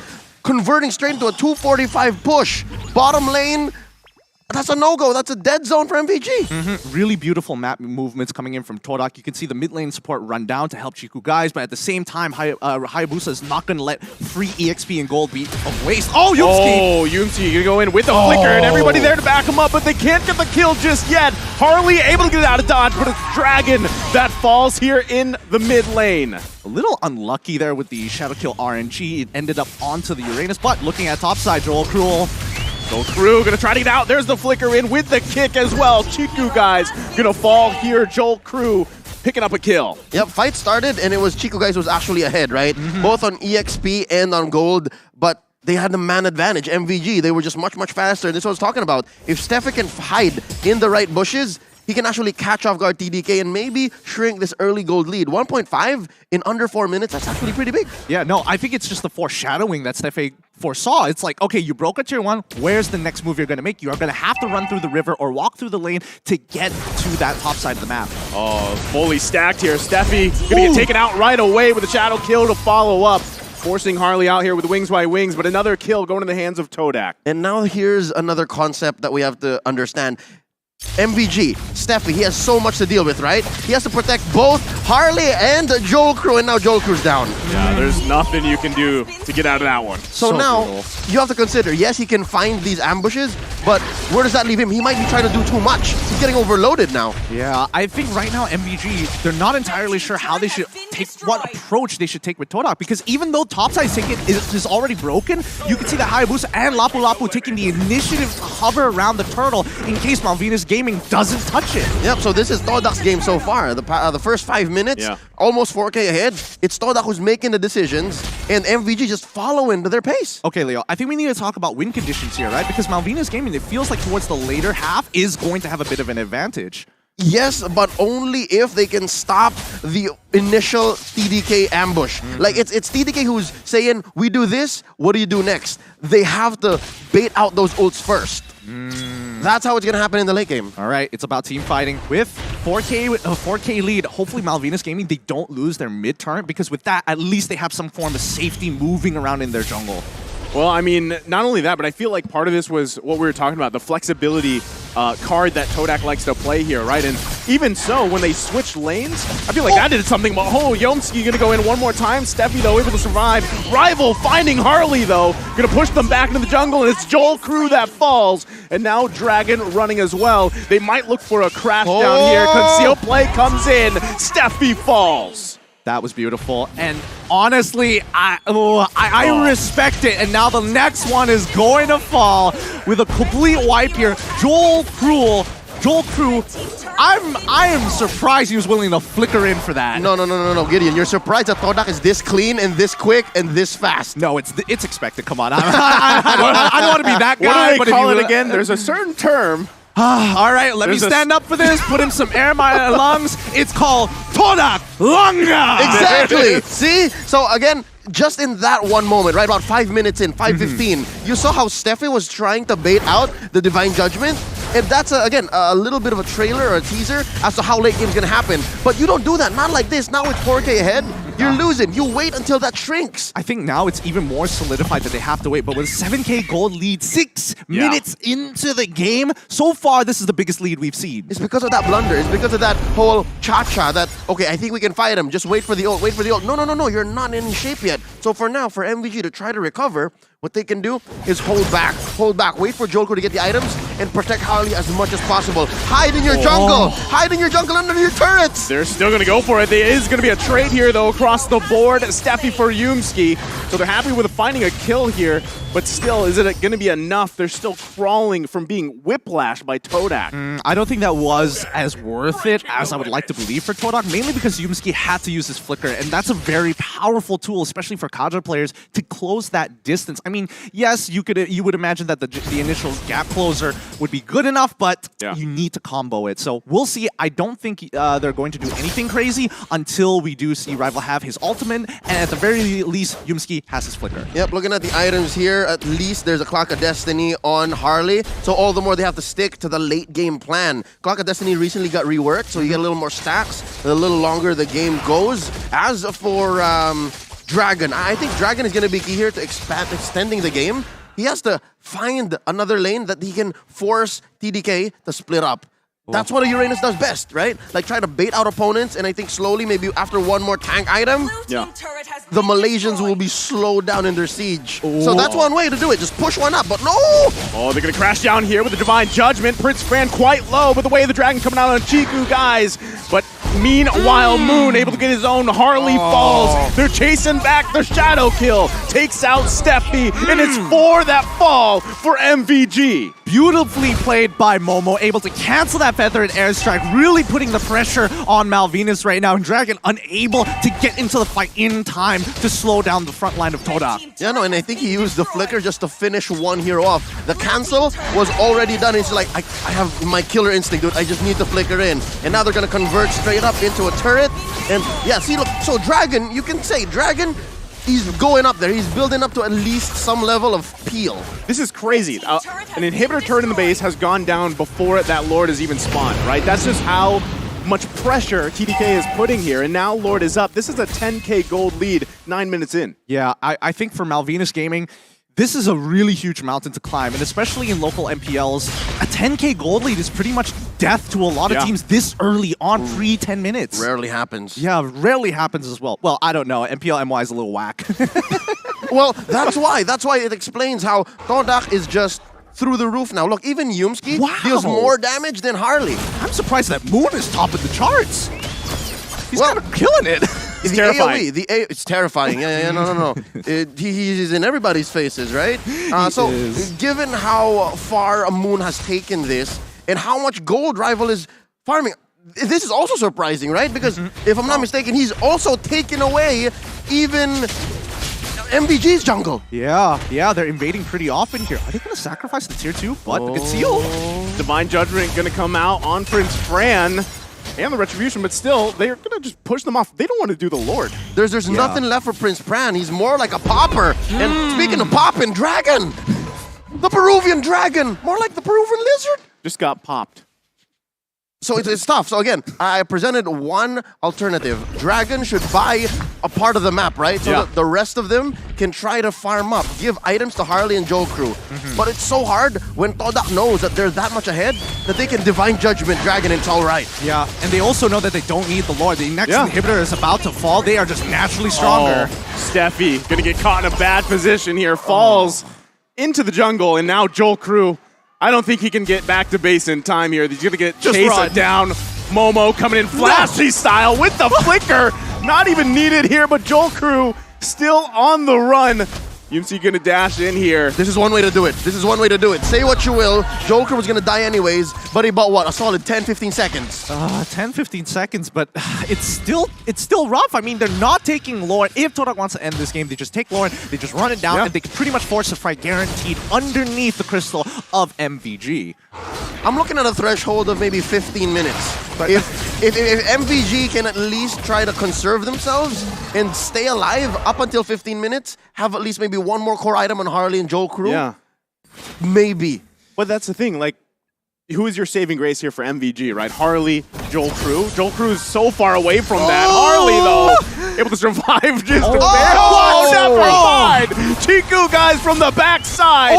Now they're going to find Joel Crew as we were just talking about him. They fall here, and another one goes down.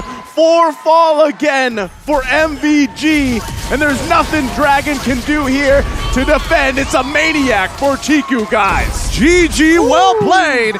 Game goes to Todak here as they're able to score their very first point here in Group B. Wow, what a game. How many times in this game was Dragon dragged? It came to that point wherein the Uranus has maybe 2 main jobs, right? Past the 3-minute mark, you're looking at, okay, it's a losing game. Yeah. Dragon, you have to be the main peel. Your lane is dead. And so far, Todak just leaned into it. Like usually, whenever a hero starts to put themselves right in front of you, you have to consider still at the early game, right? Because your CDR is not that high. Yeah. But at this point, they're like, no, just take Dragon. Just go. I think we need to take a step back here because as much as we expect Dragon to actually look for that peel, that initial lane swap really makes all the difference. It was Whiplash. It was Whiplash, Literally. exactly. And it just continued to ripple throughout the game. And it was that major decision that just changed everything. Yeah, because I feel like the whole time they were just like, what's going on? Excuse me? I learned that from you. All right, so, I mean, that's the thing, though. It's actually, that was what we saw here unfold. They caught him off tempo. Yeah, off tempo. Yes. They couldn't get their bearings. Yeah, I think going into the game, it was all like, Joel Crew is expecting, all right, the Popol and Koopa, I play this way. Yeah. And then Lapu Lapu versus Uranus, I play this way. But Todak just switched it up. Switched it up every single time. And I think, people need to keep in mind the fundamentals of the game itself. And I think that Todak, they understand the fundamentals, and you could see that even when the mid lane had priority, the supports were not mirroring each other, which is a very big flaw for MVG because they needed a timing to actually swap the lanes back to get them in the right place. Yep, they tried, and there was some method to the madness here, and it looks like it all paid off for Todak. I'm actually liking how the Valentina did more of what you said, Gideon. Like, the fact that they will draft this way around it will force them to behave a certain way. And just a bit, we're going to be looking at the items and see exactly how much Todak used that early game advantage. What were we looking at? 2K, 3K at 4 minutes? And then 10K what? Right before 10 minutes. Right, like by 8-9 minutes already, they were building up to that 10K. I mean, look at this, 41.9K to 26.7. That is a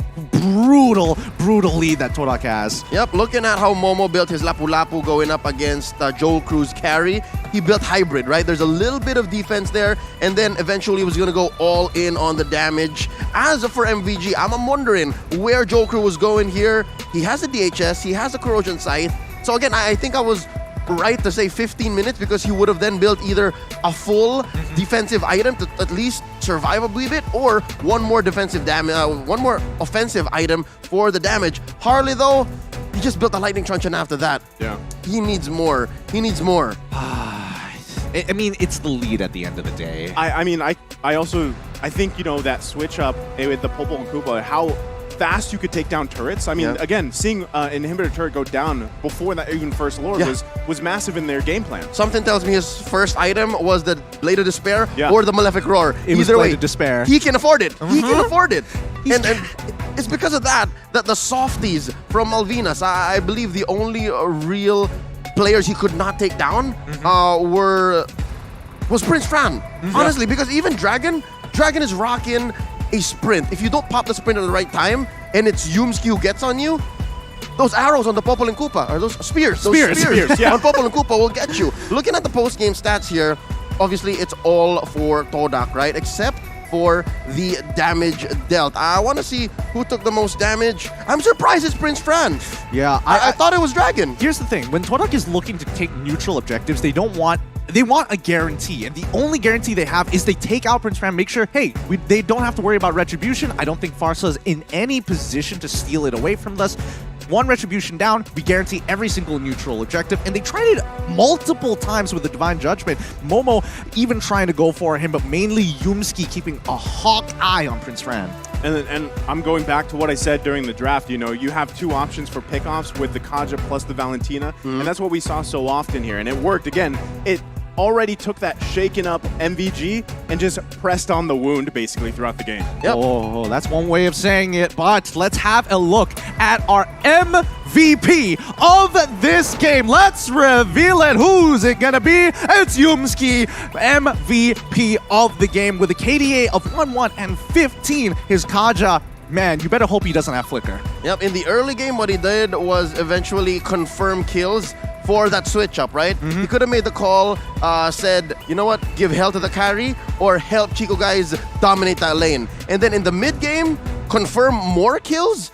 Again, I think he has the most assists, 115, and the total was 22, right? Yeah. So he missed out on maybe, I was gonna say 25%, 76, yeah? So given what Yumski did for the squad, he allowed for everyone to do their job. He allowed for Moon to deal the most damage, again, pulling somebody, placing people where they need to be so that the Terrifies and the nukes from the Valentina did their work. And then again, side laners, and more importantly, for Rival to choke out Prince Fran and to take away everything from Malvinas, which led to this, I guess, if you can say, most dominant game in the group stage so far, day one. I think, yes, this is the most dominant, the most clean in a matter of fact, because in all of the chaos, when we look at these highlights, Yumski is looking for opportunities to open up Malvinas gaming. Yeah, there he is. Look. This is one of those moments in this game. What was this? 6 minutes in that made you say, oh, no, Todak wants to finish quick.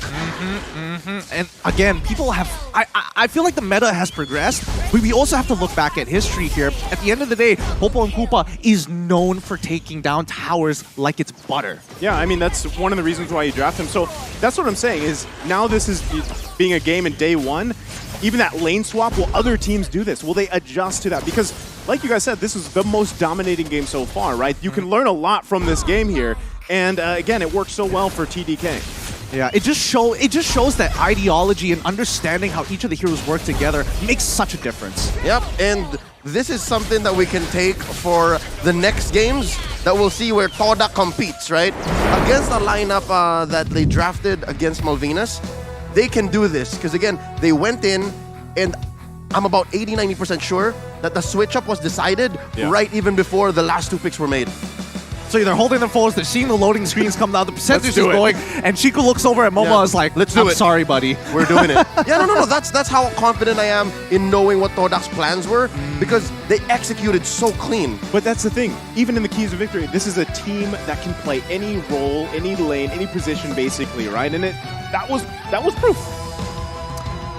Well, with the game already said and done, I really have to think about this because how is this really going to impact how people look at the meta? Is this truly the most effective strategy, or do they just understand the fundamentals that well? It's really, really tough to say. But this is only just day one for the time being. Hopefully, we're going to see more than that, because the next match, it's going to be Falcon looking to get the point for themselves to try and tie the odds in their group against Burn x Flash. That's going to be a very, very exciting game. We're looking to Falcon recovering, and then Burn x Flash making their debut here at the world stage. It's a big story that we can't wait to tell you guys all about.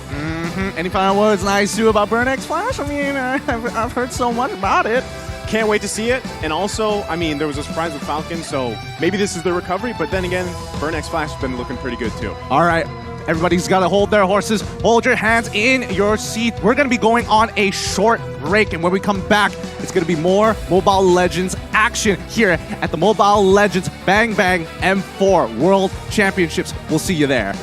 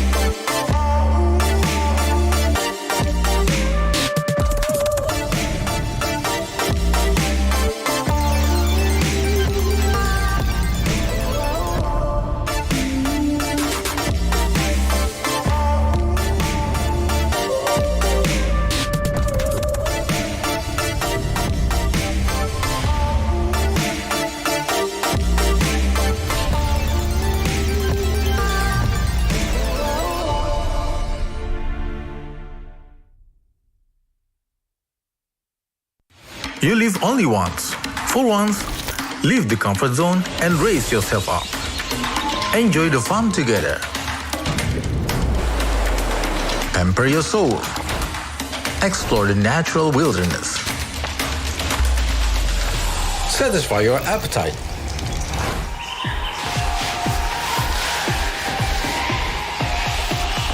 Raise up your life through a wonderful journey.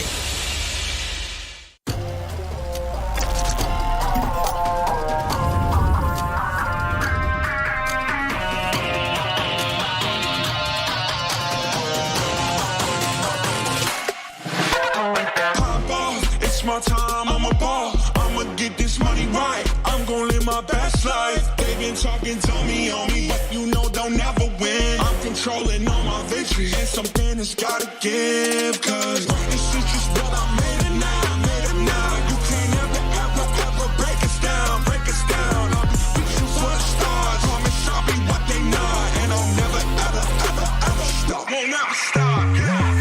Touch the sky, you're made of silver and gold. Touch the sky, you're the greatest future now. You and I, we can make it out of the cold. Hang tight, we gonna reach for the greatness. We will always rise, we will never fall. Fighting our eyes, we will be strong.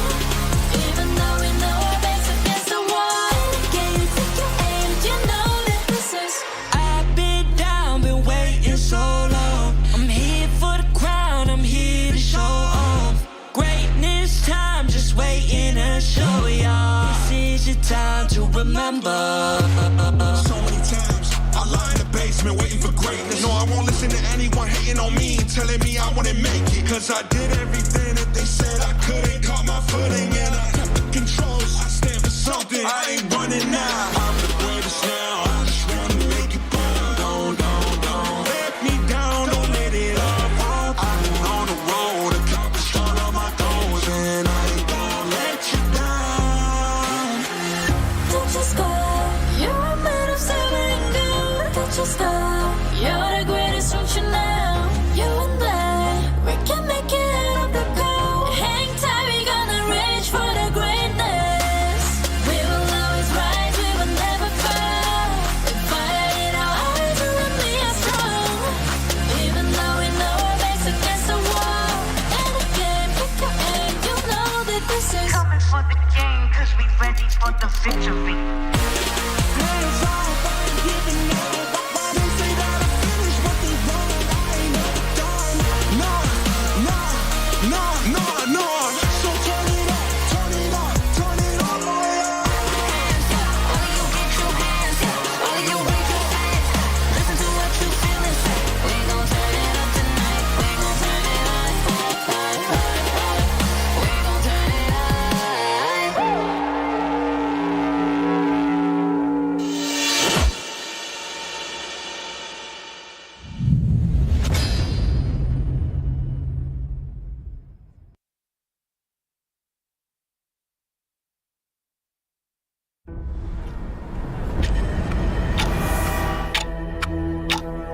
We are getting closer to the ultimate battle in Jakarta.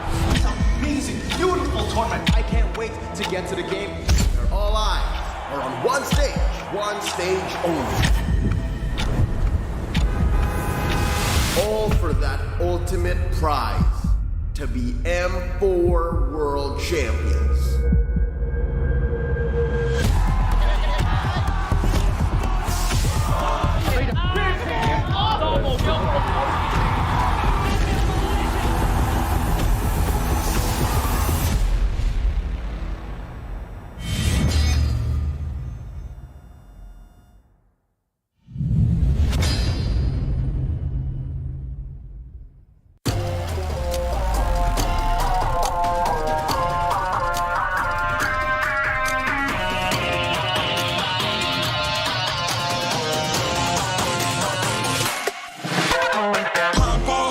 My time, I'm a ball. I'ma get this money right. I'm gonna live my best life. They been talking, tell me on me, but you know they'll never win. I'm controlling all my victories, and something has gotta give. Cause this is just what I made it now, made it now. You can't ever break us down, break us down.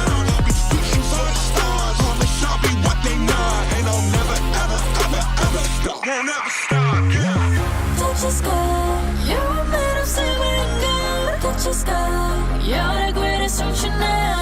You and I, we can make it out of the crowd. Hang tight, we gonna reach for the greatness. We will always rise, we will never fall. We fight in our eyes, and we are strong. Even though we know our backs against the wall. Can you take your aim? You know that this is. I've been down, been waiting so long. I'm here for the crown, I'm here to show off. Greatness time, just waiting to show y'all. This is your time to remember. So many times I lie in the basement waiting for greatness. No, I won't listen to anyone hating on me and telling me I wouldn't make it. Cause I did everything that they said I couldn't. Caught my footing and I kept the controls. I stand for something, I ain't running now. I'm the greatest now, I just wanna make it proud. Don't let me down, don't let it all fall. I'm on the road, accomplished all of my goals, and I ain't gon' let you down. Don't just go. You're a man of silver and gold. Don't just go.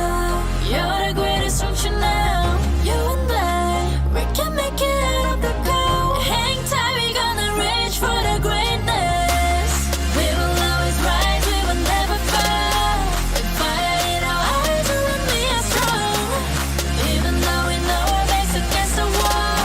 And again, pick your aim, you know that this is Coming for the game, cause we ready for the victory. Hands off, I ain't giving up. They say that I finished, but they wrong. I ain't never done. Nah. So turn it up, turn it up, turn it all the way up. Hands up, all of you get your hands up. All of you raise your hands up. Listen to what you feel inside. We gon' turn it up tonight. We gon' turn it up. We gon' turn it up.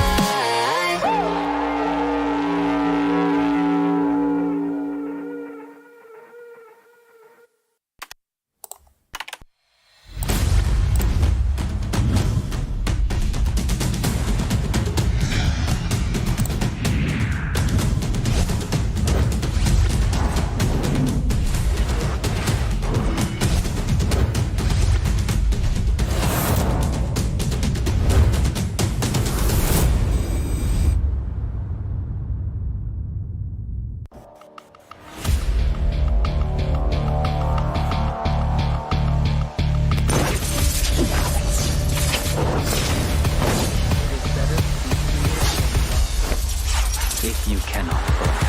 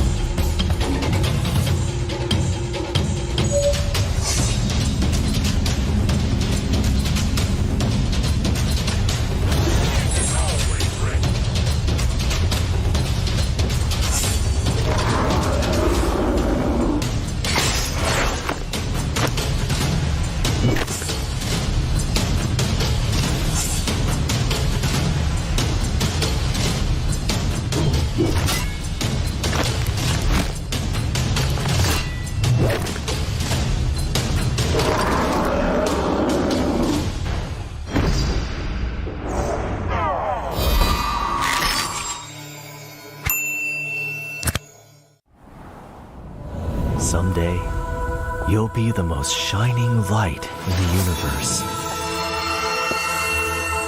The star will be burned for you, my flare.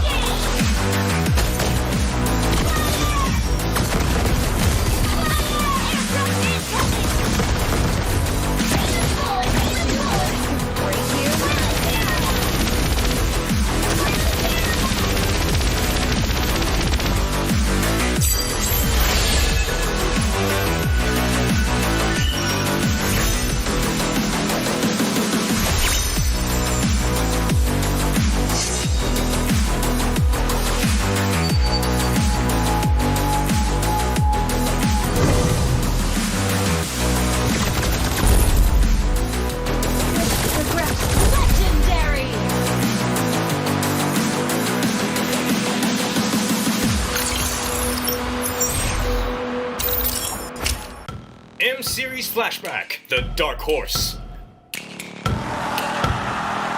Welcome to Mobile Legends.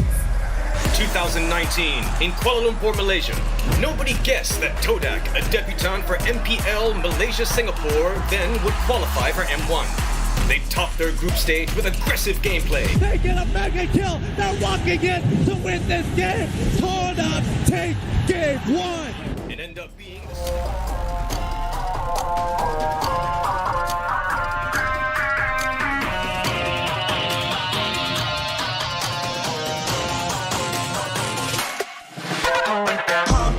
It's my time, I'm a ball. I'ma get this money right. I'm gonna live my best life. They been talking to me on me, but you know they'll never win. I'm controlling all my victories, and something has gotta give. Cause this is just what I made it now. You can't ever break us down. I'll be speechless for the stars. Promise I'll be what they not, and I'll never ever stop. Won't never stop. Yeah. Touch the sky, you're made of silver and gold. Touch the sky, you're the greatest option now. You and I, we can make it out of the crowd. Hang tight, we gonna reach for the greatness. We will always rise, we will never fall.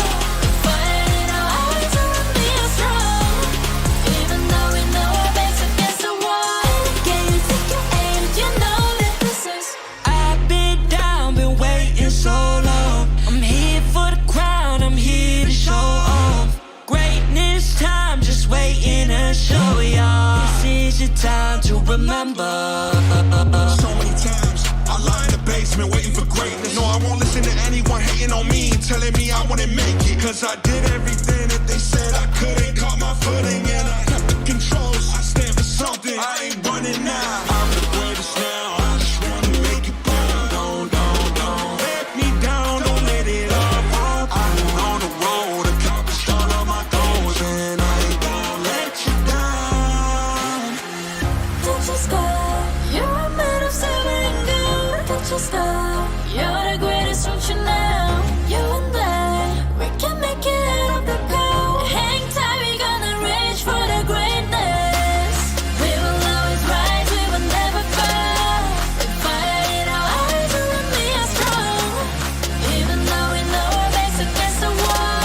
And again, pick your aim, you know that this is coming for the game, cause we ready for the victory. Hands off, I ain't giving up. They say that I finished what they wanted, I ain't never done. No. So turn it up, turn it up, turn it up, boy. hands up. All of you get your hands up. All of you raise your hands up. Listen to what you feel and say. We gon' turn it up tonight. We gon' turn it up. We gon' turn it up.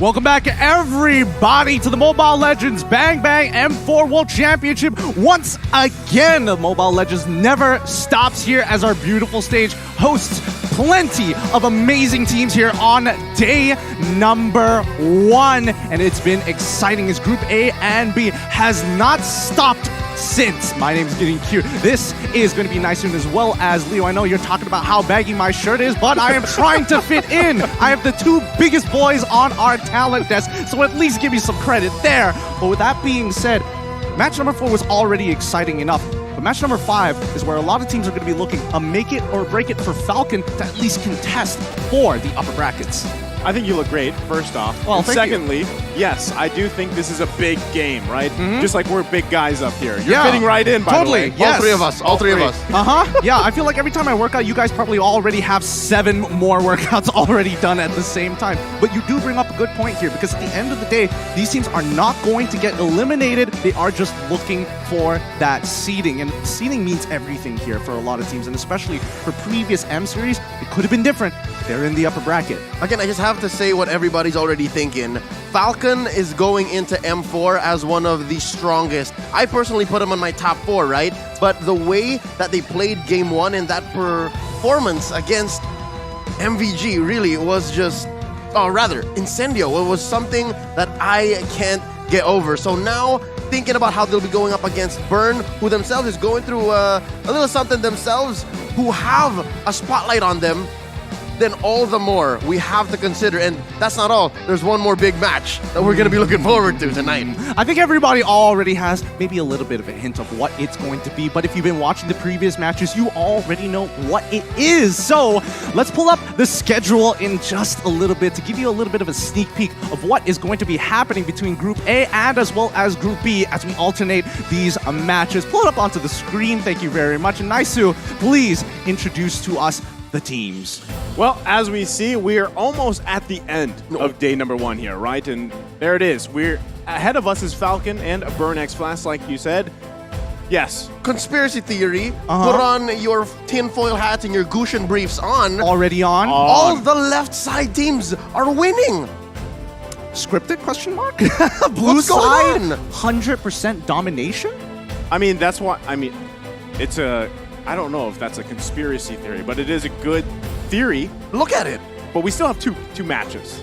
Well, we'll see who's going to break the curse of the red side so far, because it feels like as of late, the blue side has been dominating so far, and I think it's very evident, especially when we look at the group's rankings as of yet. Let's have a look at Group B in particular, because our upcoming match is going to be very, very interesting if you guys saw the schedule earlier. Yep, so recently Todak took down MVG, which puts the Argentinian/Peruvian squad at 1-1. But the Malaysian All-M Series attendees are sitting pretty on top, but tonight's final match might actually change that. Yeah, and I'm not entirely sure whether Todak is going to be sitting on the top, but I'm just glad that it's best of ones. That's one advantage. Well, I mean, best of ones in itself can be looked at either an advantage or maybe not so much. I wouldn't say disadvantage, but still, best of ones, you don't have a lot of time to adjust, right, from game to game, just yet. But again, this is only the day 1 to day 4, right? No one's going home just yet. Yeah, nobody's going to be going home, but you guys at home can actually do something about it. The M4 pass is now available, so I don't know about you guys. The figurines kind of looking nice, but let me just reiterate what the M4 pass actually has, okay? So complete all active tasks, and you will be able to reach level 75 at ease and for free. So log in now. The exclusive rewards like the Beatrix, Light Changer Beatrix, Stellar Brilliance, and the M4 Beatrix figurine are all awaiting you. And if you are able to reach level 75 or even achieve at least the figurine, use that hashtag MLBBM4, hashtag Dare to Be Great, and not to mention hashtag Mobile Legends Bang Bang, because I'm very curious on who got it. I'm actually wondering, did you guys ever get the M3 figurine? I was so close. Close? I was 5 levels off. I was about 5 feet away from the figurine. I could have taken it home from Singapore, but I didn't. You did it. Probably the best choice, right? But still, who wouldn't want to get their hands on that Beatrix figurine? Because it does look great, right? It is a great thing, and there's lots of things in store for you guys throughout that pass. And even for us, there's time for us to catch up, because obviously we might not have as much time to play as everybody else at home. You can use a support though. You could just use diamonds to help out your teams. Just pump it in. It's going to be simple. But with that being said, let us introduce the 2 team lineups that are going to be facing each other off today. You saw them play earlier today. It's Falcon coming in from Myanmar with Justin, Yellow Flash, ZipX, Ken, and Naomi. Again, just speaking about what everyone's saying online, ZipX has a lot to prove. At MSC, it was Silent who was playing in this role, and here tonight they have one more chance to sway the world's favor. And here, I'm hoping that they have recovered, and it's been what, give or take, an hour and a half since their last match. So I'm hoping that that was enough for them to reset. I hope it's enough. I think they have a couple of things that they need to sort out, but it really comes down to the draft, does it not?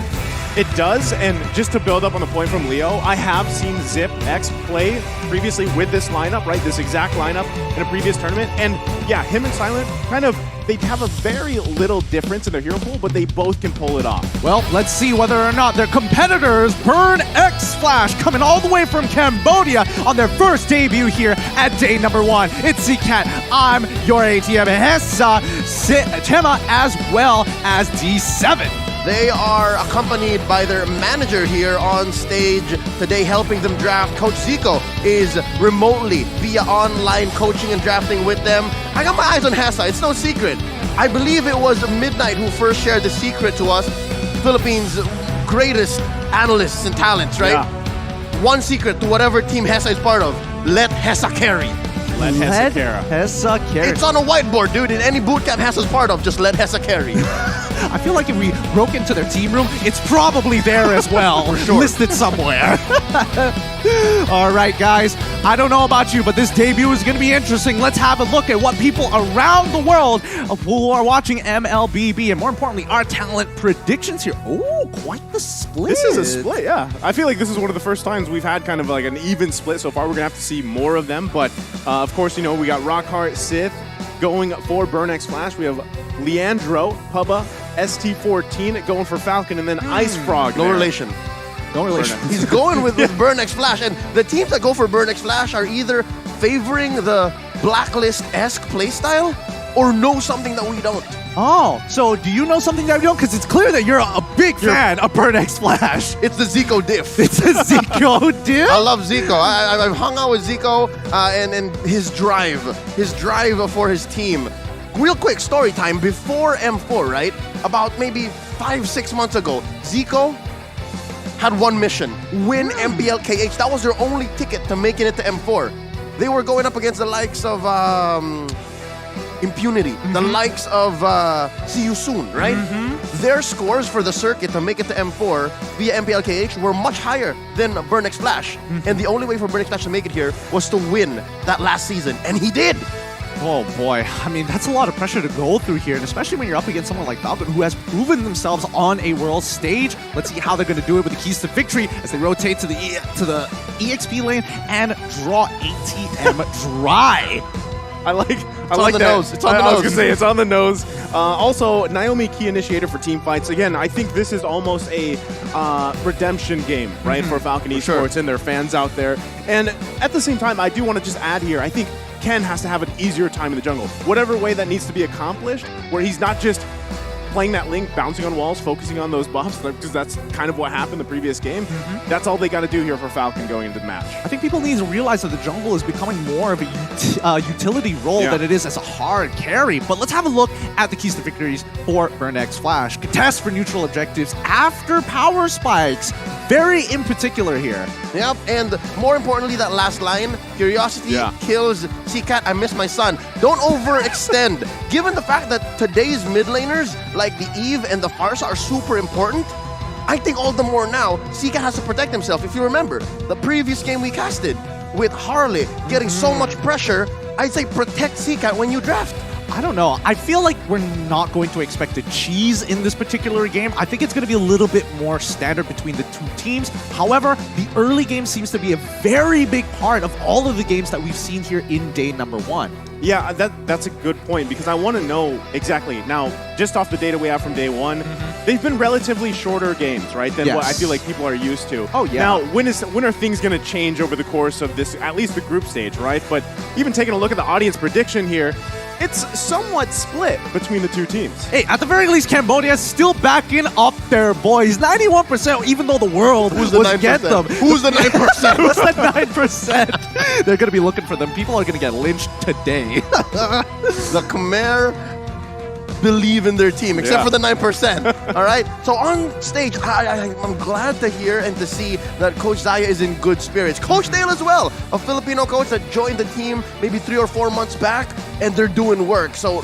on camera, we have Zip X. A lot of pressure on this young man's shoulders. Yeah, really a lot of pressure. And, I mean, it's tough, especially since we saw the breakout performance of Silent in particular, where he literally looked at his team in a bad situation and said, hop into my backpack, I got this. But it's time for the drafting phase, and maybe this time Zipex can prove why he deserves to be in the gold lane. All right, so here's why that conspiracy theory from earlier about the whole schedule and the siding thing is so different, is because they still have the relatively terms coin flip still. Because look, it's blue side Burn X Flash, but Yeah. they're on the right side of the stage. So now that being said, let's see if this changes the winds of the group stage. Wait a minute, is this an expansion of the conspiracy theory? Is it not just blue side, but the position they're sitting in on stage to determine it?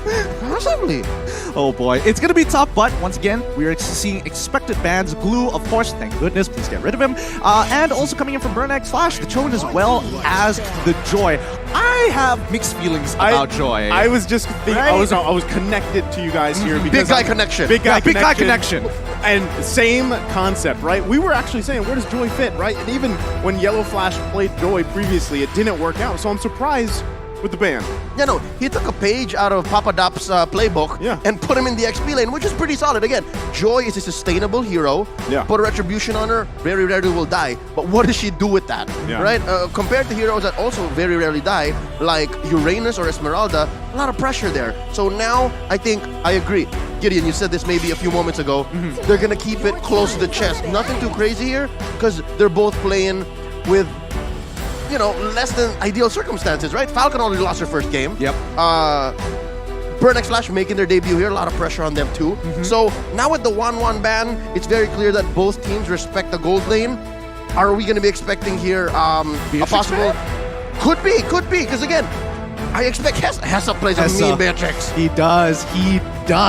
And honestly, when I'm looking at the ban so far, the fact that they banned out Joy for the side of Burn X Flash, I'm guessing they want to play a composition very orientated towards CC. I'm not sure if it's split push or team fight. I'm feeling more team fight oriented as Valentina gets banned for the side of Falcon. Let's see what this first pick is going to be.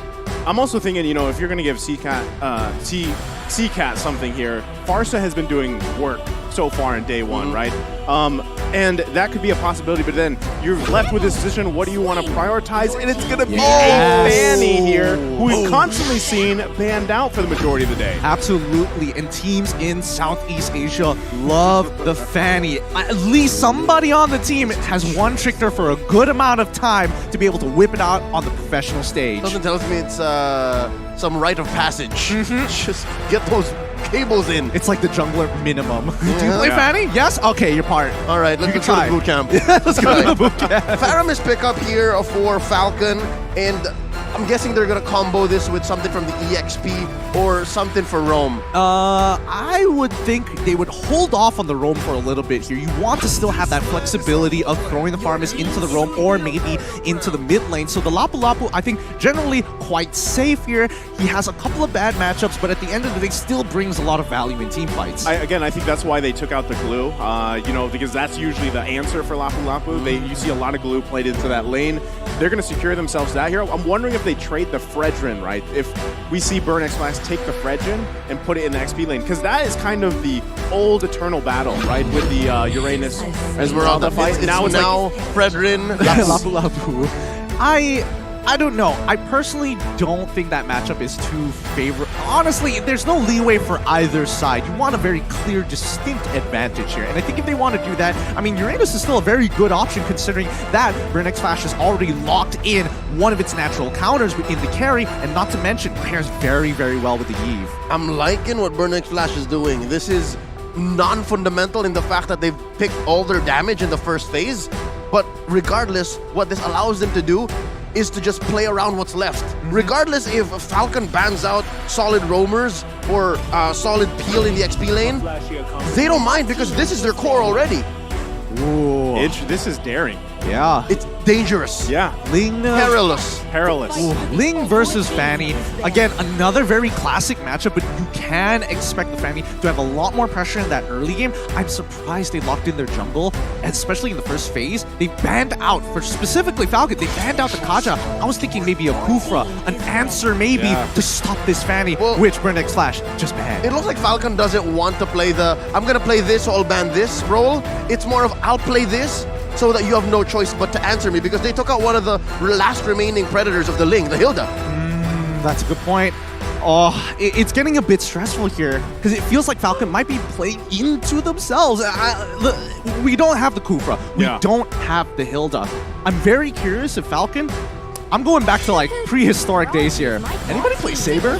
Like, if they really want to shut him down, that's a possible answer. Mid and Roam Saber was a thing for quite a bit. Yep. Legacy stuff, man. But I it's feel too old. spicy. Right now, it's too spicy for 2023. Too spicy? I feel like it's just right. Like, just right. I mean, the Diggy is already gone. Like, I'm feeling it here. It feels like it's going to come out. I think it could, I mean, with it being day one, I don't think you could count out spicy, right? like, especially we're here in beautiful Indonesia, right? So it's all about the sambal spice. everywhere. Sambal everywhere. Oh boy! All right, here we go. With 10 seconds left on the clock, let's see the final ban coming out from Burnex Flash. What else could they really be worried for? I feel like their first 3 picks are already so very good. The Ruby, another roamer. That is a really, really good ban. I love it. No, the Ruby just stops whatever the Ling wants to do, whatever the Lapu wants to do, positions him, and then repositions him. Even the Faramis, the Ruby can give hell to the Faramis. I would actually love to see Ruby here on the side for Burnex Flash, especially with that Eve, but you know, they're the one that banned that out here. But Brock locked in for Falcon, and this could be a good tool for them to work around, right? I mean, you have that long stun with Wild Charge. You have obviously those walls you can set up here to cause a little havoc. Try to cut some people off if you can too, and make it a little bit harder for that Fanny to move around. For sure, but at least it gives another threat to actually cancel out the Eve's real-world manipulation. Yeah. You can use the Guardian's Bulwark as a way to kind of knock her, or if you want full commitment with the Lapu as well, the Wild Charge really sets up great. But it also is a bit of a double-edged sword, right? You build up that wall, you still need to hold spells specifically for Fanny. Yeah, no, that's what's happening is Burnex Flash, regardless of what happens with these last 2 picks, are playing with their box. Yeah. They're the ones who want to poke, and then it's up to Falcon to try to break through with that. And they're going with a, correct me if I'm wrong, this is a Roam Matilda XP lane Fredrin. Yeah. So eventually ended up with the Fredrin Lapu-Lapu. the new Eternal Battle. Yeah. New Eternal. I mean, it's Eternal more like Battle a flashy battle. Like, it looks like an action movie. Like, Eternal Battle to Electric Boogaloo. yes, we'll take it. I'm with it. In theaters near you. I hate the fact that I know the reference and it tickles me every time. Coming soon. I gotta keep my composure here. I gotta be one of the big boys at the table. But with the final pick coming in for the side of Falcon, is there anything that could really save them here? They lock it. The Harith! Gold Lane Harith! Gold Lane Harith. This is going to be very interesting here, and it's going to be a little tough for at least Hessa to farm comfortably. I was just saying, like, when we had the discussions about the meta and everything, like, gold lane, yes, you still have your marksmen, they're great options, but I feel like now more than ever, maybe more than ever, you can actually flex a lot of those picks, even the mage picks, in that gold lane. And we've even seen in previous tournaments, even like a Ruby gold lane, a Hellkurt gold lane pop up. Not sure if that's going to happen, but even you mentioned a possibility of, hey, what if Hayabusa gold lane, right? There's I feel like room for flexibility just in that lane alone. Yeah. So thinking about how Falcon might approach this matchup is the Harith is one of the heroes that aren't built to break through that zone, that box that Burnex Flash is putting up, because they need that. They need at least one failsafe, one emergency button for them to eventually rely on if the Ling plan to work out. Well, at the very least, they have ways to stop the box. But let's jump right into it. Welcome to the Land of Dawn once again for match number 5. It is going to be Burnex Flash on the blue side up against Falcon Esports on the red. Something to note. Falcon already applying here one of the few things that a Grok only can do, made popular by M2 World Champion Lusty with the minion block. Yep, right? Delaying that wave. Yeah, right there. See, and already Justin is getting a lot of waves. Yeah, no, it's great because now Justin can sit under his turret. Wait, this is about to escalate. Hold up. They're going to cut him off here. D7 has to flicker out. Going to be fine right now, but a lot of tension here between the two teams already early on. Yeah, thank goodness Chima was ready to go for it. I mean, if this was a pub game, Chima would have just left me to die. Yeah, it is what it is. It is what it is. Sorry, buddy. But yes, more importantly, the mid lane is going to be highly contested here just so that the side lanes could have a good time. A lot of the pressure is going to be topsy-turvy here. We're on a seesaw. Let's see where the weight is going to be put on. Wait, did Ken not get the purple? Yeah, he did. Oh, he didn't go for the purple yet. You're right. You are right. That's kind of brutal here. Ken doesn't have his purple just yet. He's making his way back to go pick it up here. So okay. He remembered. He remembered. He still got. I left it in the jungle. Yeah, I left it in the jungle. I'll be back Did for it I? later. Did I? I did. Yeah. Oh, Yeah. well placed wall there. Naomi gonna allow Ken to go ahead and get the purple buff, but Chima gonna try to cause a little havoc here. Looks like it was secured though by Ken. So yeah, interesting, right? Interesting decision to just leave that towards the end. I think it's smart because Falcon was expecting potential invades, especially when you have D7. He took the Avarice, and that's when you know, oh, hey, Matilda wants to harass me, wants to get some early gold. Yeah, no, and the way that Matilda was adjusted in the last patch, she's more of a killer now. Like, if you hit somebody with the Circling Eagle, they are more likely prioritized to hit with the Wisps. Wait, I see. He waited for that purple buff so he could time it with this first turtle. Correct. Right? The whole rotation there. So this should just be, yeah, turtle go in the hands of Ken. So that was a good call in the long term of things with that first turtle. Yep, this is a variety of the rotation that was made popular by MSC 2022 champions, RSGPH. Yep, really smart plays coming out from Falcon, really understanding and taking it a step further here, because you can see that even with Chima down by his purple buff, he knows he can't really contest it, not expecting this timing to go through. And what this is doing for Burn is it's throwing them off. Do you see how Chima could not even think of even going to the turtle anymore? And they can't even, it's not like they even made much of it in the top lane. So this is also, again, in turn, giving Zipek some space. Yeah, super balanced right now. Naomi, he's pretty far out, and I like what he's doing. He is just matching and mirroring what D7 is doing right now, making sure that they know where Burn is going to try and invest some time and effort to maybe get an advantage, maybe get a little bit of a lead. But Falcon understands the longer this game goes, there is a very high chance for them to actually go for a full-on fight. Yeah, I think they have, I mean, especially when you have a Faramis on your side, you're in the hands of Justin. Also running that last worship, the poke there is great, but also the ultimate, right? I mean, that's why you usually pick them. You have that Cult Altar available to you. So team fight-wise, they do have that possible advantage, but still, with no one going down just yet, this is, again, we're not familiar, right, with this. Almost 4 minutes in, there's been no first blood just yet. It's very interesting with the compositions they both drafted as well. Oh, wait. Naomi, though, going to take the shots here. He's going to flicker in. He's going to wild charge in the wrong direction, though. Ken, though, able to grab D7, and they find another one as well as Hessa falls here. Whoa, okay, that was about to be bad. Naomi whiffing the ultimate there, but at least they find a trade back.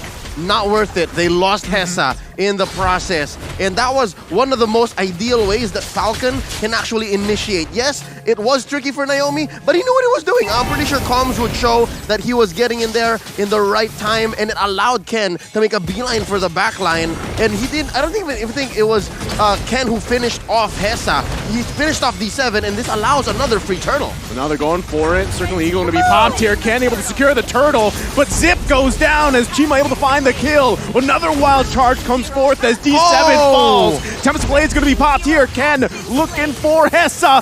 Can't get the last hit, though, as he falls into the river. And it's I'm your ATM to secure another one. Beautifully played by Burn. Beautifully played. They all had their battle spells ready to go. Those flickers making all the difference here in these small moments, moment to moments against Falcon. And here's how that Matilda pick alongside the Eve on C-Cat makes a difference.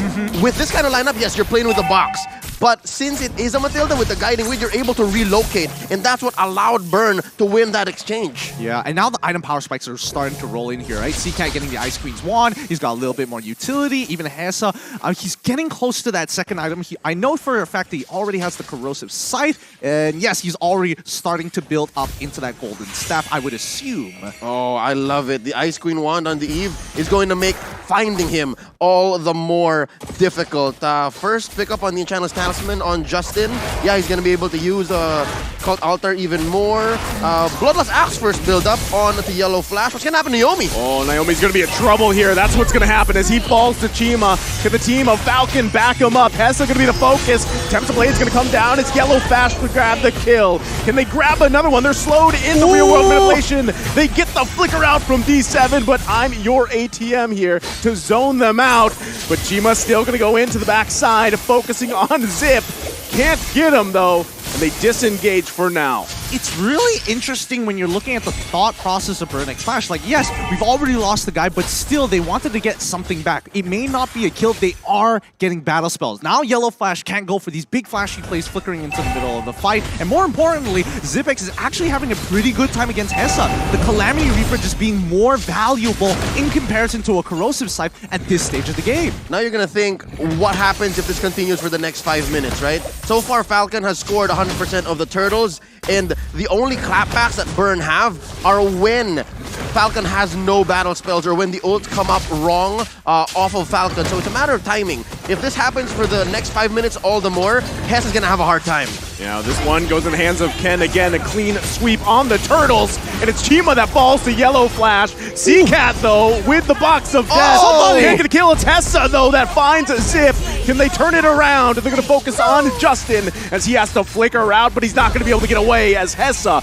grabs another one. And D7 and CC Cat are on the hunt for Yellow Flash, going to the hands of C-Cat. Oh boy, that's unfortunate there. But again, we are now starting to see why people are like, hey, Hessa, he's just gonna carry. Don't worry, he's got it. Because Falcon had a really good opportunity to turn, but Matilda ready to pull him out just in case. So here's one of those moments wherein, yes, Falcon got the turtle, but as long as you can protect Hessa, as long as Burn gets a winning trade, the next 5 minutes are gonna look better for the Khmer. Yo, I thought Castle Crest was about to click right now. It was about to look bad, but I can see the confidence in Leo's eyes. His team has got him covered. The question is, when do we expect Zipex to actually come online? Well, looking at Zipex, 1, 2, and 4, Mystery Shop obviously is gonna help him, but oh! Chima forcing out the Colt Altar. Oh, wow. Well, Zipex, again, back to the story, he hasn't really left the gold lane. He's been here for the better part of the last, what, 6, 7 minutes? He rotated in mid, and another look at that team fight, right? C-Cat just swiping away, clicking away. You can adjust real-world manipulation as much as possible, but that's not really it. It's all about Hessa, all about D7, allowing again to relocate and reposition to give Falcon hell. And yes, Falcon is ahead, maybe a small amount, 200, but look, down bottom, Ken's gonna go in with the Temps Ablaze. Naomi able to find the connection on D7, but look at the backside. Justin falls to Chima. They didn't have their eyes on the back, and they get unleashed on, and now Zip there to try to help him out. But I think this is going to disengage for now. Hessa apparently died earlier in the fight, so it's still a 1-for-2 trade, and in the end of the day, Burn is still going to have a slight, very slight net profit here. However, mid-turret under fire. Oh, Naomi's going to be in trouble here. Chima on the hunt with the high-end dry. Can't get the kill, though. Ooh. So it's Falcon that's still able to hold on to that tier 1 in the mid lane. Oh, thank goodness. That mid-tier 1 is so very important here because once that mid-tier 1 is gone, purple buff might be up for contention for Burn. Oh, be fighting for this Lord here. Yellow Flash going to be a little bit too late to the party. Chima able to secure it. Ken from the back looking for C-Cat. That's going to be the focus there, but it's Yellow Flash that falls here. Ken able to grab a kill. Zipex with the flicker out. Hessa guiding wins out. I'm your ATM falls though, and Ken with the double kill. Tempest of Blade's going to be popped here. D7 though. They're bouncing between the tier 1. Purple buff going to be up here. Ken's got to be careful. Naomi, the battle for the purple buff. Chima able to escape. No, sir. He can't as he falls there into the tier 2. You could see the Falcon fans just jump for a moment thinking that, yes, they stole it. Wait, they did it, but they got the kill, and that's when you expect the jump. So once again, Falcon now actually having a very clear advantage against Burn. It may be very small for now, but this could really start the snowball for Falcon, which we've been waiting for 10 minutes into the game. No Lord, whatever. You don't have a team to protect it. We'll cut down these Lord-empowered minions and continue on chugging forward. Burn's not going to make the most of this Lord. Again, it's a free defense, 2k ahead. I would expect that in a fight that happens much like the last one that transpired, right? If it's scrappy, a lineup like Burn is actually more favored. But given how Falcon is so good at positioning and finding angles, Ken coming in just the last minute, Zipex as well holding down that ult before he unleashes it. It's so perfect, and that's what's leading Falcon here so far to get this small lead. Again, 13-11. Lord went over to Burn, but it's Falcon who's winning more fights. I'm very curious about the item build so far. I just saw Hessa purchase the Winds of Nature, I'm not entirely sure whether he has the Golden Staff already or whether he's delaying it. We'll find out in a little bit as this fight might just break out. No, they're going to just back off. Regardless, it's more important that he picks up the Wind of Nature before anything else at this point, because Ken is so good at finding him. It's mostly for Ken, almost just for Ken. Yeah, there's still, I mean, a lot of back and forth here. I'm your ATM, going to get the taunt off. Has to be careful how they go about this. Zip, though, with the Zaman Force right into the Wind of...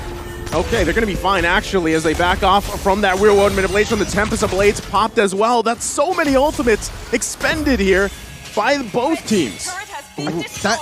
That can't be right. Yeah. That cannot be right. I think Falcon had a really big miscommunication there. There is a moment of hesitation. Yeah. You can see that Ken is in really good position to actually use the Tempest of Blades early enough to actually cancel out CCat's ultimate, but then at the expense of Falcon's team getting cut down, and even with the Cult Altar being expanded early, just cut through. Tells me it's analysis paralysis. He had to make a decision. Do I find the CCat, try to cancel that ult and kill him, or give Hessa what he's looking for? And they repositioned Hessa. I think Burn knows that that's what Falcon wants. They can keep doing that. I love the term analysis paralysis. That is a good term. And on a Ling, you can't have that. You have to have fast fingers and fast decisions, and that's what happened. Yeah, that would be ideal, but without the purple buff, it can be a bit tough here. Now, the Lord is spawned. It's already empowered at the same time. Yellow Flash actually picking up an Oracle for himself to try to protect it, but look at the side lanes. It's really starting to even up. And you got to say, too, I mean, Ken has done a much better job this game than the previous one, and I feel like, you know, even on the same hero, and they're both junglers just hanging down on the bottom side, trying to handle those waves while they can. The rest of the team, though, pretty much working around this Lord. Again, they have the tools they need for it. Do they have eyes on Naomi? Because look, Naomi can just ruin Burn here. He's going to the backside, goes in with the conceal, looking for that wild charge, goes in with the flicker. They find Hessa. The Tempest Blade is going to be popped. That's the Wind of Nature popped. It's CCat that falls under the tier 2. Another flicker going to come out here. The guiding one, Chima from the backside, decides not to go in. It's only CCat that falls, but it's going to be a purple buff as well, taken from Falcon. Really beautifully done coming in from Falcon. They get the cancel, but now Burn looking for trades. Oh, Chima went in, but not able to grab it. Quite low here for Falcon, but they might give it a go as Ken's working on the Lord. Circling Eagle to come out, but that is Zip. Able to punish D7. Lord secured as well. Naomi still standing for a little bit longer. Finally gonna fall here, but it's a 3-for-1 trade for now. Lord secured by Falcon. They had to cut their losses there. They had to. I mean, even Chima, he goes and tries to steal his own purple buff away, doesn't get it. That's where you call it quits. The Lord is coming, and you cannot afford to have members down while this push is happening. It just means that Falcon are pretty much going to get all the outer tier turrets. It's a miserable spot to be here where it's your own purple and you have to steal it. So that was a clear win for Falcon, and right now, the best that Burn can do is hope and pray. Defend within your own base. Oh, they get the real-world manipulation down here. They're just going to disengage for now. So far, I mean, Falcon just happy with a couple objectives that they grabbed for themselves with that Lord. I feel like they could get a little bit more here, but I think it's safer for Falcon not to press the advantage here for now. They're still poking away here. Zip. No, they wouldn't, right? I mean, they got another wave coming. Yeah, they're taking it slow, taking it chill. They're going to grab this turret as they work on the inhibitor one. They have all the ultimates they need. Turret goes down to the top side. Yellow Flash quite low. He's too slow, though. As CCat able to grab a kill. Chima goes in. Immortality going to be popped here. The follow-up, though, as Zip grabs the kill. He's on a killing spree at this point. It looks like Burn X Flash still on the hunt here. They know they want to protect this purple buff, but without Chima, what's the point? No. CCat, no. Naomi getting poked down, still has immortality. D7 to back off for now. It's Ken that grabbed it. And another buff stolen away from Chima. I get it. The decision for Burn to overextend was just a response to Falcon saying there's no more real-world manipulation. There's very little here to punish us. Yes, they got the kill on Yellow Flash, but Chima went down. Again, very clearly, Naomi helped there. Great use of the Guardian's Barrier. Let's not forget, if you look at the items so far, Zipx at full build already. We look at Carrie, she's getting very, very close, but her main core items have been completed. Now, coming down to the tanks here, we're noticing immediately, hey, D7, he's not going for full damage. He needs to make sure he stays alive so he can be the extending arm for Burn X Flash to press an advantage or to pull away. Not just, they're using D7 as vision. They need to be able to tell where at least Naomi or Ken is, one or the other. If you don't see both coming, that's lethal. The Falcon is going to land. I repeat, the Falcon is going to land. Falcon incoming. Falcon incoming. 30 seconds on the clock, though, for the upcoming Lord. This is going to be a really big objective because now the gold lead generally doesn't matter too much. But Falcon just have one extra situational item. I think the other, not only that, but Falcon also, so far throughout this game, has done a very good job at utilizing Naomi with the conceal, that wild charge, right? And the misplacement that he's, actually the displacement that he's doing for Burn X Flash with that Guardian's Barrier. I think those are two key things that's happening here. And now that this next Lord is up, this is going to be crucial for Burn X Flash to do their best to get into an objective-based fight for them, but they're going to lose another purple buff here from Chima. It's difficult. On the contrary, I'd like to say that items still matter at this point because even Hessa, a perfectly built carry in the late game, would let go of the boots. You could save that for something else to save your hide and then get more damage output in. That is a good point. Yes. No boots carry. No boots carry. Now with the upcoming Lord here, this is going to be a really big objective. But with no purple buff on Chima, are they even going to try? Well, I mean, it's the 4-on-4 right now, right? Both junglers kind of just hanging out. They see Naomi. Yeah, Ken's gonna be fine though. They're still working on it. I'm your ATM, gonna have to be careful. Real world manipulation gonna come down. Colt Alter there too. D7, Immortality gonna be popped. Naomi though, Hessa was trying to do his best his own amount. They gotta deal with Hessa as well. They're still bobbing and weaving. Ken though, he's gonna fall from C-Cat. Huge mistake here. Now Falcon on the retreat, as the Lord might just go in the hands of Burn X Flash. Zip X though, no one there to contest this one. It's looking rough for Falcon as this Lord continues to be whittled down here by Burn X Flash. Another flicker gonna go out. Yellow Flash falls though. I'm your ATM with another pickup. And just like that, Burn X Flash back in this game. Highway robbery. I'm calling highway robbery. That was clearly Falcon's Lord. But the way that Burn responded, they're not done. Oh, they're still going back and forth here, but this looks like the disengage call from Burn X Flash. They're going to go ahead and reset and march down with the Lord. Man, both of these teams not really giving each other an inch, and Ken unfortunately making... Well, I can't even blame him. It's not really that his fault. It's C-Cat's great timing on the resurrect. As soon as the immortality pops, it's just boom. Analysis paralysis, part 2 electric boogaloo again. It's that same situation, right? So what do I do? Do I stop the Eve? Do I find where Hessa is? Because Naomi already pulled the ult. He already did the flicker wild charge, right? Yeah. So what do I do next? Well, right now, it has to be defense right now. C-Cat is pulling this for the team. The box is deadly, and Falcon have to respect it, or at least stop it as early as possible. Well, right now, they're going to lose their tier 2 here. Now it's Falcon on the defense. Ken with Tempest of Blades. There's a follow-up there. Chima just barely, as Ken's able to survive here. It's Falcon fighting for their lives. I'm your ATM. I'm going to get pulled a little bit, but quite tanky now on this Fredgen as another turret falls here. Falcon has to defend their base. They've already lost the bottom side. They could possibly lose the top one as well. Naomi goes in with the wild charge. Real world manipulation able to find all the targets they need, but it's Justin that grabs the kill. He's still going to be alive. 3 fall for Burn X Flash. Justin has to be careful here, but it's Chima and D7 on the run. Oh, that was such a that all coming in from Zipx. He got so much value out of it. Even actually seeing when you see Ken jumping into the backlines, less hesitation this time, forcing C-Cat to actually get out of there and using the Winter Truncheon super early on into the fight. It's come to the point where Falcon's box is so much bigger than Burn, and it's so much easier to activate. Chima goes down. Payback.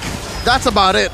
That's going to be it right here as they focus on this mid lane turret. Falcon looking to end the game. It's only D7 for now. Falcon Esports looking to take the first game for themselves in day 1 as they work on the base and take the game. Oh my goodness, and just like that, it's Falcon Esports putting themselves on the board. Congratulations. The Falcon has landed, folks. The Falcon has landed. This is what we were waiting to see. Yeah.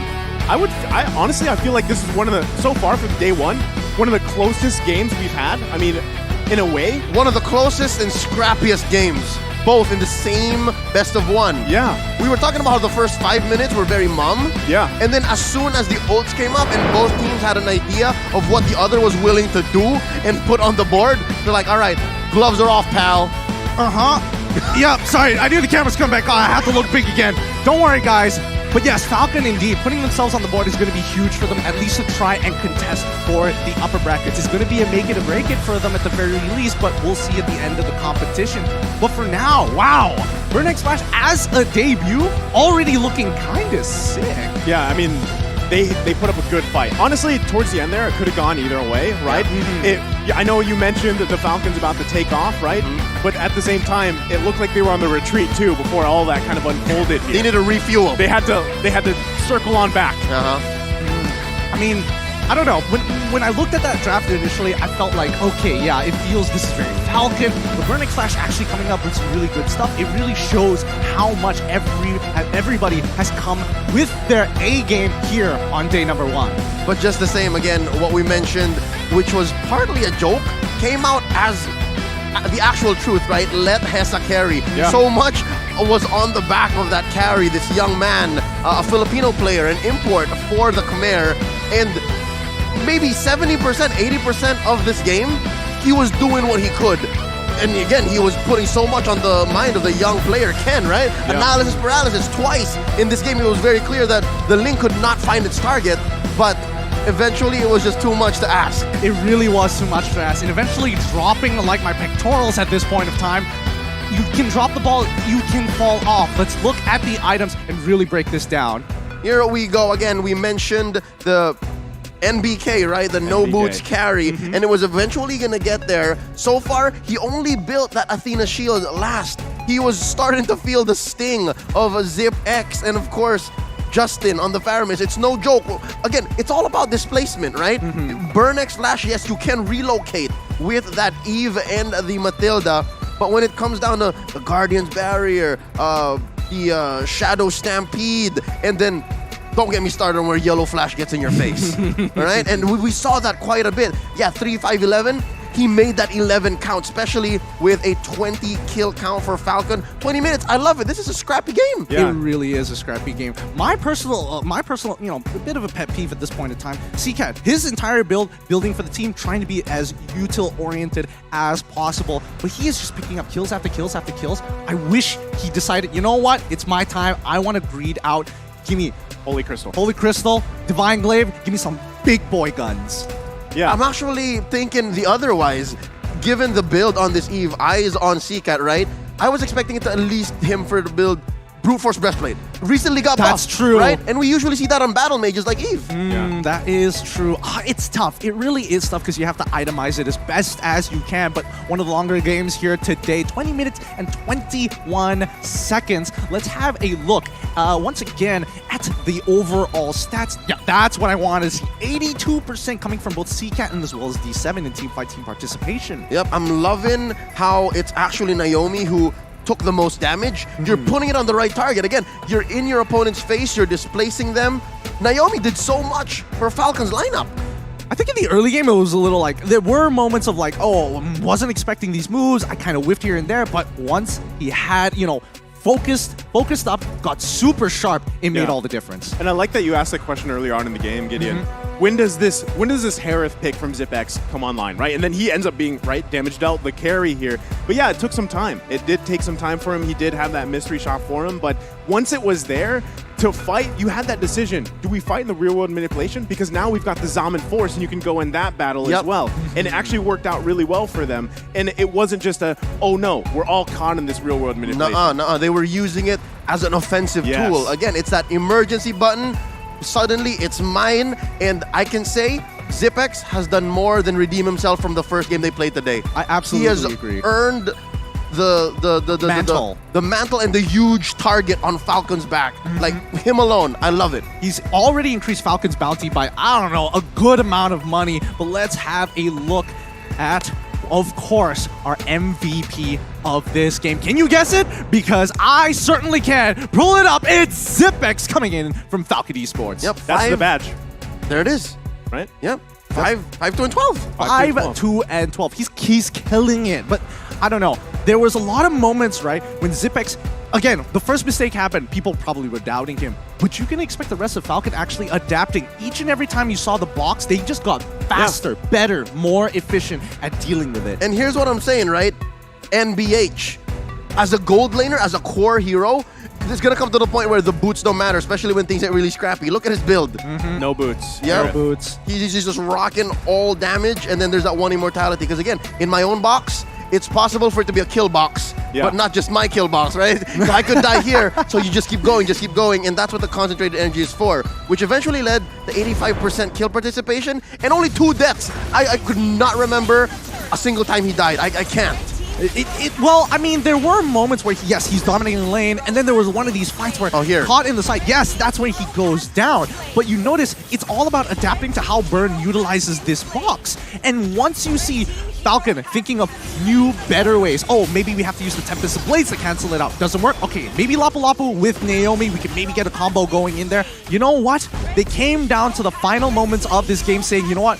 This box, we're fighting in it. We're going to make sure we punish you. It was like a real-time adjustment because as we're seeing from the highlights, right, you see how many times BurnX won with that real-world manipulation, and then at some point, Falcon's like, you know what, we're going to take the fight to them. And that's where they really start utilizing it. Yeah, and it's a perfect foil because the way Zipex played here reminds me of Hessa from older seasons of MPLPH. I don't know. He plays a mean Harith as well. So you'll see here they're mirroring movements. You'll see how Zipex just dashes out of the real world manipulation or dashes out of the range of ATM's taunt. And that allows for him to just keep going forever, on and on and on. And the fact is, Burn doesn't have a Ling-like hero, doesn't have a Lapu Lapu-like hero, so that allows Zipex to just go roughshod, unstoppable. Truly unstoppable. Day 1 has been full of action-packed Mobile Legends action, and my god, I'm sweating here because these games have really started to heat up. Are you sure it's not because you put these heat packs? My pectorals. I had to remove them. It was just, I don't know how you big boys do it, but man, the size of your pectorals really adds up onto the heat. I'm just saying. It's the matches. It's the matches. Totally. And it's Burn X Flash. And it's Falcon. Totally. Yeah, that's where I was going with it. But for the most part, hopefully you guys have been enjoying these games as much as we have here in the arena. So far, Jakarta has been treating us real good, but so have these games. The upcoming game, though, oh boy, that's what we're waiting for. It's Onyx versus Todak. I don't know about you guys, but I've heard a lot of stuff coming in from both of these teams.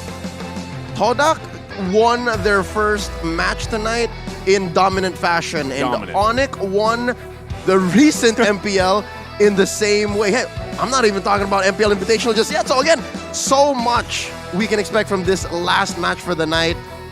As Gani would say, I can't wait. Well, I'm going to say what Gani would say. I can't wait. With that being said, we here at the Caster's Desk wish you guys a very, very big thank you. But we are going to go on a short break. As much as we would love to throw the next game over, we do need to prepare for it. In the meantime, hopefully you guys stick around for more Mobile Legends action here at M4. We'll see you then.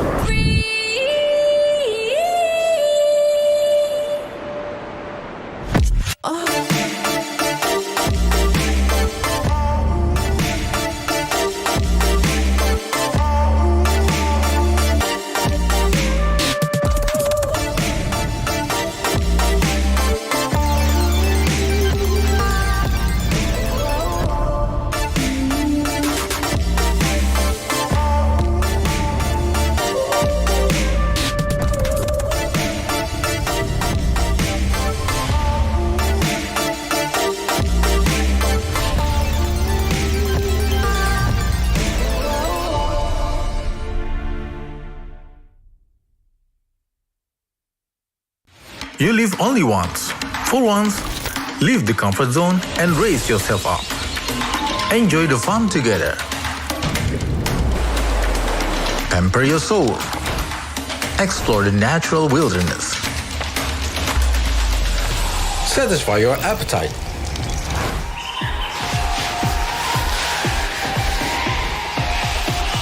Breathe up your life through a wonderful journey.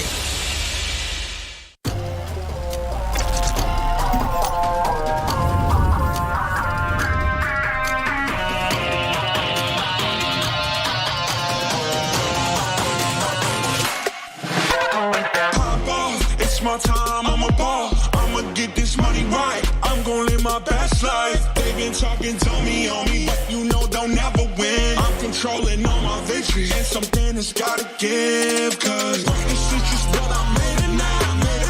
You can't ever break us down, I'll be reaching for the stars. Promise I'll be what they not, and I'll never ever stop. Won't never stop, yeah. Touch the sky, you're made of silver and gold. Touch the sky, you're the greatest function now.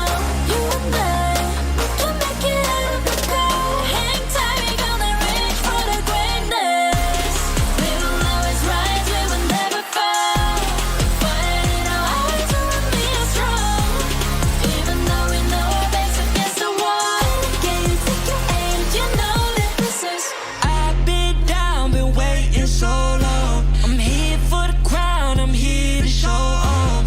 Greatness time, just waiting to show y'all. This is your time to remember. So many times I lie in the basement waiting for greatness. No, I won't listen to anyone hating on me and telling me I wouldn't make it. Cause I did everything that they said I couldn't. Caught my footing and I kept the controls. I stand for something, I ain't running now. I'm the greatest now, I just wanna make it down. Don't let me down, don't let it up.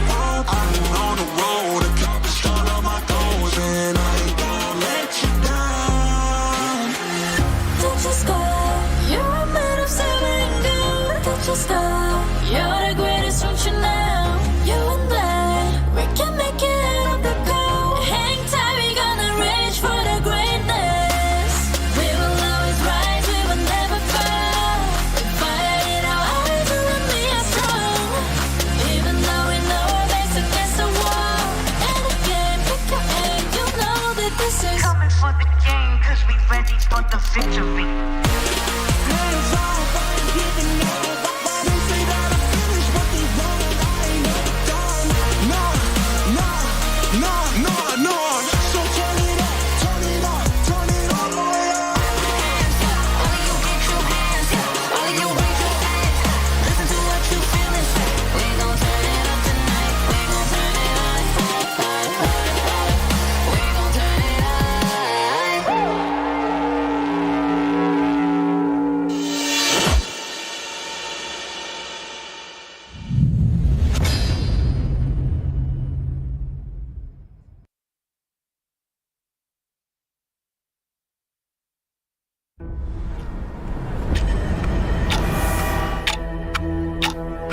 We are getting closer to the ultimate battle in Jakarta.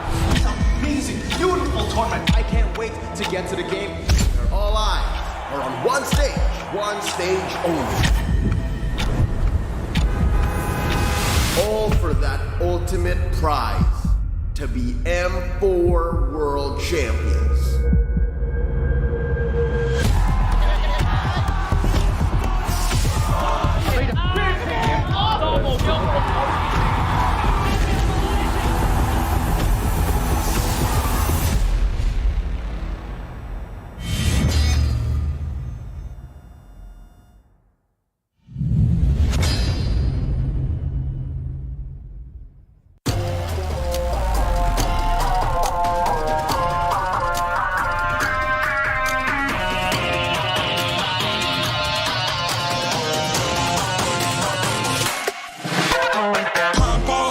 My time, I'm a ball. I'ma get this money right. I'm gonna live my best life. They've been talking to me on me, but you know they'll never win. I'm controlling all my victories, and something has gotta give. Cause this is just what I made it now.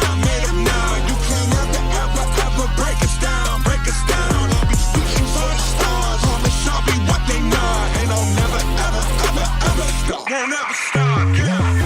touch the sky. You're made of silver and gold. Touch the sky. You're the greatest ocean now. You and I, we can make it out of the crowd. Hang tight, we gonna reach for the greatness. We will always rise, we will never fall. We fight in our eyes, and we are strong. Even though we know our backs against the wall. Can you take your aim? You know that this is. I've been down, been waiting so long. I'm here for the crown, I'm here to show off. Greatness time, just waiting and show y'all. This is your time to remember.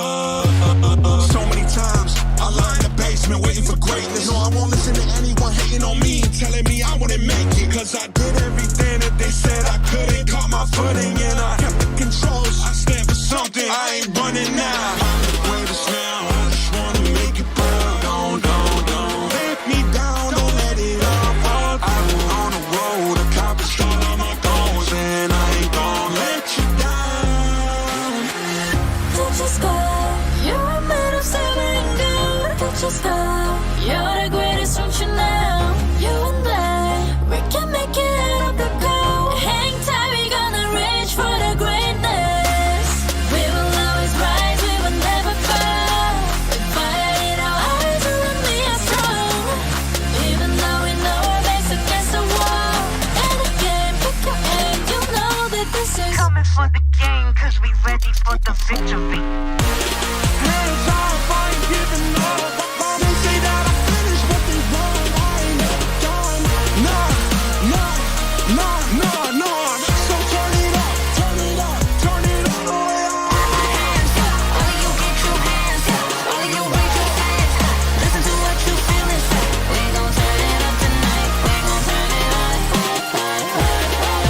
We gon' turn it up.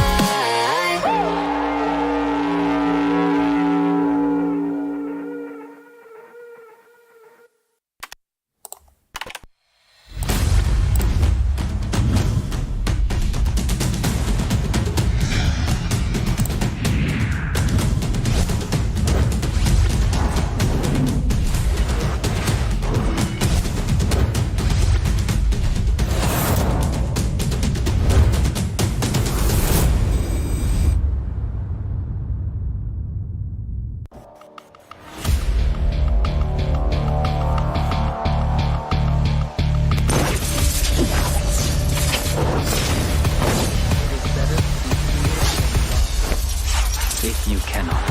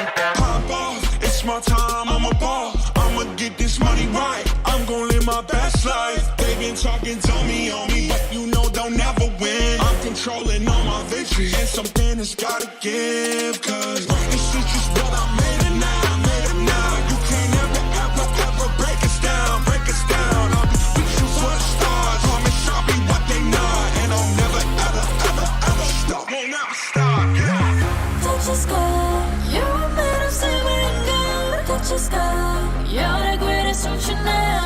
You and I, we can make it out of the crowd. Hang tight, we gonna reach for the greatness.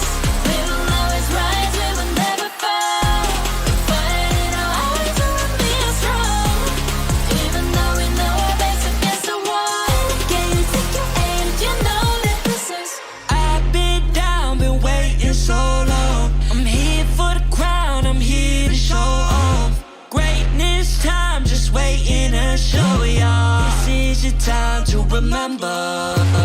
So many times I lie in the basement waiting for greatness. No, I won't listen to anyone hating on me, telling me I wouldn't make it. Cause I did everything that they said I couldn't. Caught my footing and I kept the controls. I stand for something, I ain't running now. I'm the greatest now, I just wanna make it burn. Don't let me down, don't let it all fall. I'm on the road, accomplished all of my goals, and I ain't gonna let you down.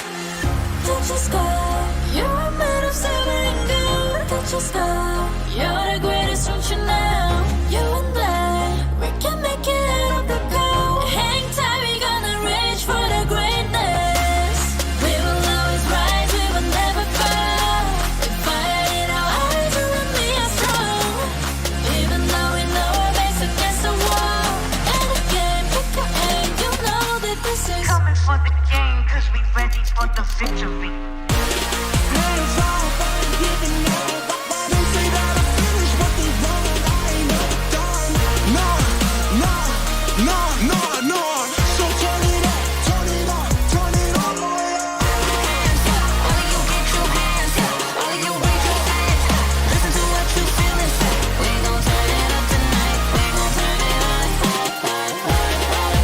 We gon' turn it up.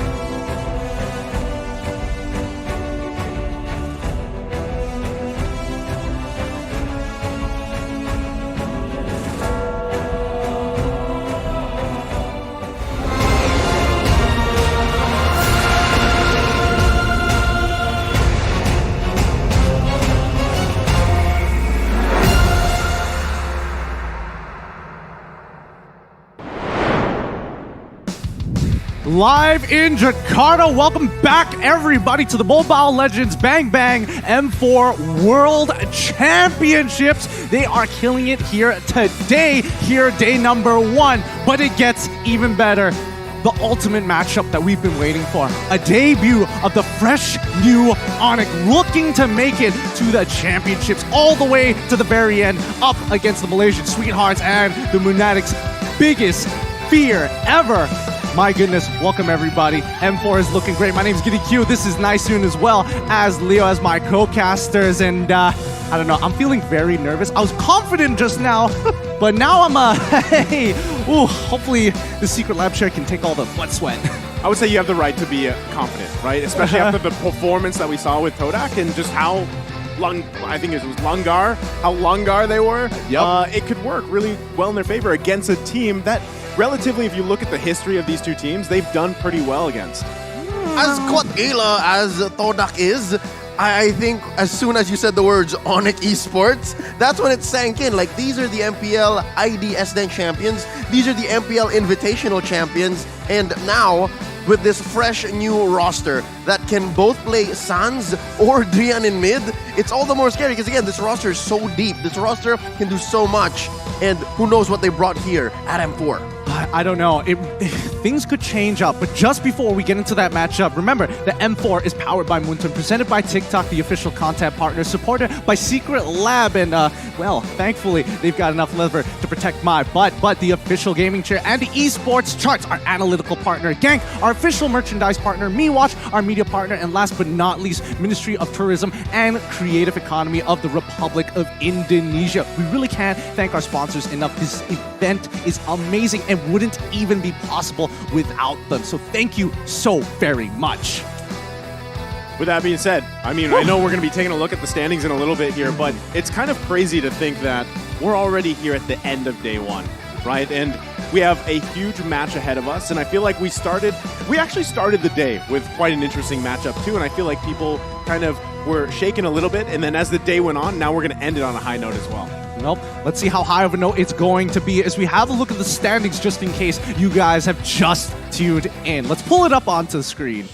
We're looking at the group standings for Group B, and tonight's final match will be for standings here for placement into the upper bracket. We're about to watch Todak versus Onyx Esports, and Todak already scored one victory, a dub over MVG, and tonight we'll see if they can shock the system and actually beat the hometown heroes in Onyx Esports. But I saw Onyx Esports earlier as they were testing their ping, getting familiar with the equipment, and even way back at the hotel while they were having lunch, right? Yeah. You saw Coach Yeb, Kyrie, CW, the rest of the gang, they were in high spirits. So, again, I know it's not helping Gideon, but Onyx Esports looking great. I'm not sweating, you are. I'm not nervous at all. I'm sure they could do great here. But considering the performance of Todak last year against Onyx when they were in the same group, Todak actually were able to get a game off of Onyx, which in retrospect, a lot of surprises. It's different this time. Very, very different. But that also means that you guys are going to have an all-new M4 pass, which is now available, and complete all active tasks, and you'll be able to reach level 75 with ease and for free. So log in now. Exclusive rewards like the Beatrix Light Chaser, the Beatrix Stellar Brilliance, and the M4 Beatrix figurine are all awaiting you. Please use those hashtags MLBBM4, Mobile Legends Bang Bang, and hashtag Dare to Be Great, because I'm very curious to see who actually gets all the way to the end of that pass. Hopefully we're one of them, all right? And actually all three of us, hopefully. But still, there's a lot there in the past, a lot of great things too. And again, don't forget to vote. I think you can even predict for your favorite teams as well. So keep that going. And again, it's only day one, right? We have a lot of games, a lot of action ahead of us. And it's going to be interesting to see where everybody places in the groups. Because I feel like even today, the question was the conspiracy theory broken? Nope. It wasn't. Same. Everyone on the left of the scheduling and the match schedule was winning still. On the left. On the left, but at least we know Red side has a chance. With that being said, conspiracies out of the way, let's have a look at the team lineup. Starting off with Onyx Esports. It's going to be Sans, Boots, CW, Kyrie, and Keyboy. Three-time MPL Indonesia champions. Started Season 3, Season 8, and now Season 10. They have the home court advantage. Again, it's a stacked roster. Superstar talent, wisdom, experience, international success. You got it all here. Lined up. Oh my goodness. And as they come to the stage, I mean, another, like Gideon mentioned, they fell to Todak and M3 and MSC's 2022's groups, right? So who's to say that things have changed much? Again, Todak looking good from the previous matchup they had here. They have a great chance against this star-studded team that is Onyx Esports. Hopefully Todak is still that kryptonite, but hey, speaking of Todak, let's bring them back once again up onto the stage. It's gonna be Todak with Moon, Momo, Chiku Guys, Rival, and as well as Yumski. Known locally as Comeback Kings, Todak actually have to dig deep. They might need that moniker here against the home court advantage heroes in Onyx Esports, because yes, They did Todak Langar through their first opposition today, but against Onyx Esports, who play a clean game, a very deep game, so much variety, Todak might have to play from behind. They're so different in so many ways. I mean, even in their first game, the BO3 Todak, in BO1s, they're usually really good. They're hard to read in drafts, and with their unorthodox rotations and even macro plays. That's why I'm wondering if we see them do that switcheroo. You know, that concept cheese? again. We can call it cheese, right? Maybe it's a cheese strat, right? Still, it's something you're not used to seeing, and that's what I want to see. Do they take that risk of doing it again against a team like Onyx Esports? Does it work for them, or do they kind of default to what we're used to seeing? It's tough to say because, I mean, Chiku, he lists himself as a flex player, and because of that, talent predictions, let's have a look all across the board. We're seeing that Onyx is going to be leading that charge. Except for Fariza. Fariza still believes in Todak. She's Malaysian. Come on, we gotta support. We gotta support wherever we can. We just gotta be. We just gotta be. It feels like a crime if we don't. So don't mind me, people at home. But for the rest of them, support who you will. Right now, majority. Let's have a look. Yup. I'm seeing Onyx. Ooh, Zuzu and Oro going for Todak. That's kind of interesting here. I would imagine that Onyx would be the overall favorites. Well, I mean, I think, you know, in terms of predictions, it's always where's your gut, right, for a lot of these teams, but then it kind of changes over the course of the group stages and then into the knockouts. But for me, as you saw on the screen, I was Onyx Esports. That's why I was leaning into it. I'm like, has it changed just yet? I mean, we did get a bit of taste of, well, Todak for the time being. Sorry, I got really distracted with the amount of support here in the live studio. Yeah, we got some Malaysians in the house. That's crazy. We got Malaysians in the house. Sorry, it's a bit shocking for me personally. But it's no secret. Look how the light hits Onyx Esports. They are at home. Literally. These dudes, they just have to roll out and they're home.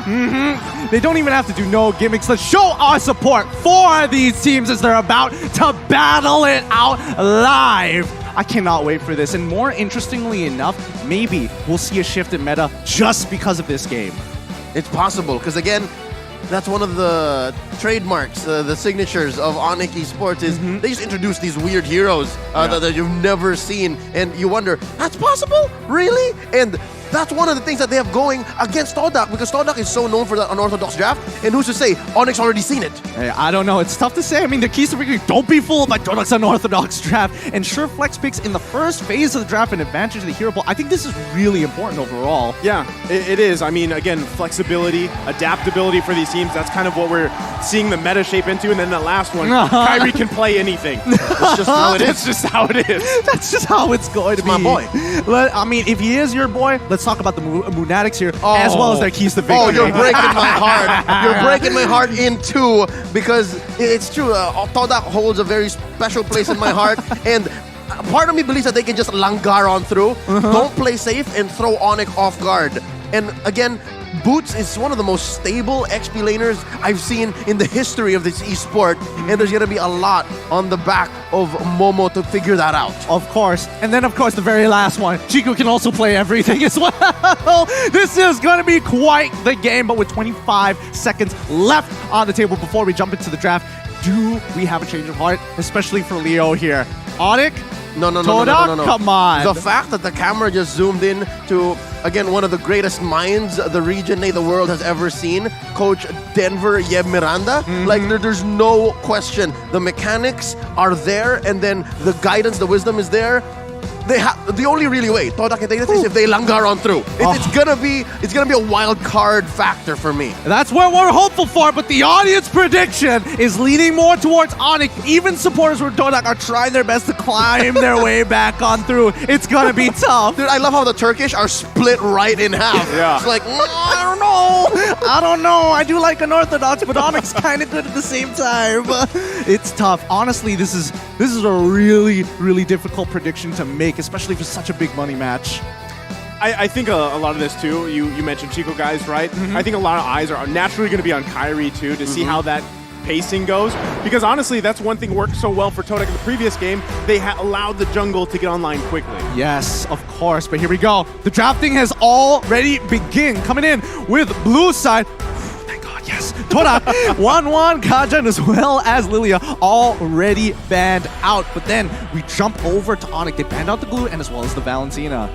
it's possible that we have open a lot of junglers. Because so far, it's all open. Fanny's open. Fanny is open. Joy is axed. Oh boy.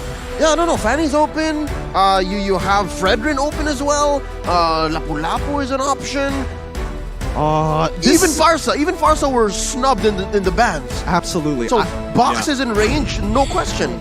This is a really tough call here. Now, this is what I wanted to talk about because again, when you're looking at that early game jungler, that's immediately a response from the red side to say, hey, we're gonna shut it down with our first 2 picks straight away. And that's why I was thinking maybe Fanny might not be the way to go, knowing how Todak kind of foresee the draft. Like, both teams hold off till the jungler picks, is that what you're saying? There's a good possibility. There really is. Yeah, and I think that could work really well for them too, and especially, again, going back on the performance that Rival had in the previous series, he should be confident here, but no, it's actually going to be picked up right away here. The Fanny is open, they're going to lock it in. Yep, Onyx make that first move. It's easier to just set the pace and to have your opponents think of how to solve it, right? Especially if their first pick was a carry. As much as I love the carry in this current meta, this current patch, super strong, right? They buffed her dash. She can like dash every X seconds. You just blink and she's already moving, right?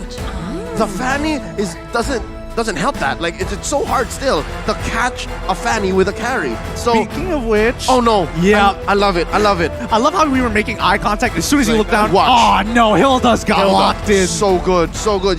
This Hilda on Yumski, I hope it's on Yumski, could also go into the hands of Momo in the XP lane. Regardless, it's gonna give Kairi here such a hard time. It is going to give Kairi a bit of a hard time. We'll see. This is Onyx that we are talking about, and the first phase is done for Todak. Let's see the response coming in from Onyx. And speaking of which, I think Onyx Esports, especially from Onyx ID in particular, really just almost very close to a perfect blend of Indonesian and Filipino star power, all in one, which is kind of nuts. Yep, and in the star power, oddly enough, just comes from 2 main dudes, right? Just Kochi and Kairi, and that's enough. Hey, let's not. I'm not taking credit away from Keyboy, man. He's got a place in my heart too. Oh, I like the ban. Like, I like the fact the Hayabusa was banned out because before all this, I was like, Rival had an amazing performance on the previous game, and it happened to be the Hayabusa, who, again, could have also gone in the hands of Kairi. But again, you leave that Fanny open, that's the pick, right? That's the pick he's going to go with. And as you guys mentioned, it is the perfect blend. And that's why, again, you've seen this Onyx Esports team really thrive with those additions, right? And that's something that nobody that is either a fan or maybe they're not a fan, but they can't deny that fact. Yeah, it just becomes inevitable. You can deny it, you can think there's factors, but no, the results are there. Yeah, the results are definitely there. And now Todak look to try and take away more support. Wait, Formez is just chilling in the crowd. That's Formez. That's Formez just chilling in the crowd casually. Well, this is still the group stages, so expect to see him a little later on. But Akai also getting banned out. Whoa, this is a really good call coming in from Onyx. They're going deep. They're covering their bases. Junglers of all sorts. They're taking away the possible best choice. A utility jungler, they got Akai. An assassin that could spread out the Beatrix and the Fanny, they got the Hayabusa. Maybe they want to, I don't know if this is going to happen, but maybe they want to play against that Fanny Ling in the jungle. That could happen because again, your options are like you said, they're covering the bases, right? You have the assassins, you have those tanky junglers. There's the Cho being taken out here. So again, what is that option for Rival in the jungle? It's already very narrow as it is. Yeah, I think he still has a couple of options to really work with, but it needs to work. Coincidentally, it needs to work well with Momo in the EXP lane, right? Because they could take the angle off, hey, let's jump into the backline. We're specifically targeting this Beatrix, or maybe looking to have a hero that can force out farmers to use that call altar as soon as possible. Possibly thinking of a song. That's an XP laner, yeah. So we're looking at Momo more than Rival. It's going. The solution can come from either. Exactly. And let's not forget the classic Todak. They might even just whip out a Lunox into the jungle for fun. You never know. It's not impossible that the carry could also go into the jungle. Yep. if you're looking at already Kairi hunting down the carry, it doesn't mind. I wouldn't mind it being a mirror match here, like just legit having them both farm up. But I can't believe that the Kadira was snubbed for. I'm not sure if it was banned in the next couple of matches, but we saw it game 1. Yeah. Blacklist in the hands of Haji, and then just again today to close up the night. Yeah, I think this is a really good pick, especially when it's up against someone So like good. Eve, and not to mention that when you are looking for that one-shot potential against these marksmen, no problem. If I'm not looking for Eve, I'm just going to make sure Chico doesn't get to play the game. Are we looking at is this a... Where is the Faramis going in this case? Is it Keyboy? Is it a Rome Faramis? A Faramis? Yup. We just had a moment there. I'm sorry. Or is it our eye contact is just through the or is roof it a right mid? now. Yeah, it could be a mid. Either way. Either way, they it's could still flip it. possible. Could be, correct, yeah. All right, now, I will mention that there is a possibility that both of them might take Rome boots, both looking for those, I don't know, it could be a dire hit for all I know, coming in from Kadita, and we're expecting, Faramis to be the one. We won't know just yet until we get into the game and look at that emblems. Now, Ling, and as well as Masha, very, very interesting. Masha, just the worst for marksmen, but Fredrin to be the shield of Onyx. Oh, this is, I wasn't expecting a Masha to pop up here already in day one, but I agree. Again, we were talking about spiciness, right? You can consider this a little bit of spiciness, right, for this last game of the day here. But like I expected too, it's going to be that Ling Fanny matchup here. Both teams have to be able to secure that early jungle pacing, and I gotta say, for Kairi, it's going to be difficult because you got a Hilda across from you. Yes. And we know how much havoc a Hilda can cause. Not in the jungle. just, as well as the Masha. Yes. But just the same, Todak's lineup here, that's way too much scaling. You're expecting too much from the map in terms of XP and gold. You're looking at a carry, an Eve, a Ling, and a Masha. How are they going to make that work? Look, I think they have some kind of orthodox way to get through certain phases of the game that are really awkward for Todak, but very clearly in Onyx's favor. So we're just going to have to keep our eyes sharp here. Don't miss a moment of this matchup as we jump into the land of Dawn. Our very final game of day number 1 comes down between Todak versus Onyx Esports. All right, can confirm now that the Faramis is going into the hands of Sans, and it is a roaming Kadira. Watch out, look, Momo! Oh, already. So soon. Yeah, so very That's the plan, that's the game plan. That's exactly what you were calling. Kairi, though, first blood drawn by Yumski. And as we were saying, these two heroes alone are going to cause havoc for Kairi. What? What ult? I mean, what ult? Level 1. This is, they cheesed them. They sent Momo in as well. They let go of Momo's very first wave to pull this off. That's crazy. That's just nuts. What? How? How? It's all about the collapse. Again, Kairi is rocking the high and dry. He's expecting that there would be... I think that's what I was expecting as well. They're looking for some scaling, looking for at least to build up some EXP and some gold to make this matter. But instead, they went the complete opposite. It's a total langar. Just bumped straight into the jungle. That's the idea. And even Onyx, they are a little bit more aware of what Yumski is trying to do, but Kairi is losing levels of time. Yeah, Yumski gonna be careful here if he can, but Kairi able to take the revenge, gets the kill. But Rival now should be able to just secure himself a purple buff. Oh my goodness, this is the plan all along. Attack the jungle, take away the early game prowess with just simple tactics. Really nicely done by Todak all the way through. And I think this is how it's gonna work for Todak. Their game plan is to disrupt the jungle, force Onyx to send 2 or 3 members from either their lanes or force mid to go into that jungle to protect Kairi, and then eventually they will find equilibrium. Hell, even break even, make more money. Look, they're 300 gold lead, 2 minutes in. I mean, I hate the fact that they were able to pull this off because Momo, he comes back into lane and look at it. He's level 3, 2 Boots who just hit level 4. Very slight difference, but he's going to hit level 4 eventually. Like, Momo just needs 2 minions. But I think this still works out, right? All of that in the last 2 minutes just makes a breeze for the first turtle here. So that's already huge, at least in terms of economy. But here in the mid lane, Yumski going to be the focus again. Oh, can he get away? One hit, he's going to bob and weave and survive. The moves and grooves. Moves and grooves. As you put it so eloquently. Could have been, but that's what you get with the Hilda. That's why there's a room for her in the meta at all times, especially when assassins like Ling and Fanny are a thing. It's got to be so frustrating because Onyx invested a lot of time and a lot of movement on the map. 5 people made contact with Yumski before he got out of there, popping that sprint at the same time. So, at the very least, Onyx now setting up that front line, making sure, Todak doesn't get too far away with this. And he's not stopping. Look, he's there again. He brought Rival there. Oh, Onyx Esports, though, trying to do their best to work around it. It's Chiku, guys, that falls here. And Now they're going to get out of dodge the best they can. Yumski going to be the focus.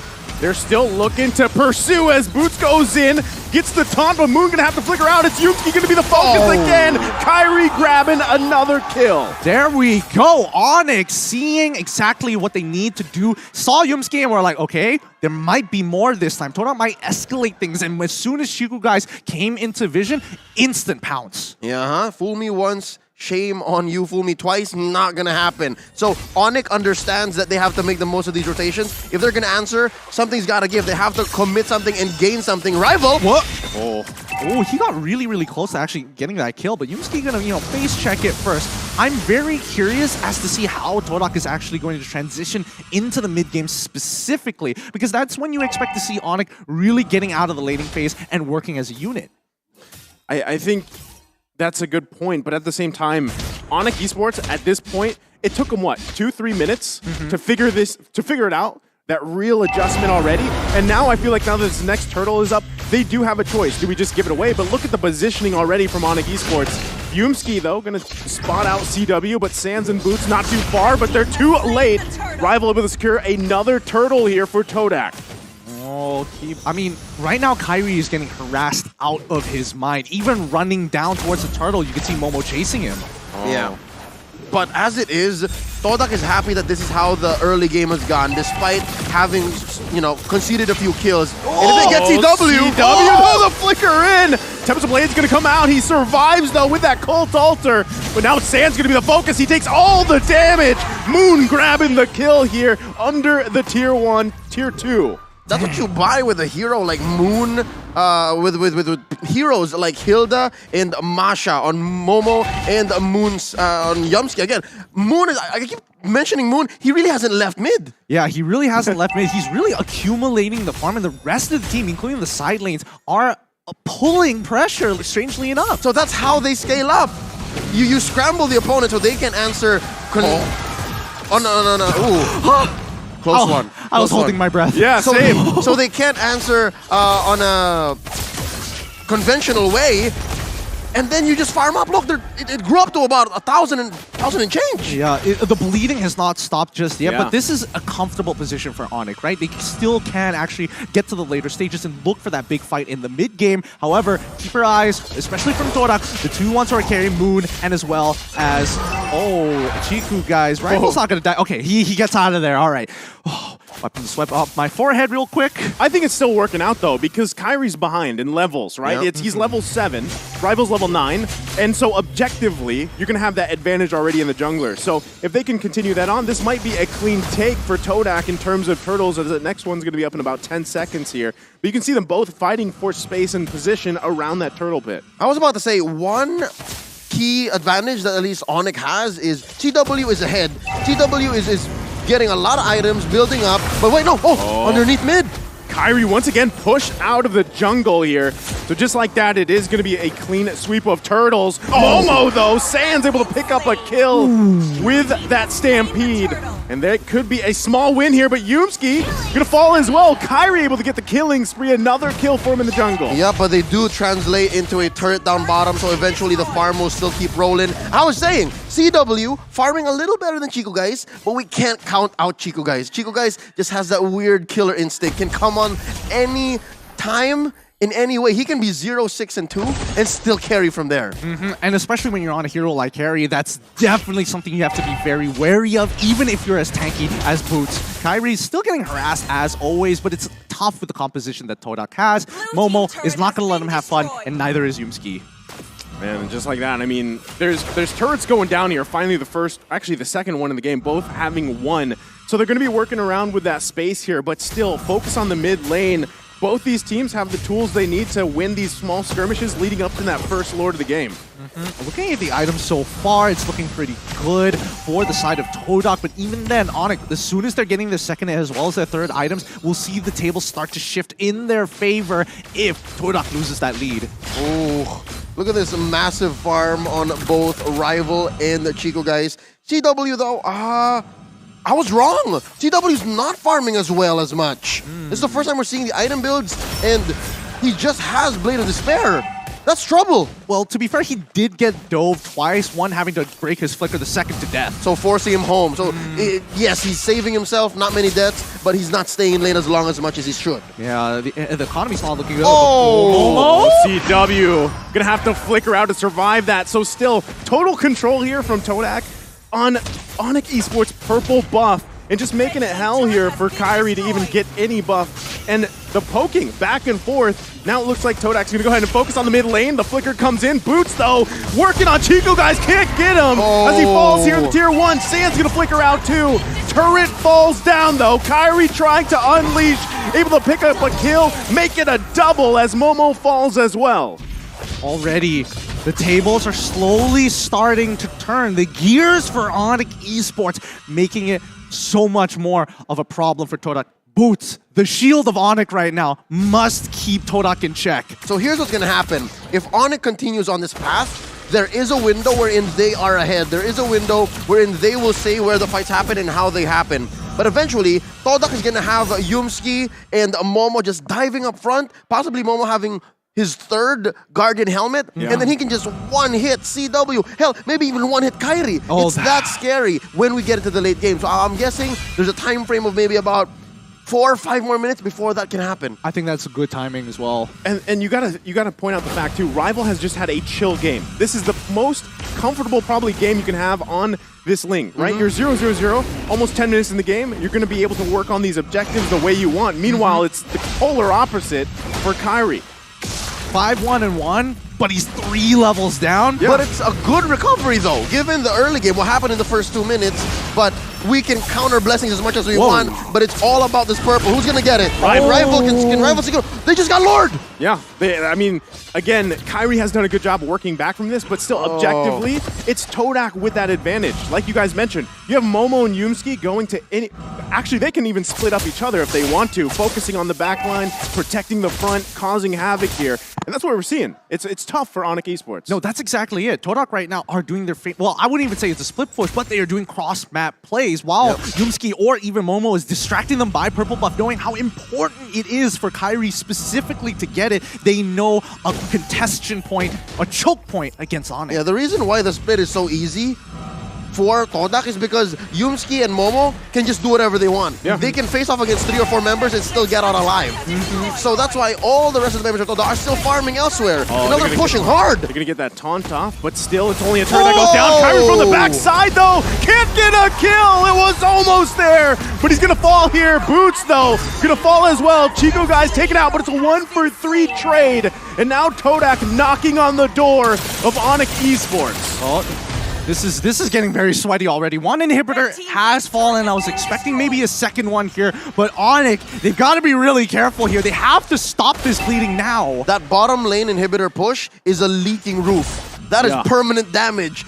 Again, we were just talking about how Momo and Yumsi can go wherever they want. This makes it worse. You constantly have to send someone to clear that wave down bottom, or else you suffer a possible split push win. Oh boy, but once again, this contestation fight, these high intensity areas, purple buff, Lord right now, and I'm guessing that Todak wants even more. They're gonna start going for the orange. I wonder if, like, how many purple buffs Kairi has actually been managed to get this game. That's actually a really good point. I don't know if that's the first one, maybe it's the second, but he hasn't had many opportunities to take it. So finally, but still, even 12 minutes in the game, you can see how much pressure is being put there on that crucial buff here for Onic Esports. For sure. And I think, let's keep in mind, let's have a look at the replay one more time for that fight, because even though Onic looked like they had the initial upper hand, it turned around so quickly once Momo got into the fight. Very key. Watch where Chico guys is and how many heroes from Onic he had on him before he eventually died.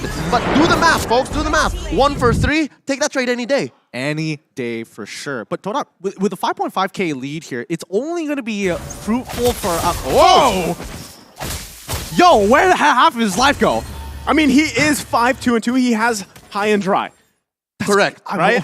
And then Rival was alone, so it makes sense. But like, Rival's got like 10k on Kairi, who's like 3k down, and he's also 2 levels ahead of him. Yeah, 2 levels ahead. I would imagine you would do like a quarter at the very least. Could be the items, and Again, I didn't see where Kyrie came from. He was going at full speed, but could also be a factor as to how much damage he was dealing. Oh boy. All right. And then these Lings, they don't build any defense items at all. Oh, that's a good point. That is a good point. Just pop him, glass cannon. Well, let's see whether the glass cannon is going to be enough for this interaction. Yet again, purple buff going to be choked out here.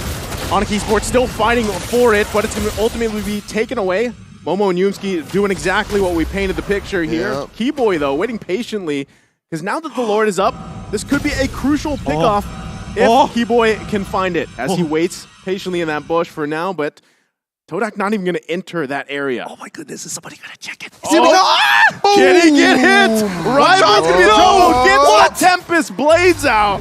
And now Keyboy's going to be the one punished here. You're kidding. What a play coming out from Rival. You're kidding. That didn't one-shot him. What's going on? He had everything, even Magic Worship. He played it perfectly. At this point, Keyboy hasn't really farmed up, couldn't stay in the lane, get the XP, get the gold that he needed. He just could not. And you're looking at Rival, who's at level 15, level 14. Keyboy's at 11. Just the base stat growth just made the difference. It really did. And I mean, right now at the 42K mark, they are clearly at an item power spike against Onyx, who's at 37. They just need a little bit more time to catch up. But with this Luminous Lord, I don't know. We're expecting to see at least another inhibitor turn, or at the very least, a 5v5 fight. Yeah, I think, as this Lord marches down the bottom side, Onyx Esports is still, even with this defense, they're going to have their work cut out for them, because what you're seeing is just engage after engage. And Keyboy, I mean, look how tanky Yusuke is. He's going to get dragged with the Stampede here behind enemy lines, but should be able to bob and weave out of there. They do lose that mid-turret, though. They're not even going to wait for the Lord here, as Todak is into the base of Onyx Esports. Lord has made its way to the base. They lose that mid lane.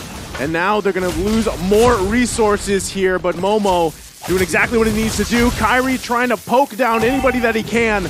Lord should go down shortly. They might look to end it here. It's still hitting the base. Tempest of Blade's going to be popped. Yumski, though, quite low. And for now, Onyx Esports able to hold on. World-class defense coming up from Onyx Esports. Incredible. Oh, run, Moon, run. And what a clapback. 3 for 2. And Onyx is still breathing. So exactly how did that happen? All right, first up, I think Boots got a solid taunt and put down the members of Todak to a very acceptable level for Kyrie to clean up. Plus the pulls from Sans, who actually is doing great. I'd like to see what Sans is building here. Again, the replay coming up in just a couple seconds here. They were underneath the crystal, so best believe there was a lot of free turret hits, right? So here, look, watch Boots, watch Boots.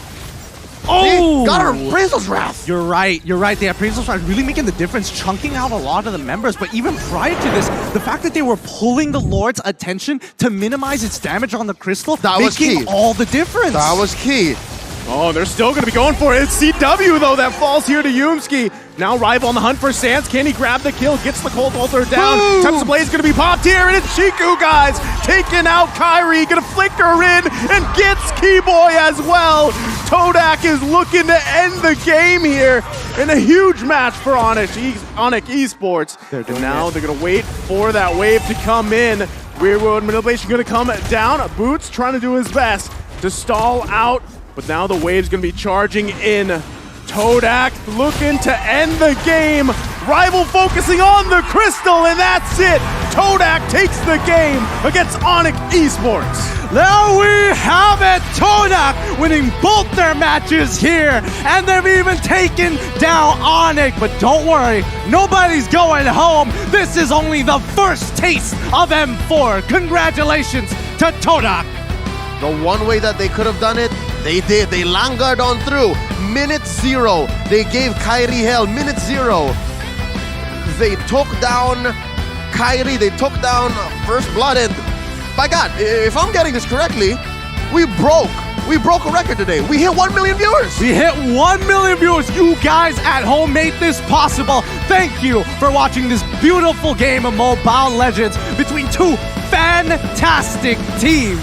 Oh boy, there's still plenty more to go, but this is only just day number 1. Yeah, and as we want to celebrate this milestone, we do have a giveaway for all of our viewers. The first 20,000 viewers to correctly guess the answer will win amazing prizes.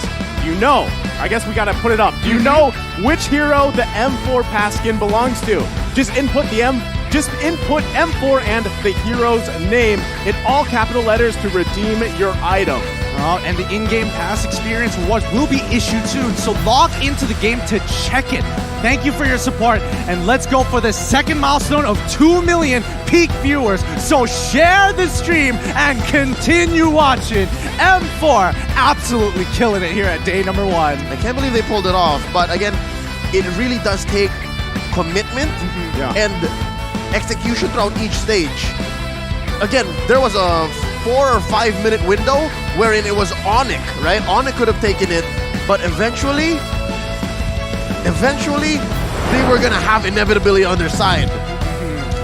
This has been an incredible game. I don't know. We've seen a lot of interesting micro mechanics. More so, macro-wise, how they played this through. M4 does not disappoint. This is the best of the best.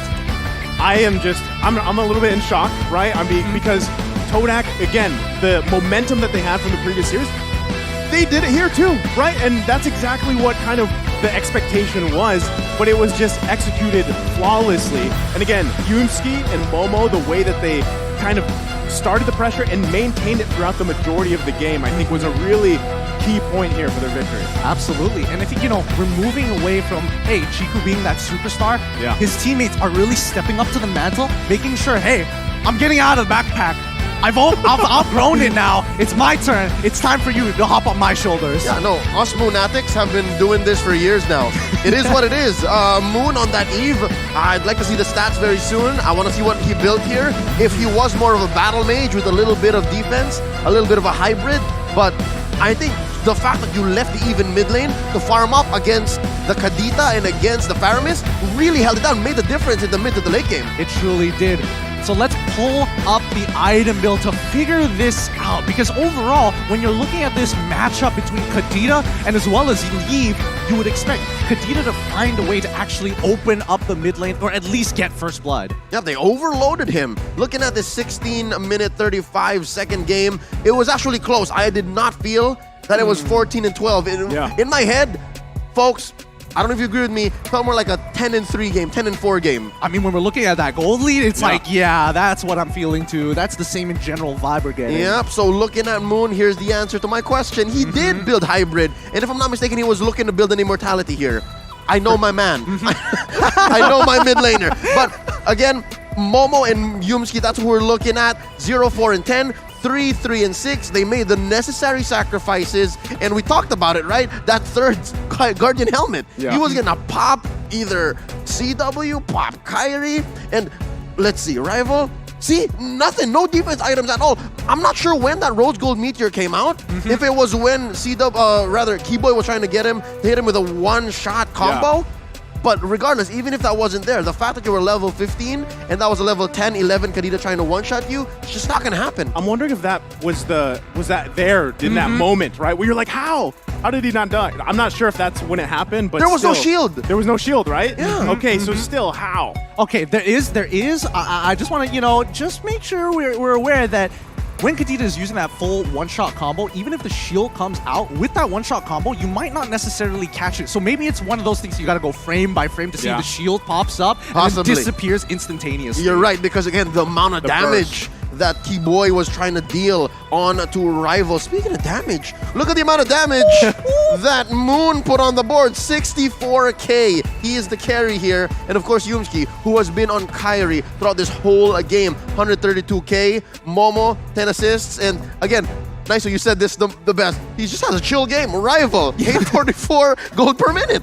He did. I mean, that's the thing. I think at one point, maybe even mid-game, he was still 0-0-0. He had all the objectives he needed, and then even secured, I think that was that first Lord that he secured as well. So taking a look at the game MVP, though, it's none other than Yumski here, who did massive work, again, to stall out Onic Esports. Look, honestly, anybody from the side of Twitter could have been the MVP in this case. I was sweating on who exactly it was going to be. They dominated in every single aspect, and even Onic pushing back against them. That was an impressive readjustment, especially when you don't have a coach telling you and VOD reviewing it with you moment by moment. Yep, note here the build, right? Has that Kiraz, has that Athena shield, and then the tough boots. That's all you need, because again, you get protection from physical, you get protection from magic, and then you have that CC reduction to get Hilda into the bush. That's all that matters. It's so well played by Yumski once again with a phenomenal Hilda play overall. Let's have a look at the highlights one more time because we really have to talk about the way that Todak was actually moving around the map and actually utilizing its players more like pieces than people. Yes, again, looking at their lineup, you would scratch your head. How did they get to this point? How did they farm this way? It demands so much scaling, so much XP. But as you put it, they use them as pieces. You put it together, you execute with a plan like this, and it just works. It leaves a lineup like CW, like Onyx, which is conventional. It just breaks. It really does. It just shatters. I feel like Onyx were playing more like the humans this time around. They had empathy. I was like, hey, Kyrie is having a tough time. We need to help him right now. That's what I'm saying. Like, it was literally a team effort to crowd around the purple buff. So it took so much away from what, those other lanes, basically. And you put so much effort in trying to get a purple buff for your jungler that, again, everything kind of just collapses from there. And Todak did so well at just putting the pressure on the right spots. Even looking at the map, right? You're looking at the lineup. You have a Fanny, super mobile. You have a Fredrin who is just waiting in the bush and then just taunts like 4 or 5 dudes, right? Yeah. And then you make like Bane from The Dark Knight Returns. You think the map is your ally. And then Toda goes, I was born in the map. I was raised by the map. They own all 3 lanes plus the jungle. That's how this game happened. Honestly, it's pretty brutal. It really is pretty brutal how they control the map as a whole.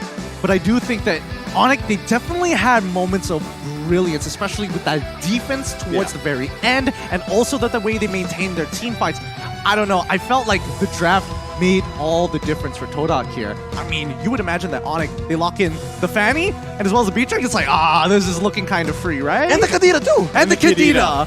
But then the wrench, or the curveball, whichever you want to call it, was that Masha pick to complement the Hilda. For sure. But let's jump on over to the standings here as a conclusion of the day to see where everybody currently is at. In Group A, Blacklist still on top with 1 point after their victory. Incendio is going to be sitting after 2 games at 1 point as well. Falcon at 1 point, and Burn, unfortunately, still looking for a point on the board. Just to put this into perspective, we're possibly looking at Todak already securing an upper bracket slot. Like, this is comfort right here, being 2-0 at day 1.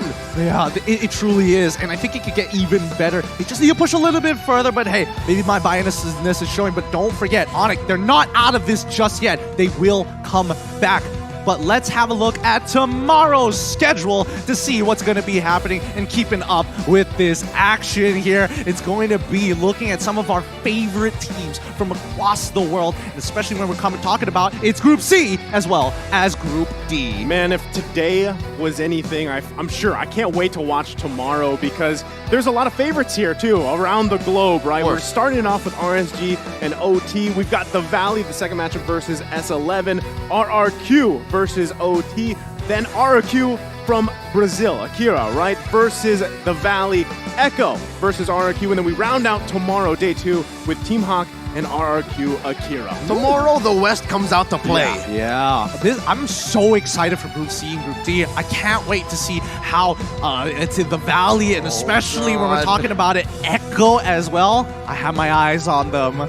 This is tomorrow? Tomorrow, Echo versus RRQ Hoshi's happening? Hey, look, we already had Todak versus Onyx, man. We gotta push the extension somewhere else, man. There's too much pressure around my nation. I mean, there's there's the given hype matches, those big matches and everything, but I think if today states anything, there are surprises, right? I mean, there is teams that people don't necessarily know too much about, and even after today, they're like, okay, now we know about this team. Today alone, a lot of predictions got ruined. Yeah. My guess coins are crying. Mine are done. You just have to remind me about the guest coins. You just had to give it to me on that one. But Leo, I think this time we got to keep in mind that, anything could happen. Maybe even S11, maybe Occupy Thrones could be the ones who break through into the upper brackets. With that being said, hopefully you guys are going to be sticking around for tomorrow. And that has been the start of the Mobile Legends Bang Bang M4 World Championship Group Stage, day number 1. All right, guys, get ready for this. We would once again like to thank our sponsors, M4, which is powered by Moonton, presented by TikTok, the official content partner, supported by Secret Lab, the official gaming chair, and Esports Charts, our analytical partner, Gank, our official merchandise partner, MeWatch, our media partner, and last but not least, Ministry of Tourism and Creative Economy of the Republic of Indonesia here. TikTok Live Carnival cheer up for the M4. Watch the M4 matches on TikTok. You can participate in the cheer up for M4 activities by watching the M4 matches on TikTok itself and using the M4 exclusive customized gifts to cheer for those teams. There will be a chance to be on TV and win abundant gifts. Whew. You still got it? There's a special shout out to go. I got it, don't worry. I'm still going, powering through this. Special shout out to Secret Lab, the official gaming chair partner of M4, taking all my butt sweat. The Secret Lab Titan Evo 2022 gaming chair is the premier choice of some of the biggest esports tournaments in the world, including M4. It's obvious the Secret Lab Titan Evo 2022 gaming chair was designed to keep everyone seated in incredible comfort for a long, long time. And they're absolutely right with the puddle that I'm sitting in right now. Never go out of style when you're wearing game with Gank, a lifestyle fashion brand made for a modern gamer, and is the M4 World Championship official merchandise partner. Grab the M4 merchandise at www.gank.asia today. We still have 3 days left going to tomorrow, starting off with Group C and Group D for their first set of matches. So, in action. Until then, this is Getting Cute together with Leo and as well as Nice-You signing off. And I would like to see you guys tomorrow, but you guys, please give me some breath. Last words, please. I need to breathe. You did a great job. Today was an amazing day. Can't wait for tomorrow. We'll see you here tomorrow. Good night.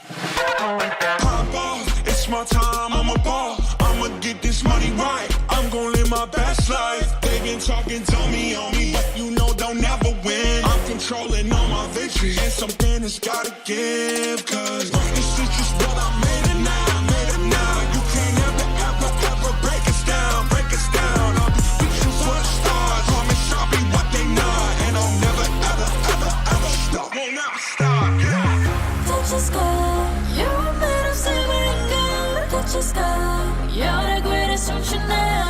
You and I, we can make it out of the crowd. Hang tight, we gonna reach for the greatness.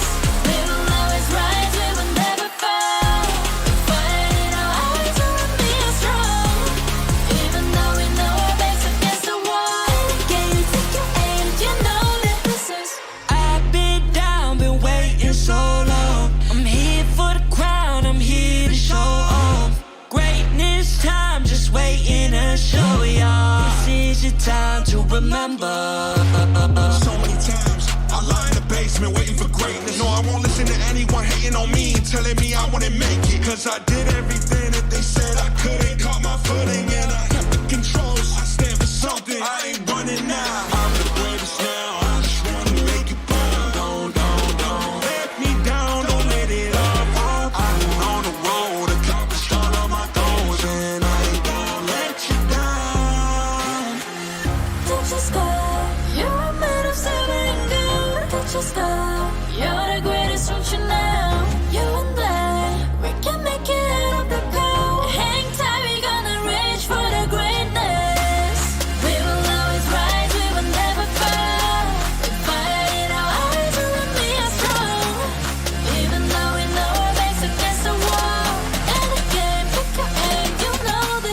Coming for the game, cause we ready for the victory.